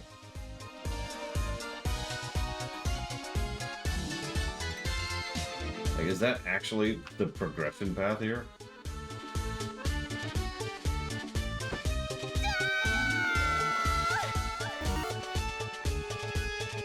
I do have a flare. It's just I'm trying to verify if that's actually what it wants me to do, because that's what it sounds like it wants me to do.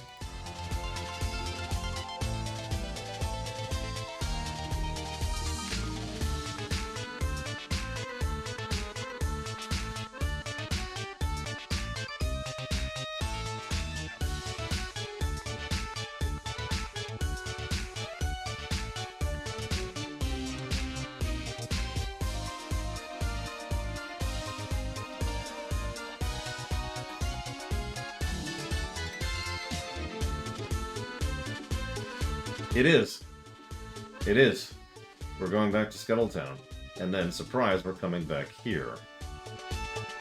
Okay. Yeah, honestly, like, making the exit stage thing just a button you have access to continues to be a better design choice. And I remind you, it was something they did back on the SNES era.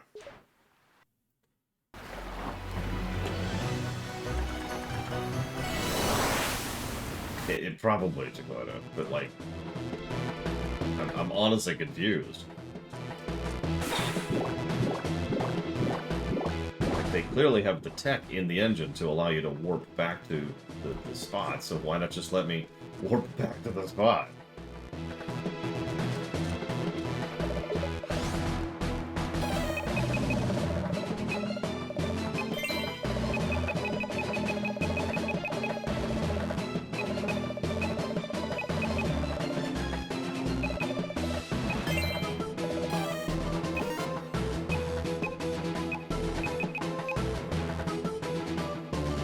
Just now got the backdash. Oh, that's slow too.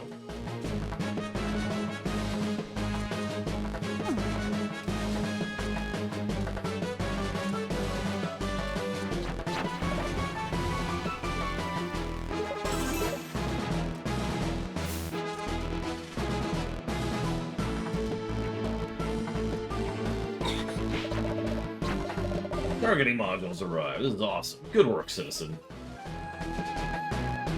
You're welcome. We're all set. Thanks, girlie. Glad you finally decided to join the winning team. Look, I even drew my own fan art of how your Ammo Town uniform would look.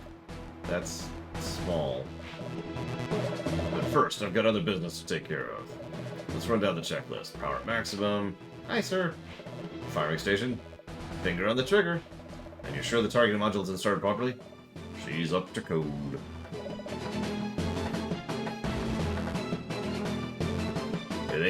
It ain't not gonna miss. Meaning it's gonna hit the target, right? Absolutely, she's locked on the palace, sir. Wait, stop, you can't do this. There are people in the palace.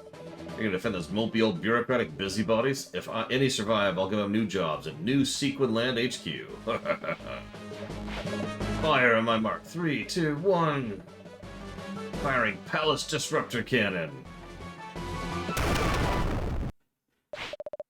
Ah, fresh, cool air. Smell of victory fills my nostrils. When the ammo burn destroys Sequin Land Palace, I'll become incredibly wealthy. Even beyond my wildest dreams. I'll create weapons even more terrible than before. Soon the real power in Sequin Land will be me. Me, the Techno Baron. That is one chubby green bird.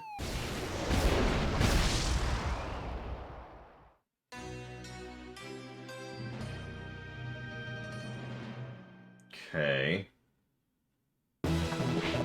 Report. Shot fired successfully. Sir. Yes, but the incorrect target was destroyed. What? You fired over Sequin Land Palace and blew a hole right through Frostbite Island. Who's responsible for this nightmare? Targeting module hooked up right as rain. It's just upside down, inside out, and backwards. That's the main circuit panel. She's installed backwards and upside down and inside out. This has been whoever engineered the thing. Oh my gosh, Bolo saved the day. How long till we can fire again? Gonna need a new module. Ah, someone find the Techno Baron. I'm not telling him. I think it's time I checked out that hole.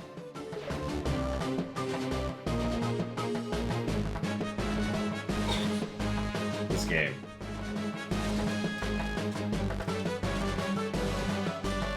Oh my god, that's a good point, Lord Harriman. What the hell does Shantae consider small?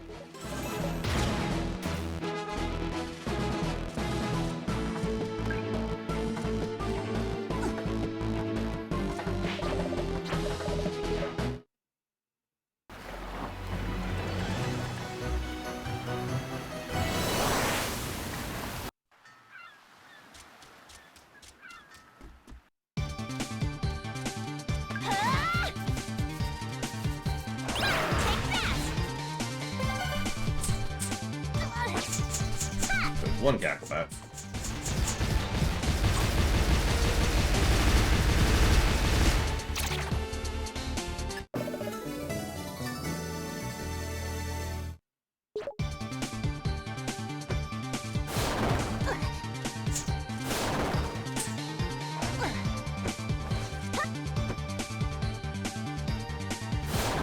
Of course I don't remember. How could I ever forget that terrible, terrible scene, Octo?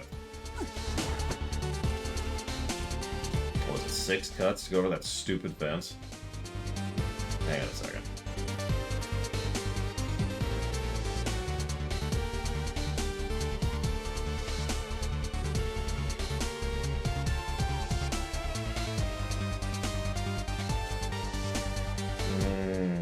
I have to go that way anyway, so let's just ignore it. My third favorite song in the game, by the way.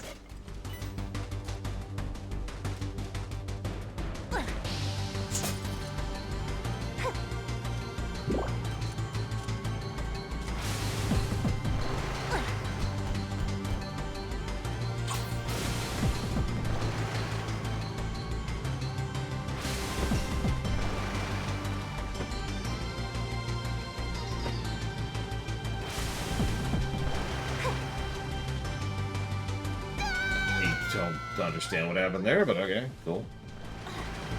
Let that be.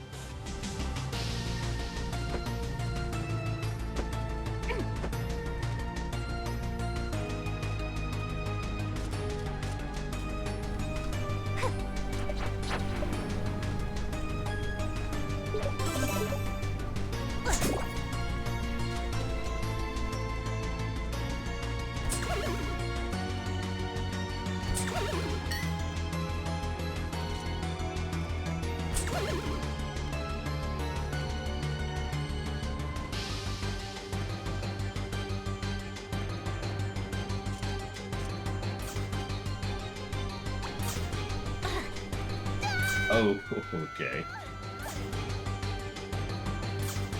It's fine. We're in a factory, not a cave. Big difference.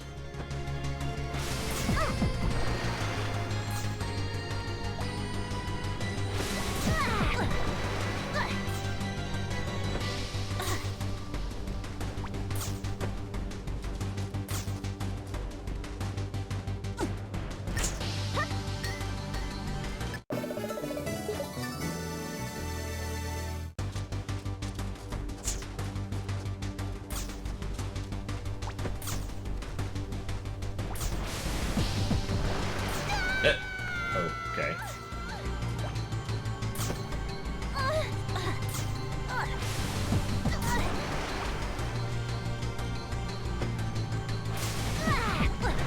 Do you have to exist?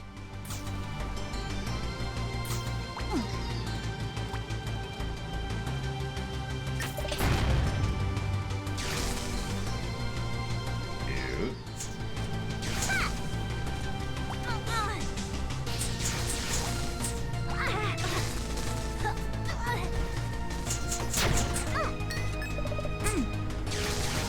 Alright, hang on. Bubble.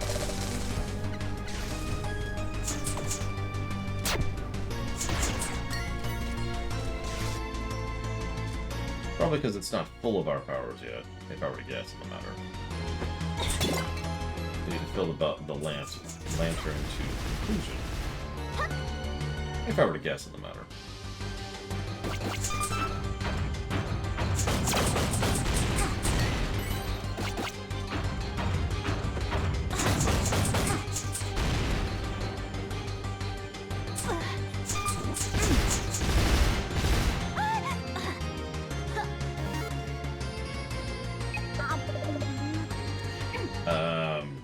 I guess Mega Man X4 might be the exception to that.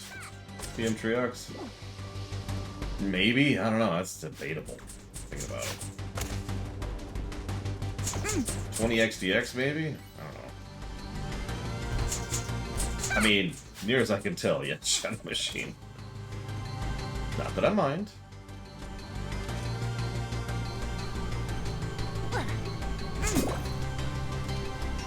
You know, game, at the point that we're at, you can probably start giving us more than 1 heart per save room. Well, 2 hearts. 4, maybe? 8? I don't know, something.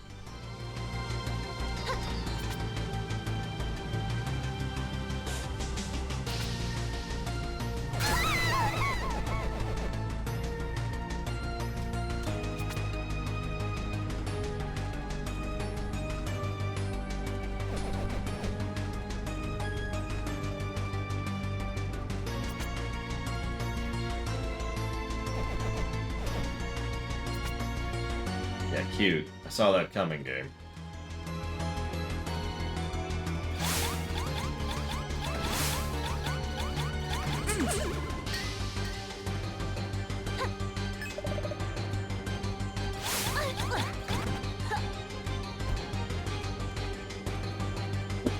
Whoops. Let me just literally drop my controller there. All very, very deliberately, obviously.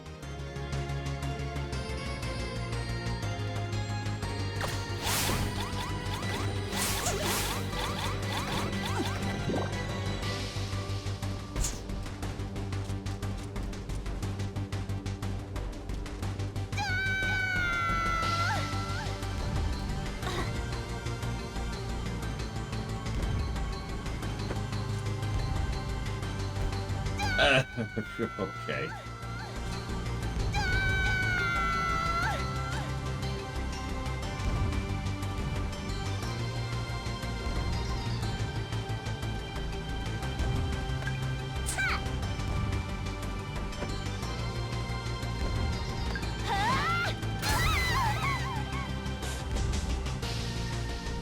Okay, that's just a dick move there.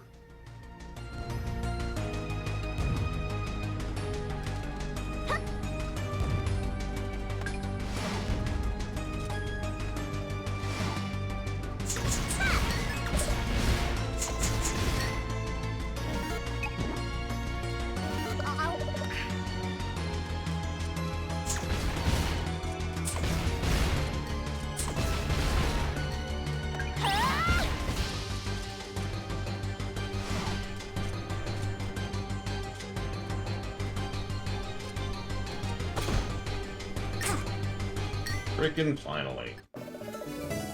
Something I've been wanting since literally the beginning of the game.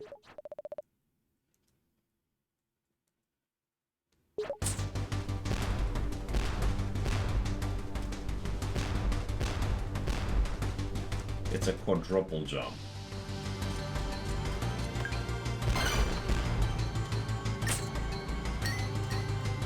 I don't know what else to say to that. It's a freaking quadruple jump.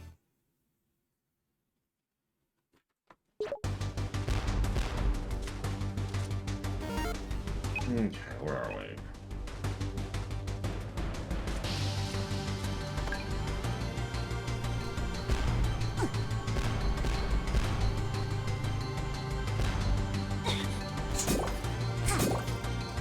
Yeah, it also does damage.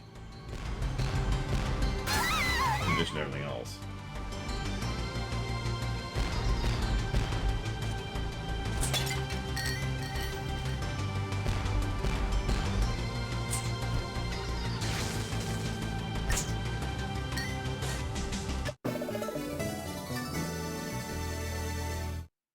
Oh yeah.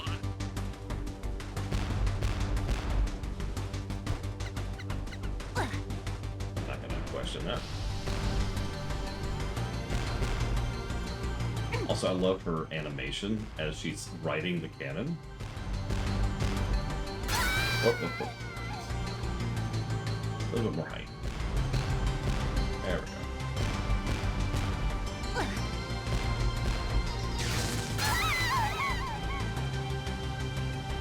I mean, I've played Grand Theft Auto. I know how this works, Andy. almost seen the A-Team movie.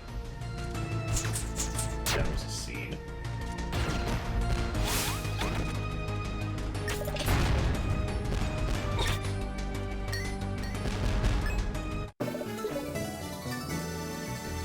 But at this point, we should have access to everything. We have the last movement tech.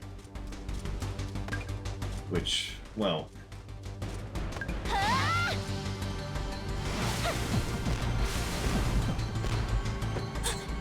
you can do stuff like that.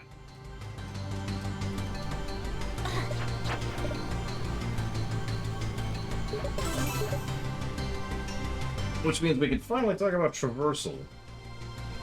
Because...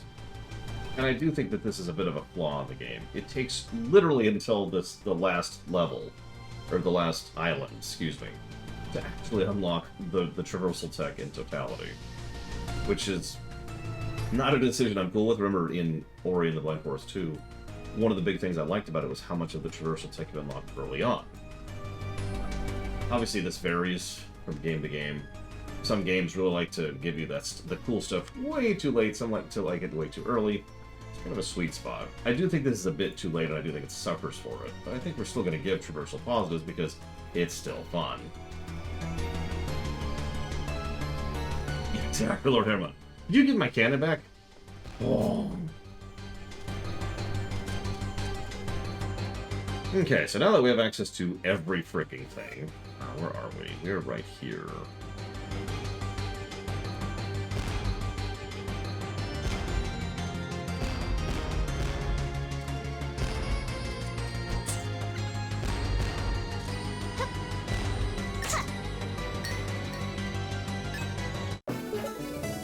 No such thing anymore as we can't access something. So we're going to start doing some sweeping.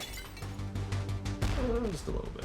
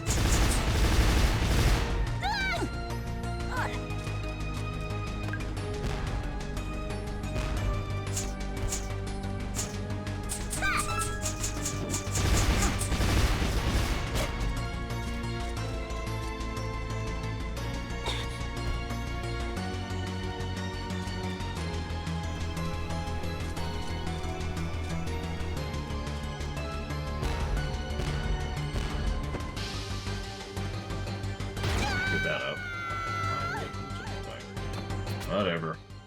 Up, up, down, down, up, down.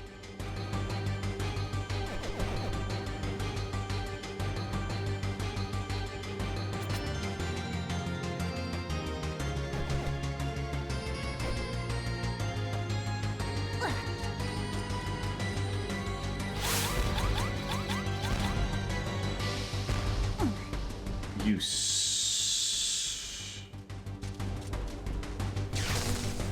So what happened there was I let go of the jump button, which the game decided to interpret as doing another jump. Which means I have to do that whole sequence all over again. Hi, Shea Magenta. The HUD's close to updated, so definitely doing better than the last two games combined, I guess.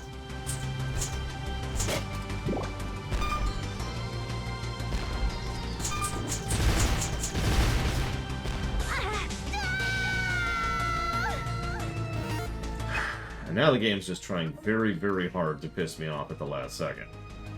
Like, I gotta earn those negatives. Gotta lower that score as much as possible. Get out of my way.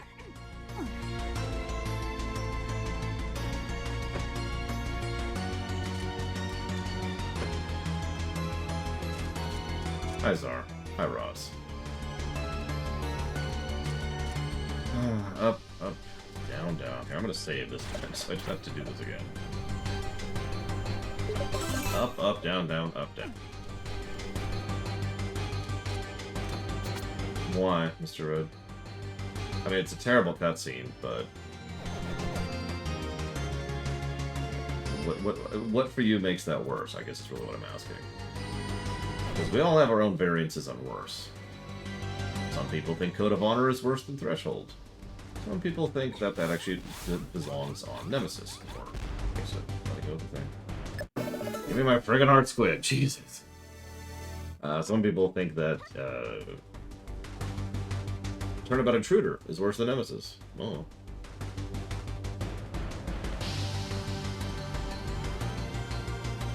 Oh, anyway. Okay, so I got that. Let me double check the map.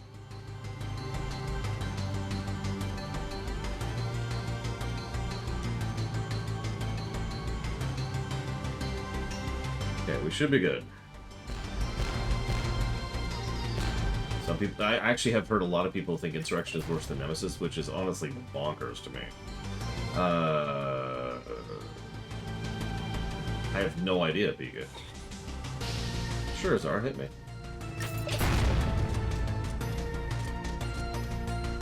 Some people think Prophet...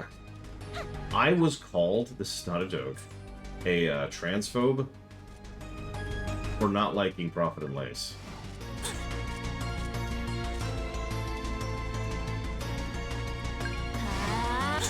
I don't know what else to add to that, honestly. Okay, this is just...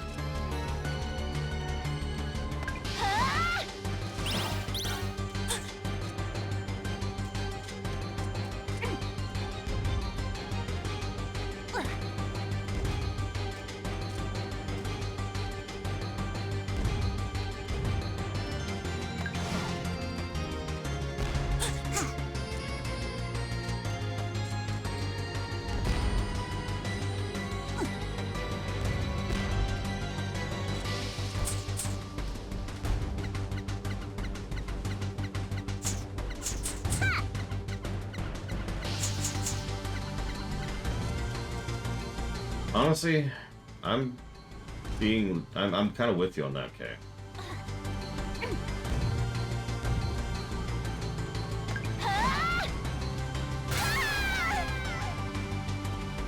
I have no idea, Shea Magenta.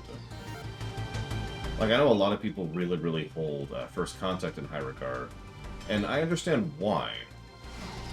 But it's a really problematic film, and it's one of those films where the more you think about it, the worse it gets. I think it gets a lot of leeway, lack of what do I put it, by virtue of being a character piece starring Patrick Stewart.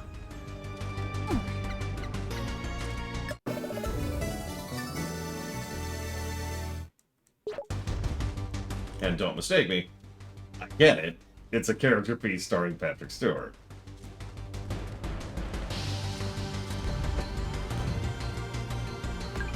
And it's not like it's just a Picard flick, too.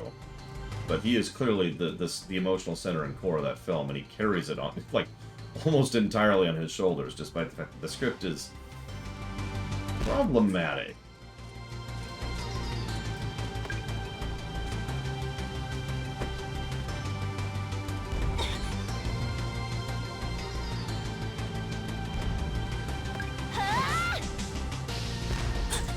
Oh, bullcrap. I had that. Why did it let go of the dash?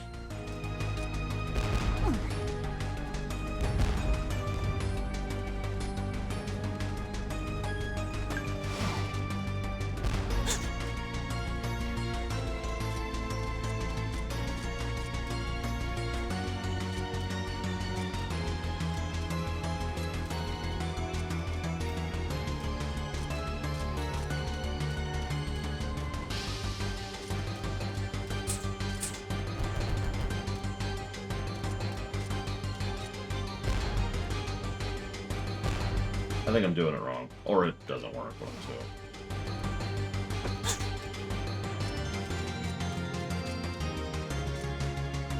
I know I can do this jump. In fact, I've done this jump twice. What I don't understand is why it's losing my dash when I do so. Hello, Baron.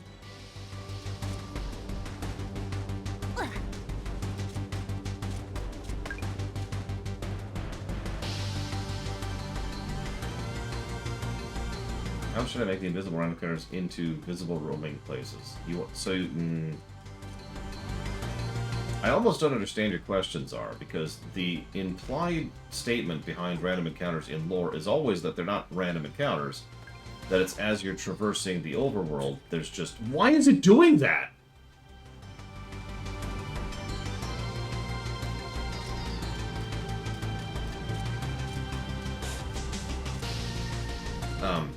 Is that they're just encounters that they see on the overworld. Interesting. That's... I have to do that with two hands, but I think I can make that happen. There we go. Jesus, game.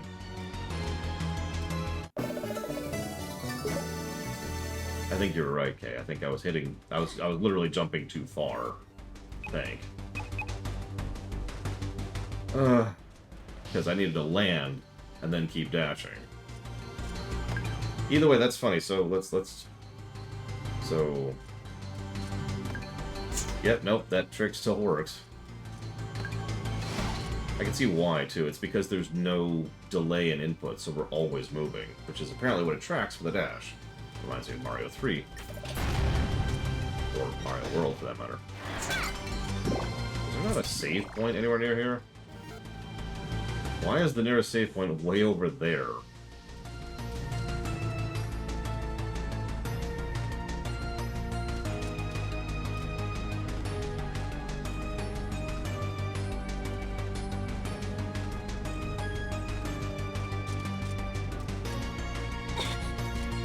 It's the sword, okay.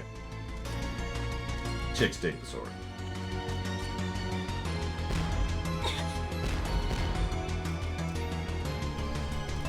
Which is what I would say if I was Batman. Obviously, I'm not Batman.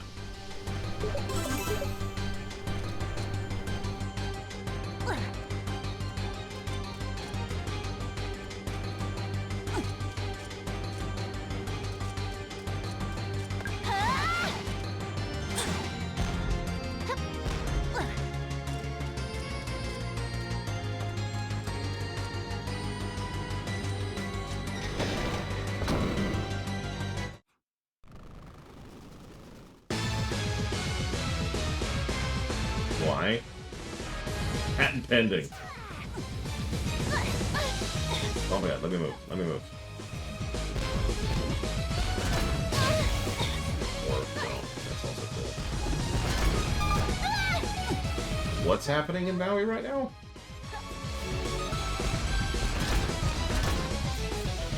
What do I want to know?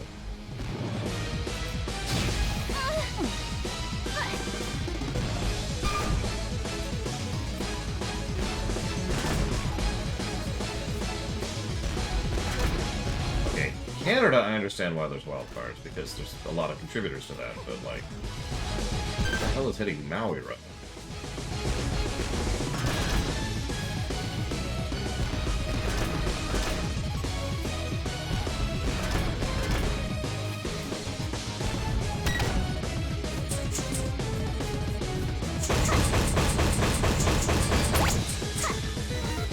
Got it.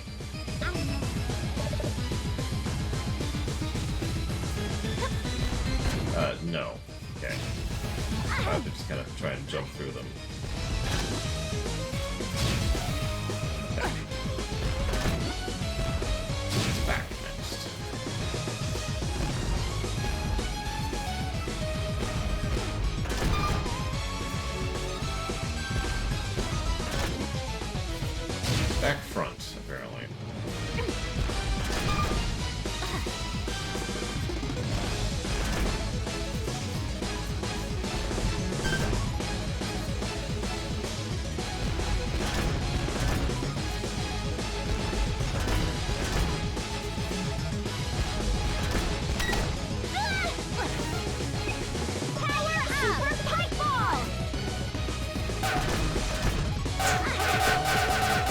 me actually get to behind the boss, you goddamn game? Jesus.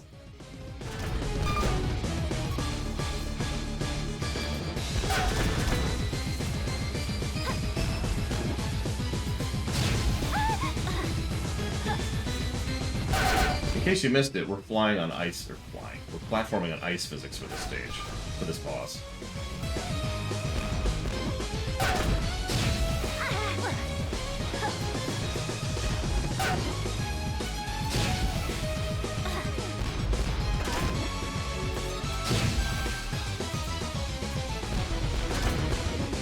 Damn it, come on, game.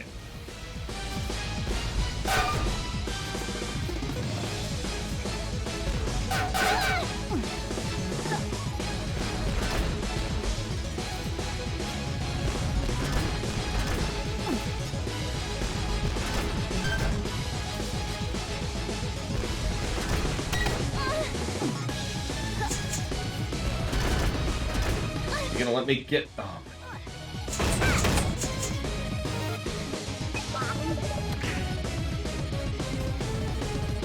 the order also changes if you've been paying attention. It's random.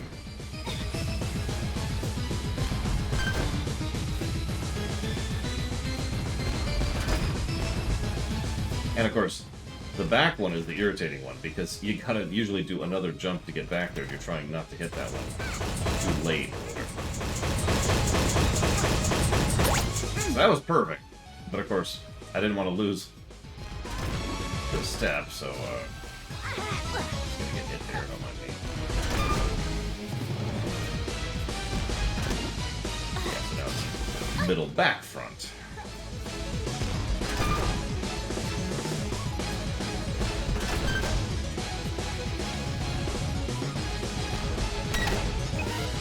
Monster Mill! Super Punch Ball! Die. Holy crap. I enjoy a good gimmick boss. Really, I do. What the hell was that? Yeah, no, that's a negative. Even ignoring all the other issues it has. It's boring. It only does one thing. Tinkerbats. Like, literally, it has one mechanic.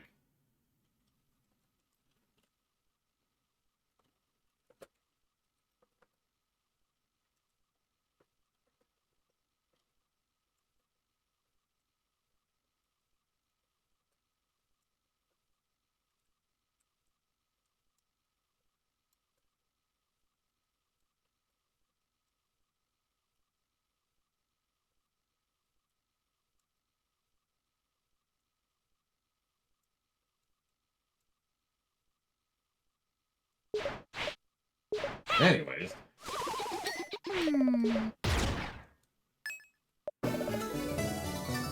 Lonely Grave. But we're not going to do that right now. We're going to go do a little wrap-up.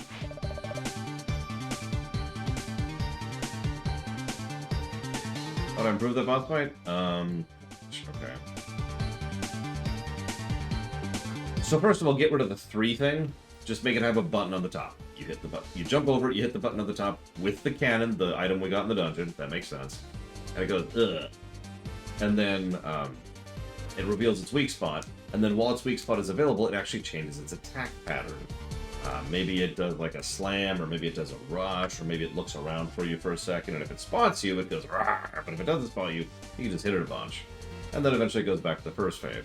And then after having pushed through the first phase of health, it does a second phase, which has different mechanics, and probably a third phase, which has different mechanics, each one being an escalation of the previous. Maybe you have to hit it on top, but this time there's like shots that are shooting up, so you have to dodge the shots and then hit it on top. Maybe the third time it puts on a little bit of armor, so you have to hit it twice. Something like that. Do something to escalate it. All of this is literally off the top of my head, so no. Oh, right, okay, so now we can go finish stuff, so let's go finish stuff. That's literally just talking about doing.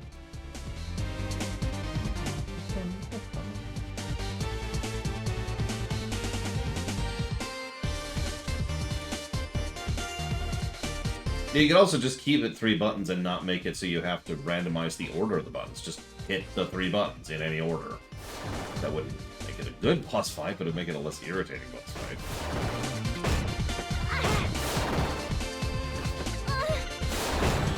Okay, we're gonna just do this. Ah, damn it, die! Die in a fire. A hair.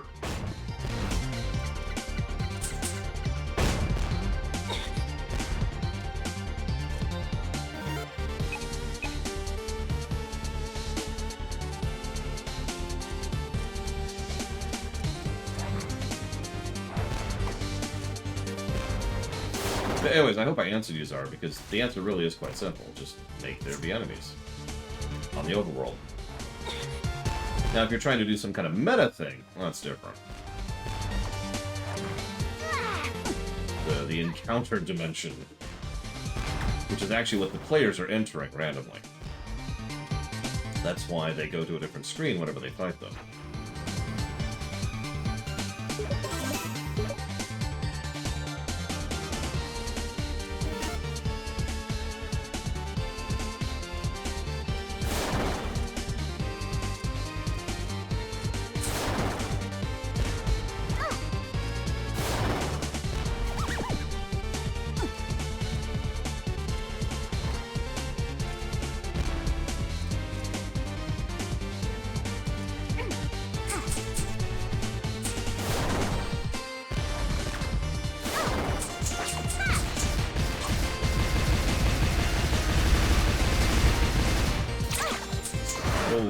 Okay.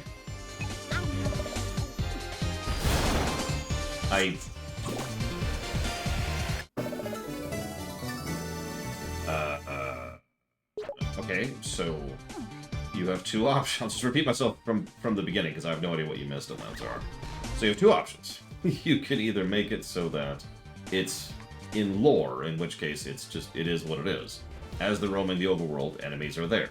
Like you do. There's wolves, there's magic creatures, there's whatever. That's life. There's stuff. Right?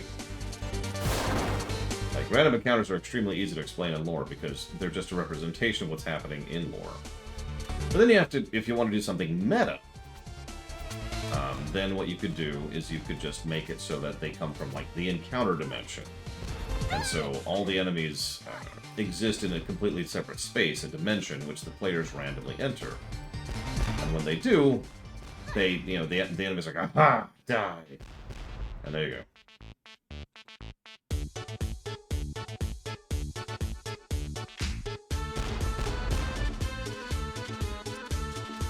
Okay, where am I going? I got that.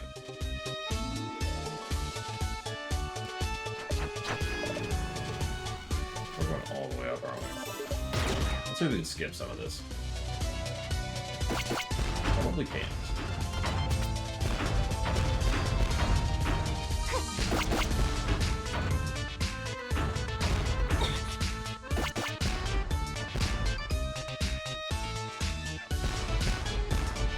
Yep. Oh, okay. Cool. All the way it is.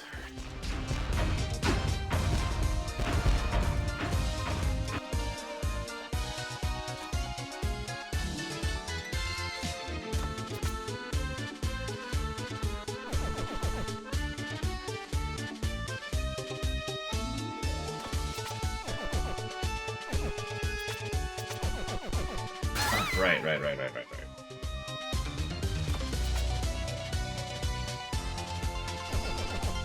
Yeah, if you're trying to design the enemies that are on the overworld map, again, I have no information with which to gauge that. It depends on your setting.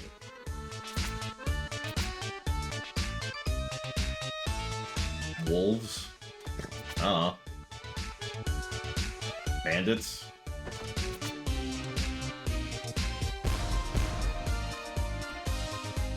Stuff that's left over from Hojo? Demons from Shin Megami Tensei? Oh.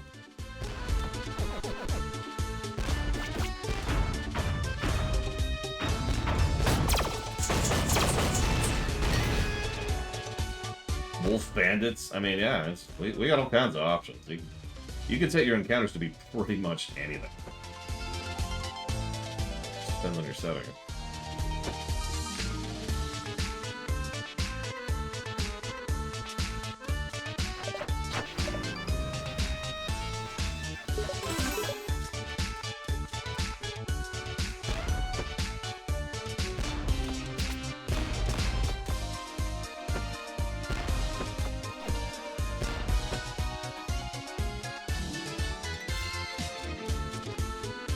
Yeah, why would anybody use paprika?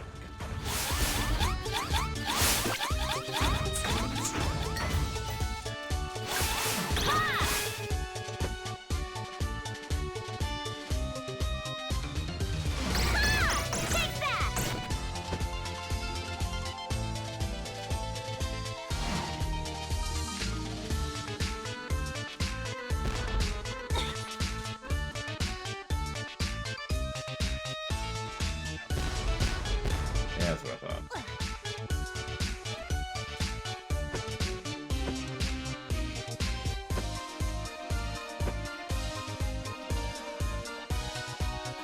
Come on. There you go. Damn it. This. Come on, pick up the wind. Pick up the wind. No!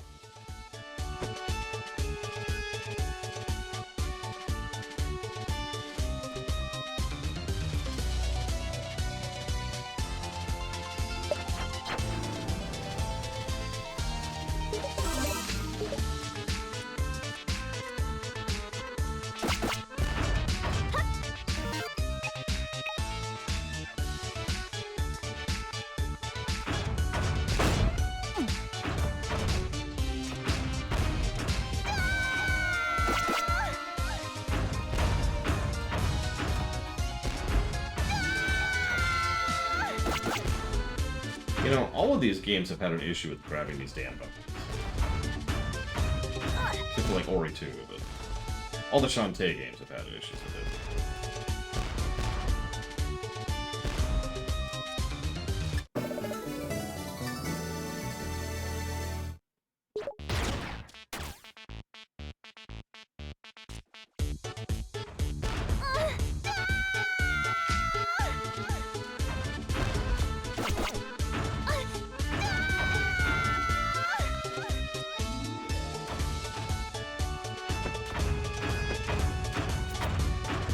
I mean, hell, it's the Half-Life problem, isn't it? Another expression of that.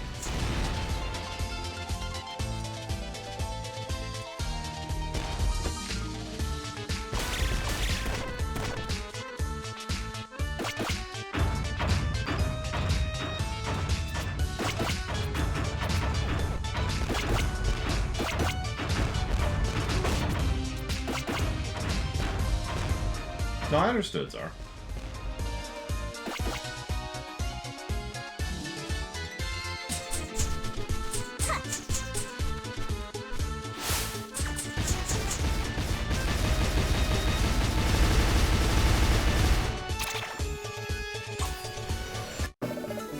Why would you throw out fenugreek?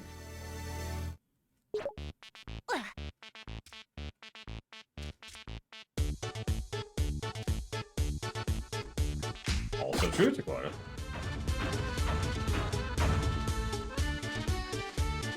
Okay, so now we got one.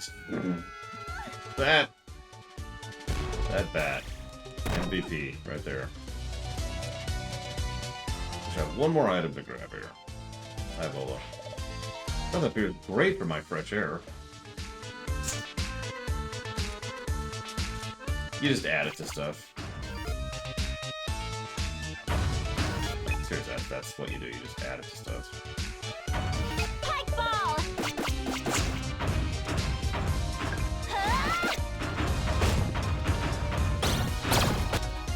Smoothies, you know. Pancake. And that's everything. At least that should be everything. If it's not, I'm not sure I care. Fire flare activated.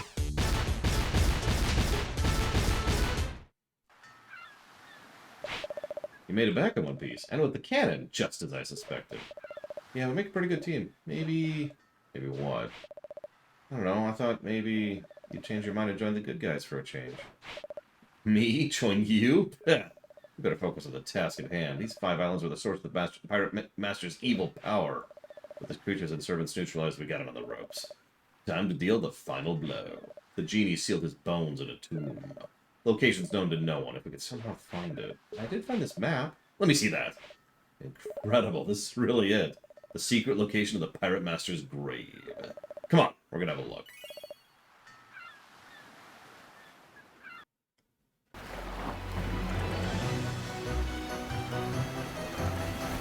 Yep, 100%. Woo. Okay, what else are we missing? Lots of things here. I mean, considering the friends she has, Dakota, do you really blame her?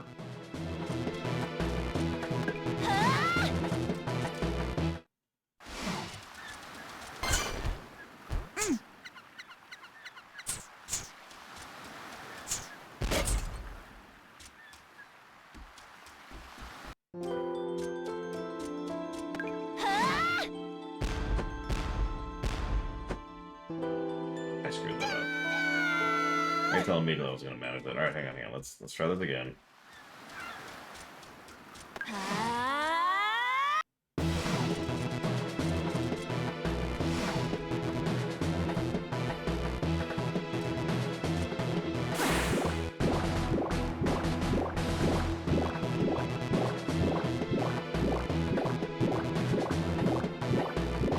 Okay.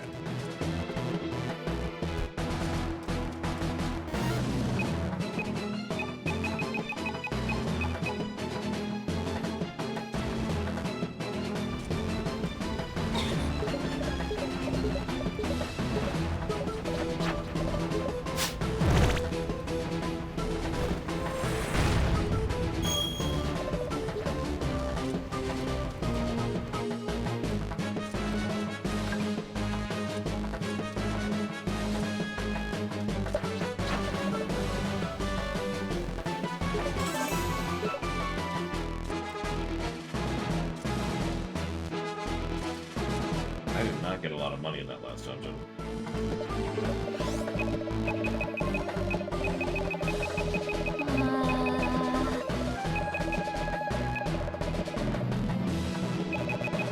Yeah, I would need another 750 coins, or rubies, or gems, or whatever the hell it is, in order to avoid the rest of the upgrades at this point. There's just not a lot of money in this game. It's not like I've been avoiding enemies.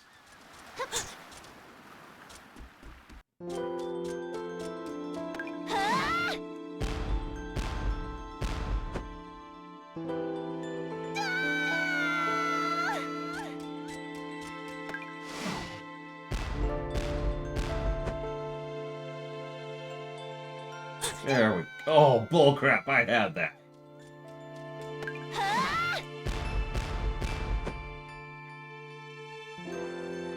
Oh, jeez,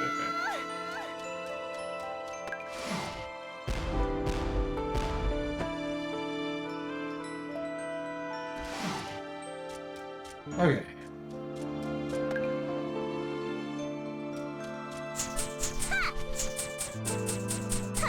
The last time we got all the Calcobats, too. I don't remember what's different if you don't get them. I know it's the ending, but I don't know what's otherwise different.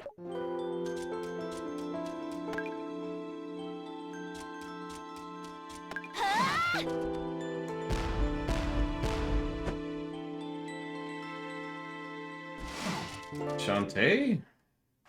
Druid.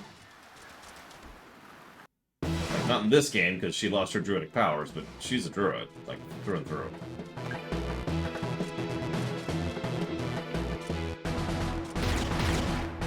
So now that we got the hardest jump of the game, it's go do some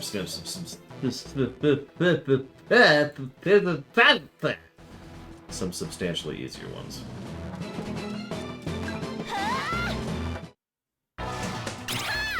Actually, hang on. So I know we need to get that. What else do we need to get? It might be it, actually.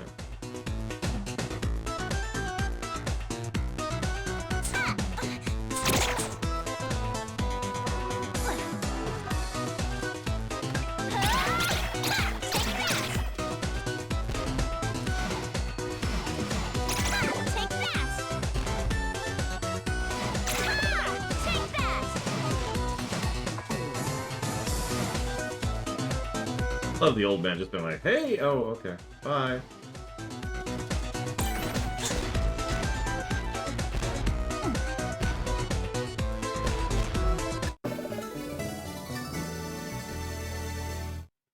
could be maze. I mean, it would make sense, since in lore, what we're doing with the Calcobats is literally gathering together all the evil and blah blah blah. That should be it for this island. Dang. I know what you could check without leaving the island, but whatever. Because when someone says, oh yeah, all you have to do is hit up 3-65-2, and you'll be able to see exactly what your progression is.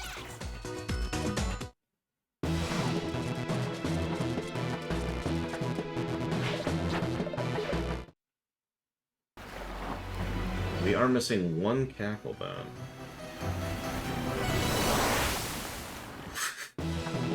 So we got that. I know we got that and that. So it has to be...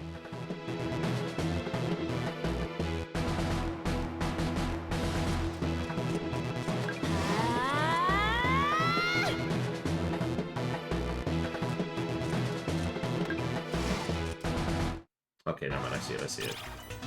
I think I see the one we missed. I think. We'll find out.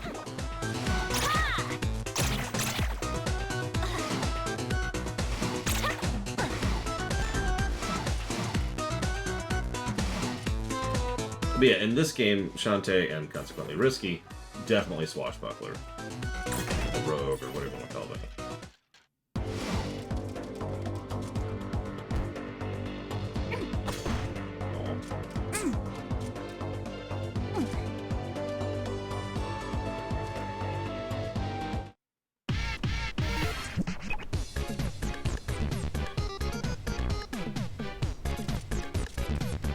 It really is, Bella. It's just a rupee. Gems are awesome, okay? Let's discuss. Gems are better than gold anyways.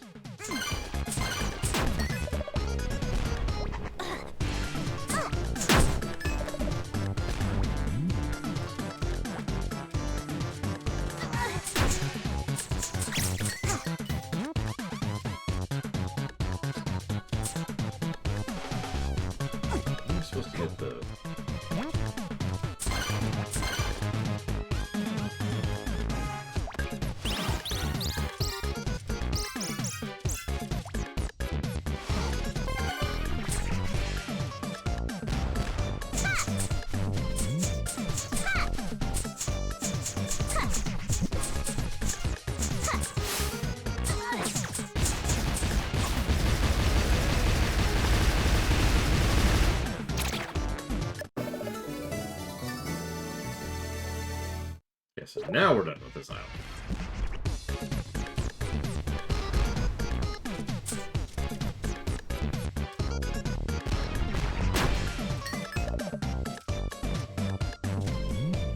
I guess the hint there is that there's the dash breakable wall blocks, which we saw a second ago. If I were to guess on the matter. I'm gonna try not to waste my my whatchatigs. Hearthstones, at least not on this island. We could afford a couple more right now, but I am trying to save to buy a few more things.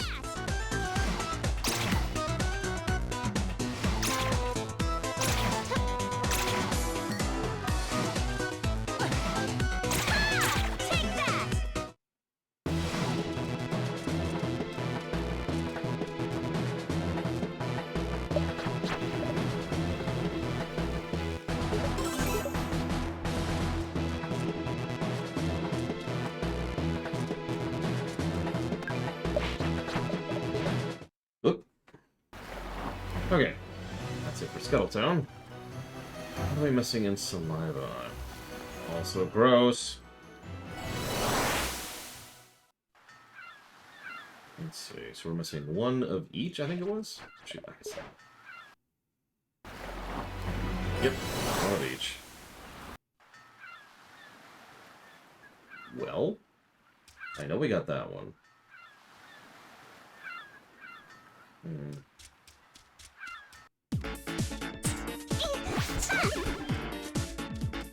Dang it.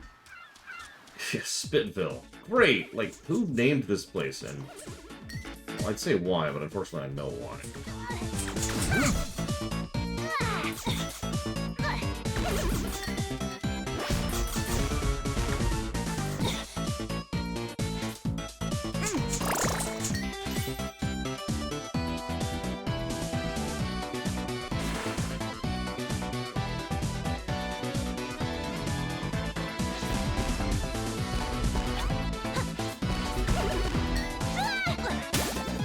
said one of each, right? Pizza cupcake? What? So where do you procure such a thing?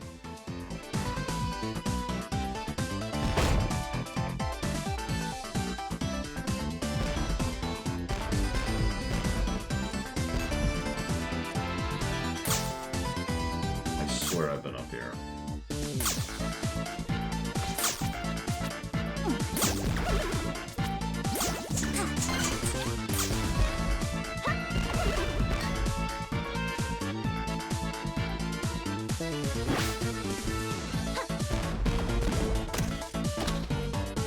I know I've been up here now.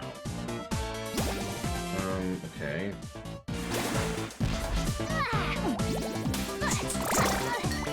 Oh, it's just in the grocery store? Interesting. So I'd ask what it tastes like, but I have a feeling I know the answer to that.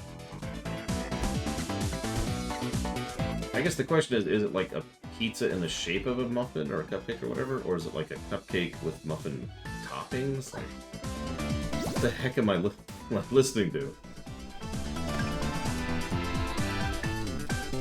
Oh, I got this one too.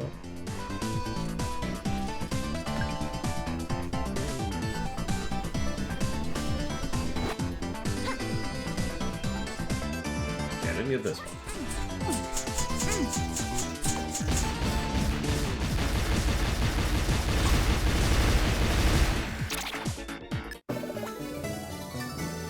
Missing a squid somewhere.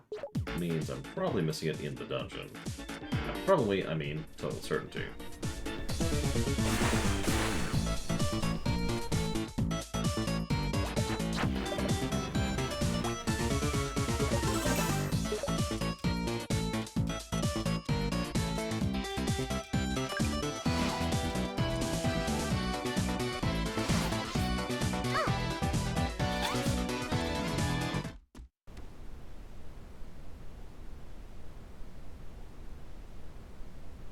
That's not what I was expecting from a pizza cupcake. Interesting. Now that looks like something you can make at home.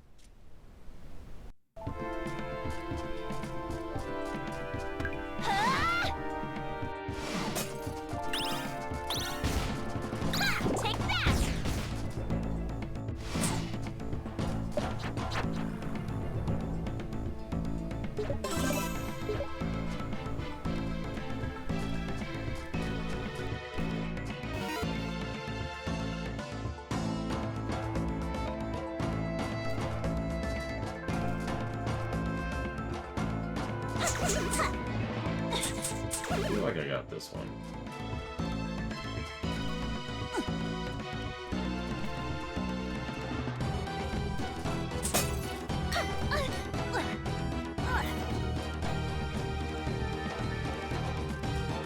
Oh, we already did the retro stage, Shea Magenta. I can prove it. I've got the auto push permit.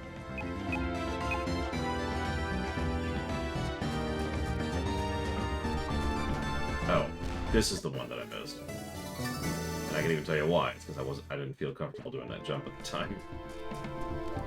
Okay, that should be this island done. Never have to come back to Spitville again.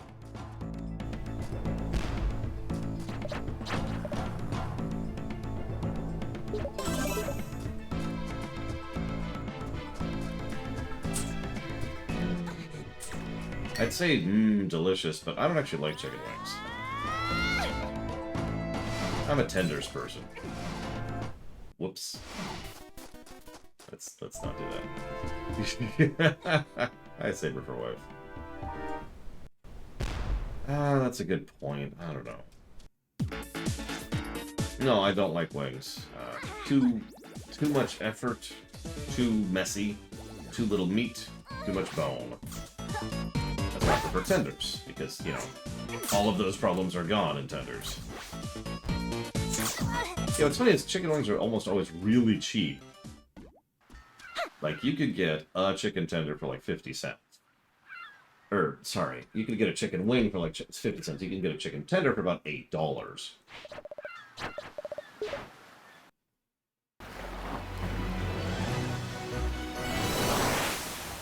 Recover really quick.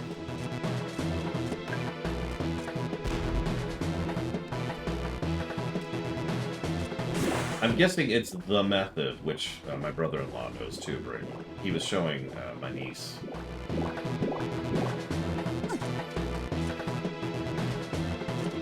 Which I didn't understand at all based on how he presented it, but I know it's a thing. I know there's a way to just get the meat off the bone smoothly and easily. I'm not gonna do it. Still don't prefer with chicken wings. Just not a fan.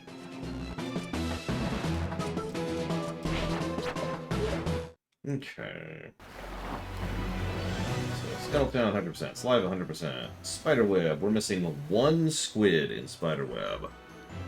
What are we missing in spiderweb? Oh, I bet you I even know what it is. Well, no, maybe not. I hope it's not. No, I think we swept the dungeons. Oh, no, it's not that one.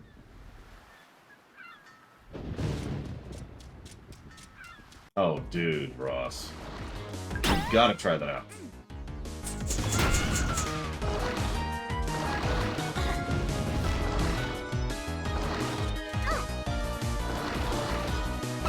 Sand dough? I assume that there's no actual sand involved. So...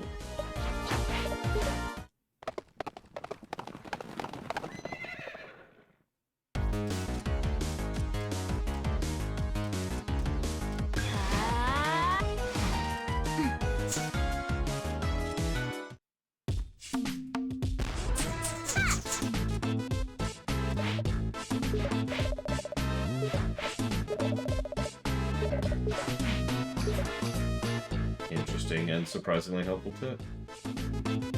And I just can turn in a quest item for an actual usable item. That's weird. Okay, what am I doing?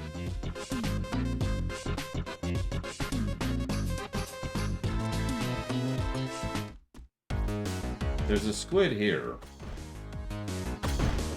Or in the house, I'm not sure which.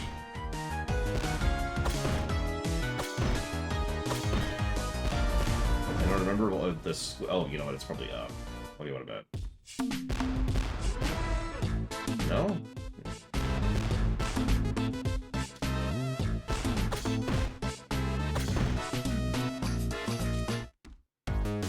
Might have already gotten it.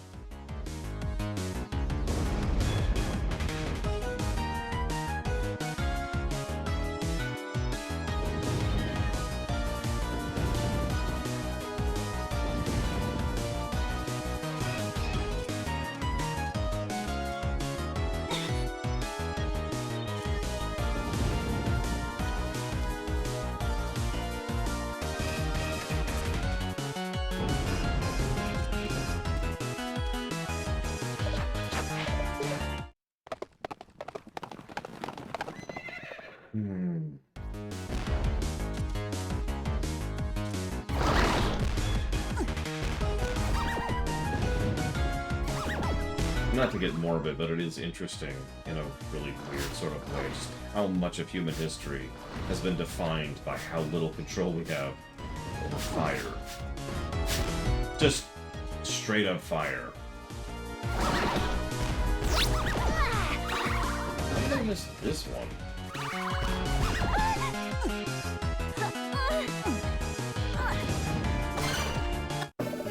Whatever. Okay, so that should be all of them. By which I mean, that is all of them.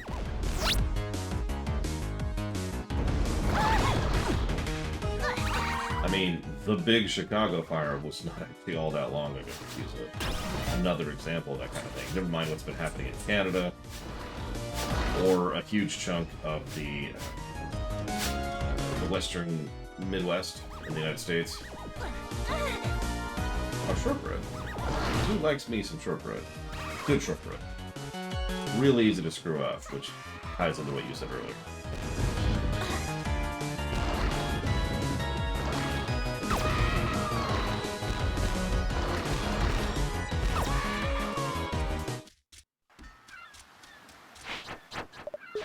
Okay.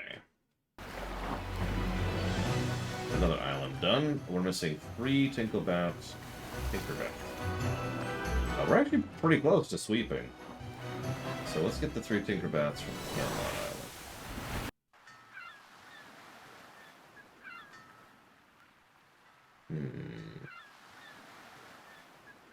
What would these be? 3 Tinkerbats. Alright, well. See, I can't do those because of the crunchy sugar on top. It just destroys my teeth. And I don't mean it in a good way.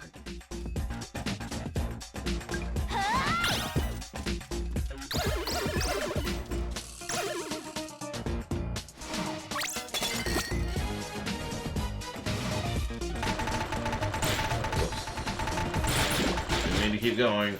Whatever. Just farming items, don't mind me. And money, apparently.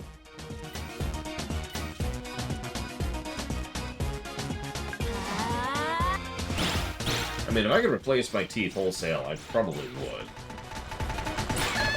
Take that!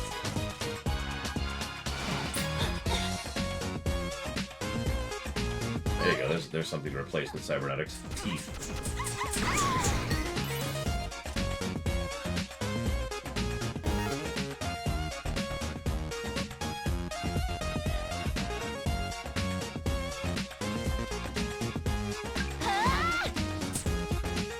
Yeah, teeth pain? Gone. Chocolate candy or non-chocolate candy for the rest of your life? What do you choose? Probably non-chocolate.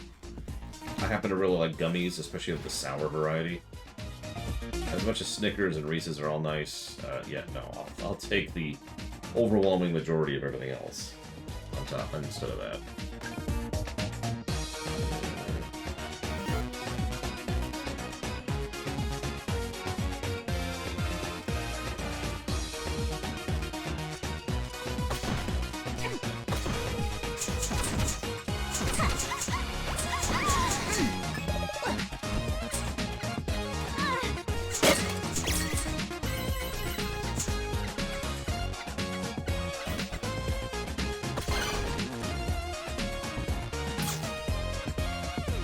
Don't mistake me.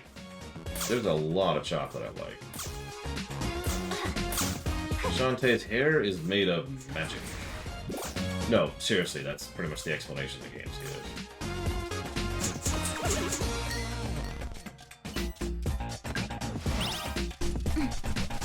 Here's with that.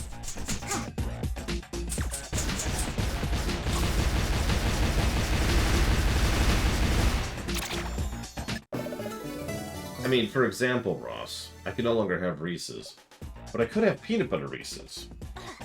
Which, for those of you not aware, yes, that's a real thing.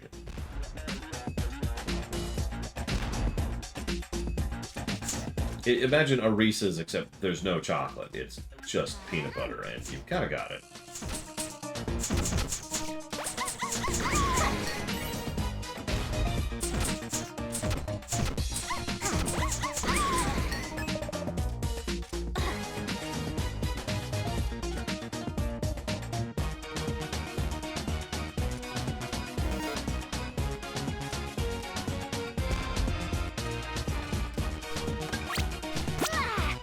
I disagree with everything that just happened.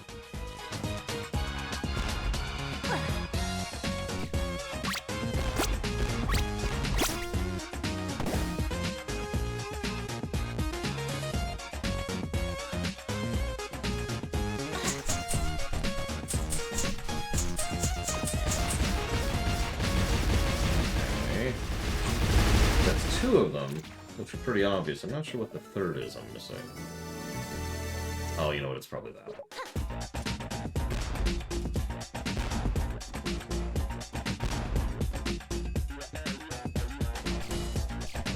It will mean no more, what do they call those? Cherry cordials? Chocolate with cherry in the middle. Which I am a huge fan of those, to the point where I will just eat those by the box full, if allowed to. Oh god, tell me about it. Either way, third and final. All that's left is hell.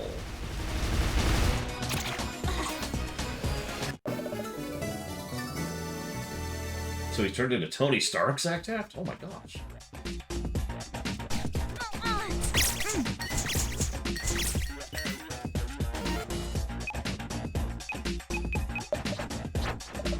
Flare activated. I think it's cherry cordials. You can only buy them periodically. But oh my god. I can eat those by the bucket. So 100%, 100%, 100%, 100%. 100%, so we're just missing 3 squids, and I know where one of them is, and 1 cackle. The recoup. That took a lot of health. That's not true. You could have the Graham Oreos. I know, they're not as good.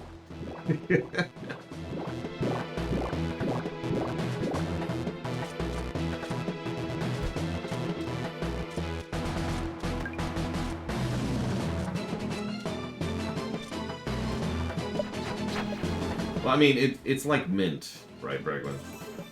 Not everyone's into it. I happen to be very much into mint myself, but I know a lot of people aren't, so...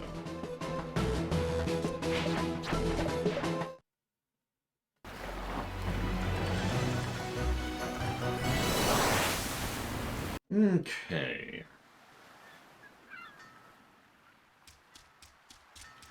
So... Welcome to hell. I like how there's just this frickin' hell, I don't know what else to call it, on these islands. Just casually, like, yep, nope. Welcome to hell. It's just a part of the islands, don't worry about it. Let me move.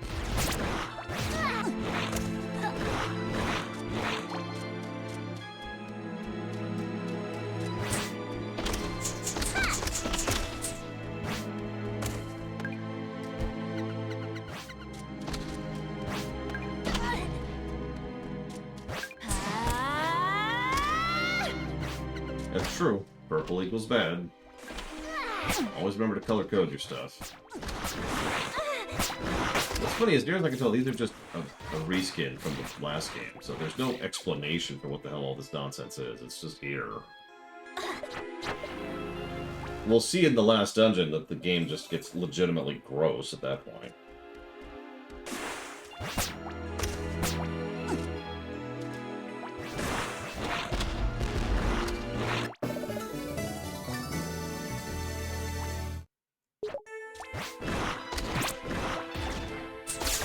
Pretty sure I already got this. Yeah, I did. Okay, cool.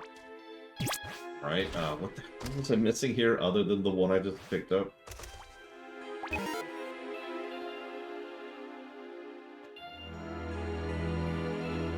I know there's at least one spot we haven't been to. I even know where it is.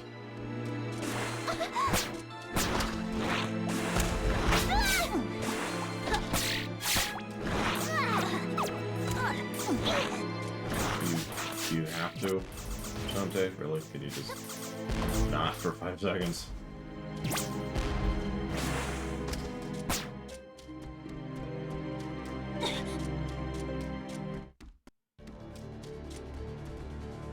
Okay, so there's this one. You asshole! You see that?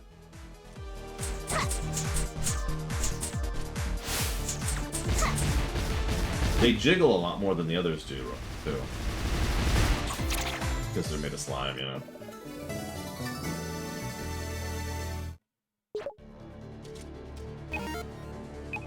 An interesting source of inspiration, Desperado Joe.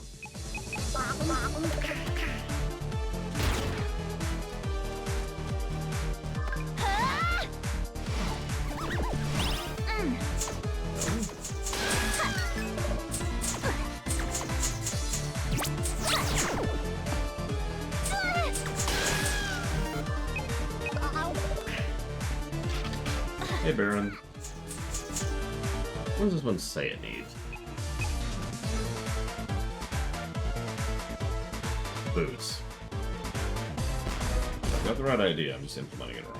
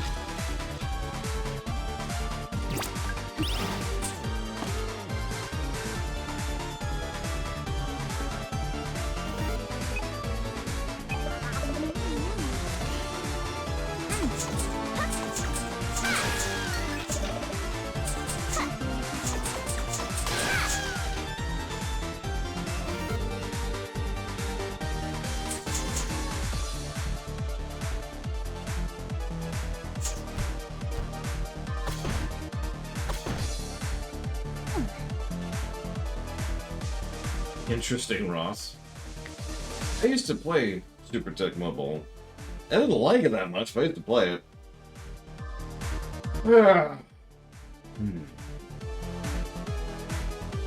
Which game do I wish I could experience again for the first time? You know, I get that question all the time, believe it or not. My answer has remained the same. Can you guess what it is?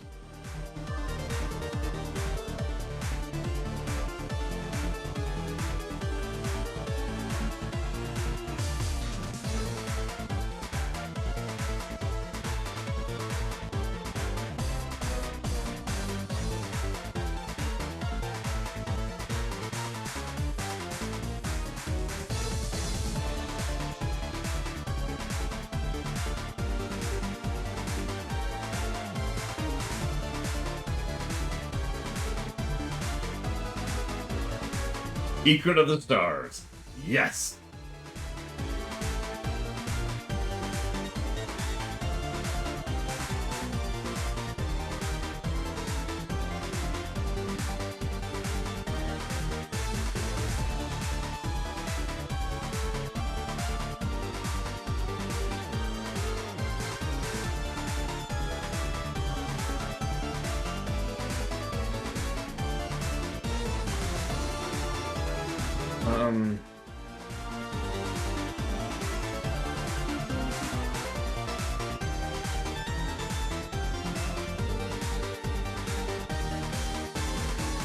The correct answer, if you were wondering, is none. I don't actually want to re-go through a game for the first time. I understand that some people have that desire and that appeal. I am not one of those people. I tend to appreciate games more by virtue of having gotten a chance to understand them and know them and be familiar with them. In fact, the more familiar with I am with a game, the more likely I am to appreciate and enjoy it. Going in blind is its own thing, but no, I like FF6 tremendously more than I did when I first played it, in part because I know FF6 extraordinarily well, among other things. WoW is another good example of that. I know WoW inside and out. And Portal 2, you know, there's examples of this. Okay, that's not there. Oh, it's apparently there. Okay, that's interesting. Sure. Yeah, I couldn't do a task of Chrono Trigger without knowing Chrono Trigger inside and out.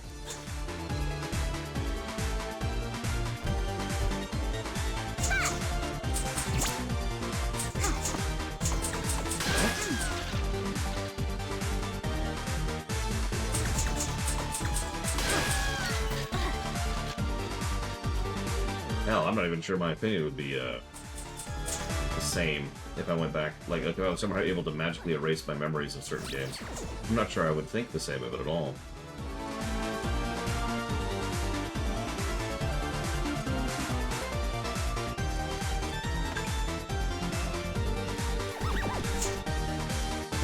It says I'm supposed to ram in there. Okay. Kind of, yeah, Ross. Plus, a randomizer tests your knowledge of the game, which is something I enjoy. Routing and figuring out where to go next is kind of an aspect of it. Yeah, it's apparently this is where I'm supposed to go, right here. According to the guide I just pulled up. It's right here, game. Find another guy.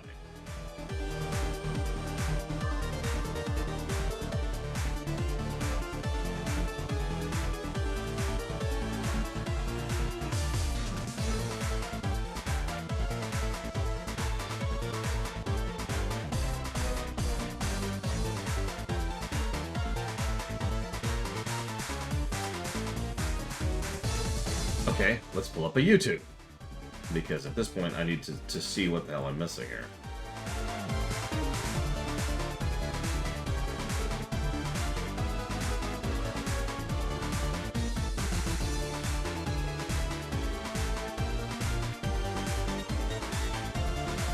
Huh?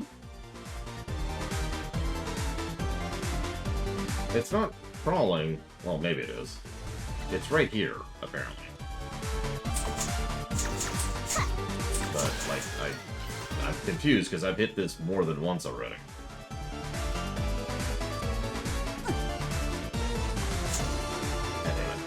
I would also say speedrunning is part of that too.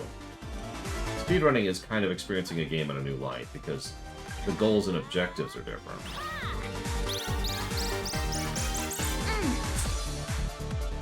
I don't know why that didn't work last time. I'm very confused by that, but whatever. Yeah, it's whatever. Just gonna let it go. I don't remember how much else I'm missing because I spent too much time there. Now let me just watch the video because I already got the video up. I might as well just see what else I'm missing here.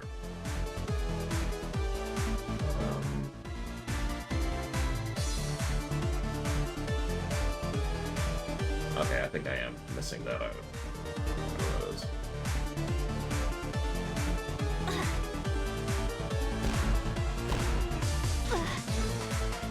Again, no judgment. I know most people, and near as I can tell, virtually everybody would love to be able to re-experience a game. In fact, right now in chat, you can re-experience a game for the first time. Which one do you pick? Okay, speaking of which, let's write something down here.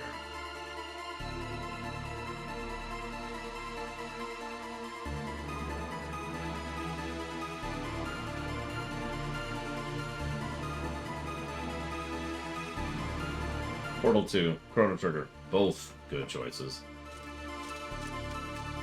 World of Warcraft, yeah. Twilight Princess, uh-huh. All good choices. Yeah, this is right here. This might actually be it.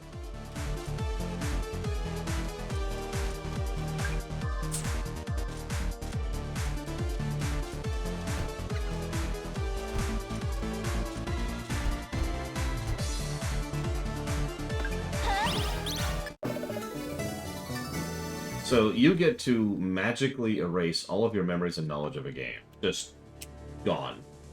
And you then immediately get to re-experience that game for the first time.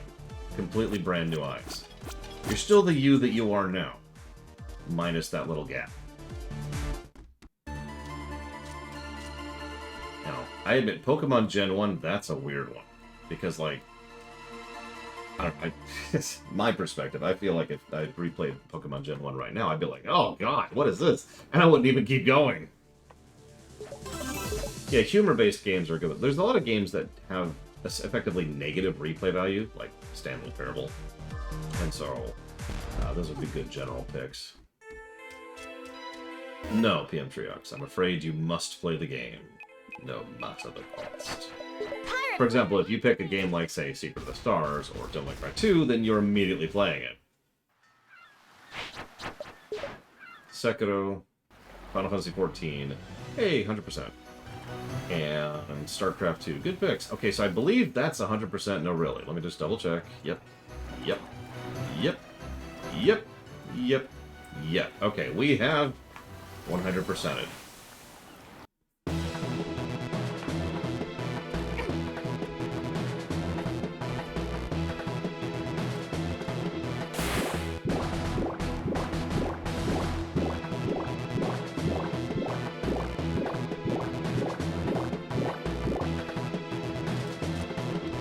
Well, I mean, if you could pick a specific expansion if you want to. Someone else already did. I wouldn't, for example, but you could. Ace Combat Zero, interesting choice.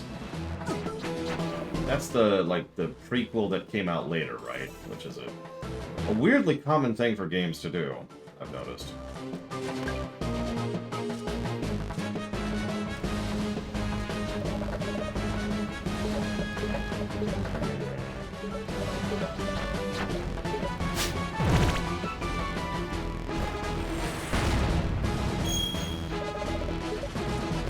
Hang on a second, before we do all these.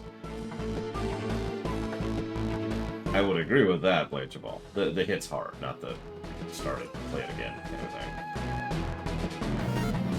Oh yeah, they're turbo dead. We don't even have that much money. Jeez Louise.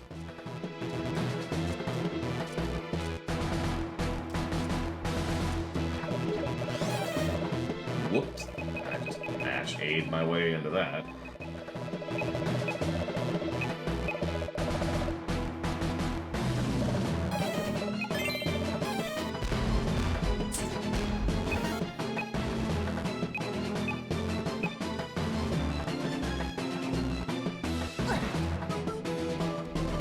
I mean, I don't know if they're sentient, but they're definitely a lot.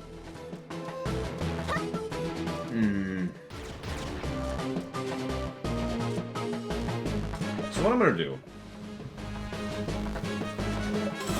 I'm going to go ahead and do a lunch break. Probably a short lunch break.